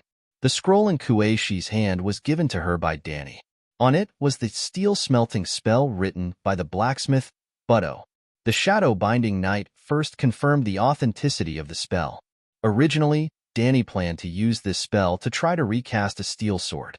However, the process of forging required a blood sacrifice for the black goat. She came up with a plan. After melting the steel statue and dealing with the first wave of the Allies' attack, she would raid the Korra Black Goat Temple and feed Little White with the evil black goat. Why would she offer a blood sacrifice to him now? The process of testing the spell was not carried out. Until now, she was not sure if the blacksmith was lying. Can it be improved? Danny asked. Of course. Kueishi nodded without hesitation. Do you know about dragon steel? She asked.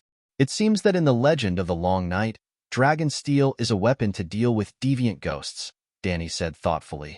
8,000 years ago, when the people of Valeglia were still herding goats in some mountain village, there was already a magical steel similar to steel in the world, which is dragon steel, Kueishi said. I doubt that. Danny shook her head. Maybe dragon steel can kill deviant ghosts. Maybe dragon steel has the same anti-magic effect as steel. However, dragon steel is definitely not as immortal as steel. Otherwise, it would not be so hard to find even a single piece of dragon steel today. With Danny's identity and status, if she had never seen a dragon steel weapon, it was likely that it did not exist in the world. It was rotten. Maybe. Kueishi did not refute. She only emphasized, dragon steel and steel have similar functions, but different forging methods. This means that different forging methods can create the same steel. Maybe it's the same for steel. You can find a way that does not require a blood sacrifice. Me? Danny was speechless. I'm counting on you. I can help you change the spell from sacrificing the black goat to sacrificing Black Diamond. Black Diamond is the real name of your black dragon, right? Now that I think about it, Black Diamond seems a bit low, Danny said awkwardly. Kueishi did not comment and continued. The black goat is called Death. Its divine power is not compatible with blacksmithing. Your black dragon is the opposite. The fire magic of Megalosaurus is almost tailor-made for forging. Danny said thoughtfully, when the people of Valeglia forged steel, they probably sacrificed Balerion. Kueishi said, do you want to change it? I'm very busy. I still have to make medicine for General Wildfire. Drink medicine? Didn't you see? He didn't even feel anything. He fainted from exhaustion. Danny widened her eyes. I know in my heart that he won't die. Maybe he'll get used to it after a while. Kueishi's voice was emotionless. Danny scratched the back of her head and sighed.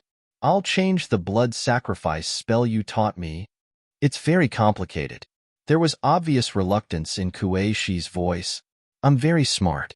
I have time to learn slowly. In general, there were 3 parts to the reforging steel spell. First, summon the dark evil god Black Goat to obtain a high level of divine power. Second, use the witchcraft to make the divine power work. Third, use the blacksmith skills passed down by Valeglia to blood forge the steel. Danny now needed to change 2 parts. Replace the black goat with Blackie, which was the easiest. Remove the blood forge or change it to animal blood, so that Blackie's image as the holy Megalosaurus would not be tarnished.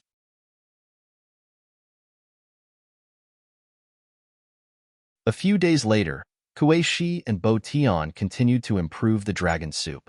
Blackie had to eat a lot of roast beef mixed with strange magic herbs every day. Tyrion drank medicine when he woke up, pooped when he finished, pooped when he fainted, and continued to drink when he woke up. The dwarf's eyes began to lose their light. His weight decreased day by day. Visible to the naked eye, the dwarf lost his shape and became a skeletal dwarf. For this, Finny even asked for leave from the art troupe. She waited on the bed every day, fed the dwarf medicine, helped him wipe his body, changed his clothes. She had almost become Lady Caesar. Although the side effects were a little severe, the antidote for the grayscale disease was finally produced. Dragon Queen was relieved. After announcing the good news to the people of Slave Bay, she put all her energy into the descent of the seven gods, which was related to Blackie's future. She wanted to help Blackie become a god. First, she had to help Blackie change from a temporary member of the seven gods to a permanent member of the seven gods. Well, if one day Sparrow and Danny had a falling out, or if Blackie's image collapsed, if Blackie's statue was smashed and the believers stopped praying to Blackie, then Blackie would be laid off. But no matter what, the Holy Mother would not be laid off, the Heavenly Father would not be laid off, and the girl would not be laid off. The seven gods would never be laid off. Since Blackie could inherit the faith accumulated by the seven gods for thousands of years, then could he also inherit the image and position of the seven gods? This was not a fantasy.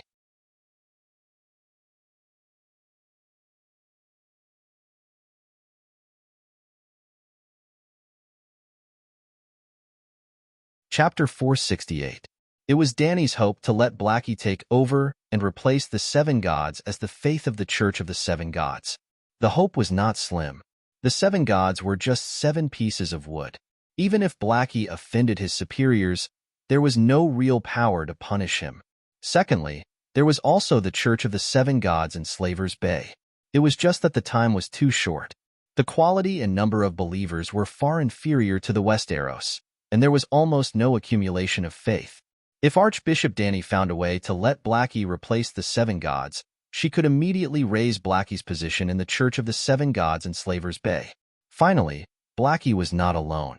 A dragon was fighting, and he had a very powerful mother. If Mother Dragon wanted, she could easily take down the Church of the Seven Gods in the Westeros.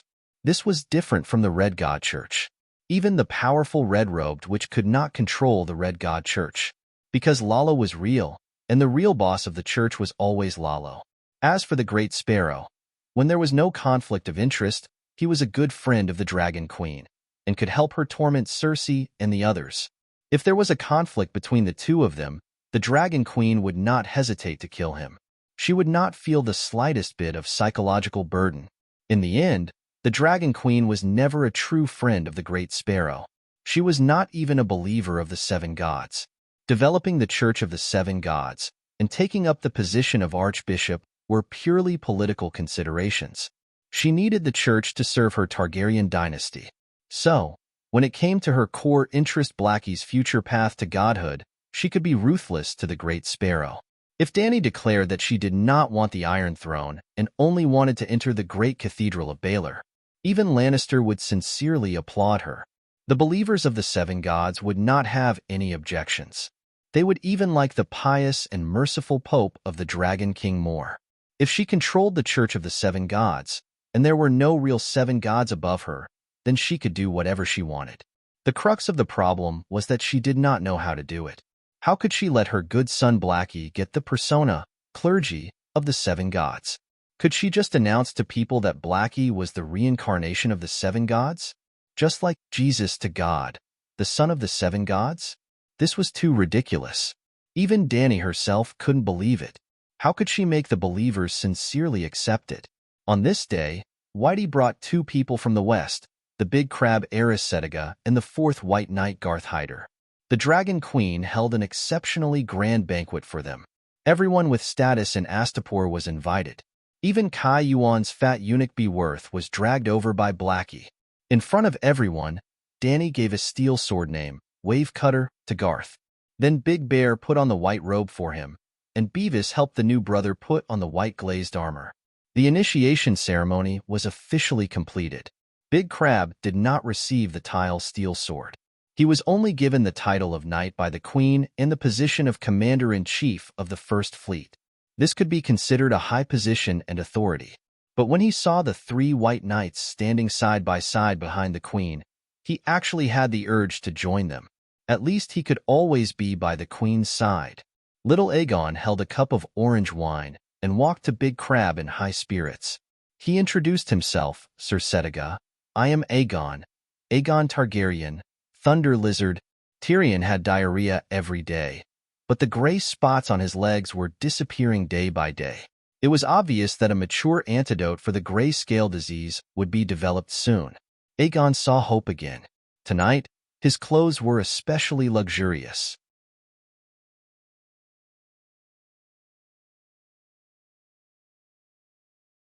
He wore a grass-green velvet jacket, a wide dragon head belt inlaid with amethyst scales around his waist, shiny slim leather pants, soft deerskin high boots, and a 3-headed dragon hairband forged in gold on his forehead, which complemented his silver hair. He was almost the most eye-catching young man at the banquet. "Greetings, Your Highness." Big Crab looked at the young man in front of him suspiciously. He indeed had the Targaryen's trademark silver hair and purple eyes, and his temperament was not bad. However, everyone knew that Aegon had been thrown to death by Tywin long ago. Was this kid really not a liar? I heard that he was rebellious and wanted to marry my aunt. Even with the endorsements of Clinton, Ashera, and the Dragon Queen, Big Crab still felt that little Aegon was worthy of suspicion. In fact, 8-clawed spiders are not to be trusted had almost become a proverb among the nobles of the 7 kingdoms. Aegon gently swirled the light yellow brandy in his cup and said meaningfully, "My Aunt Dany Rise promised that she would help me fight for the Iron Throne. I know. She also told me that she would leave the opportunity to kill the King of Strange Ghosts to you." Big Crab's attitude was polite, but he did not give a special response. This was not what Aegon expected. He felt that the meaning of his words was already very clear. Setiga should be loyal to the Targaryen on the Iron Throne, and he was the first heir to the Iron Throne. Should the eldest son of the Count not show his loyalty to him? He could not help but frown.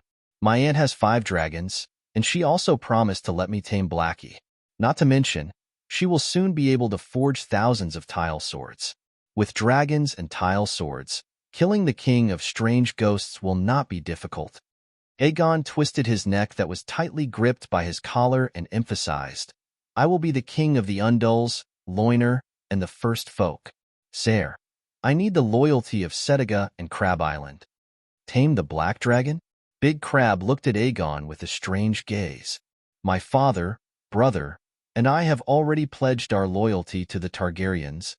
I said, "Setiga should be loyal to the Targaryen on the Iron Throne," Aegon whispered. "What do you want? For Setiga's fleet to escort you to the Great Wall?" "Why would I go to the Great Wall?" Aegon was puzzled. "If you do not kill the King of Strange Ghosts, how will you ascend to the Iron Throne?" Big Crab retorted, Aegon choked and said somewhat angrily, "The oath of the one who ends the long night shall be king was made by my aunt. It has nothing to do with me." "You want the queen to break the oath?" "I'm afraid that's impossible." Suddenly, Big Crab looked at Aegon with a gaze that was 3 parts suspicion turned into 4 parts contempt. Aegon looked around in annoyance. There were indeed many people looking over, but they all politely kept a distance to give them space to talk. "Sire, I'll be frank. My aunt owns Slave Bay, but I'm not stupid.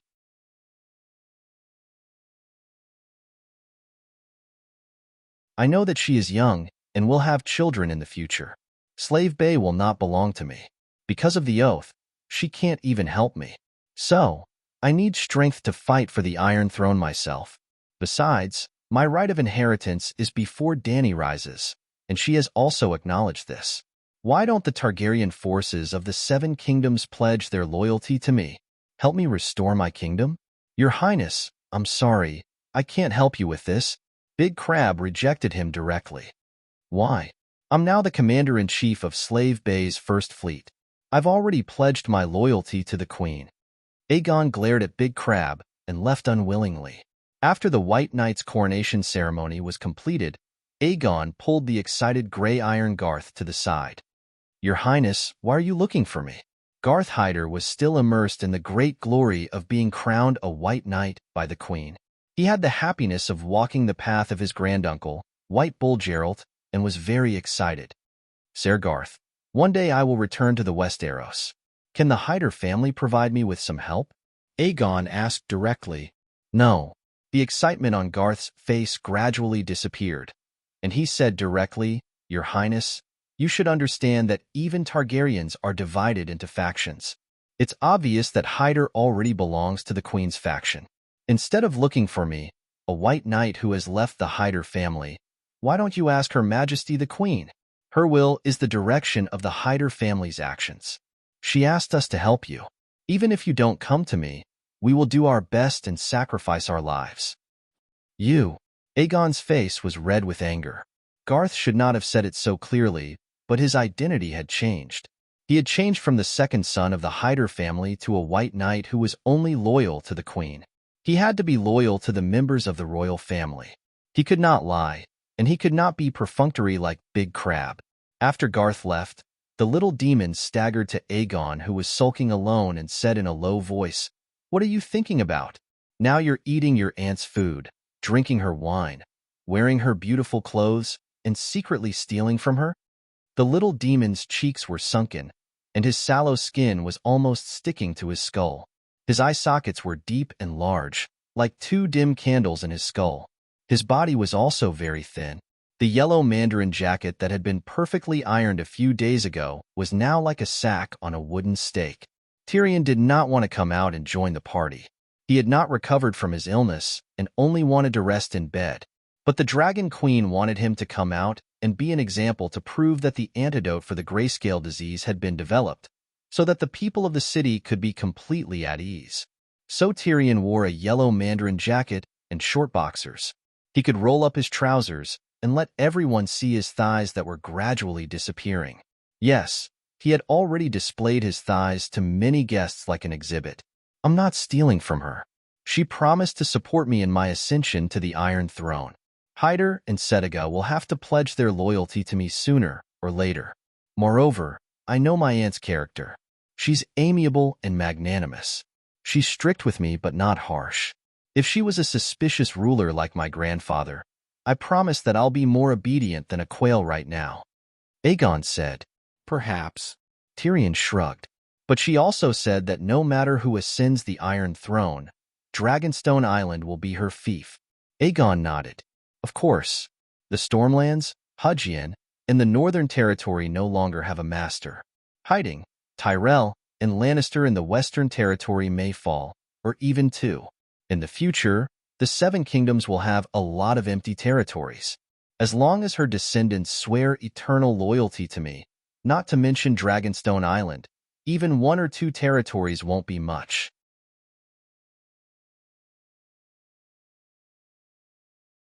You're generous. Tyrion stared at him and mocked. Aegon raised his head and looked down at the dwarf proudly.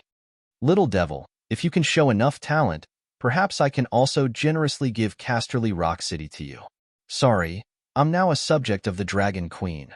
Although I don't like the position of Wildfire General. Tyrion shook his head and refused.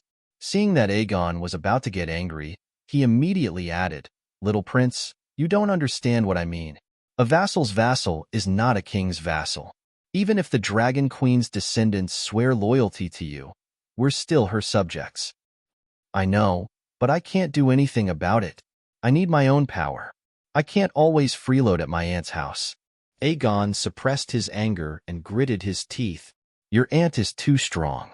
At most, she can be your partner. She can't be your subordinate. Her vassals are naturally not your subordinates. But you still have a relative. He has power, but he's not strong. Especially if you have an auntie who can suppress the world, using your aunt's power to intimidate and subdue him. Tyrion shrugged and said in a relaxed tone, Who is it? Aegon asked anxiously. At this moment, an unsullied quickly walked into the garden and knelt down on one knee in front of Dany. Your Majesty, there's a ship that didn't listen to advice and broke into the dock. The leader calls himself Sir Quentyn Martell.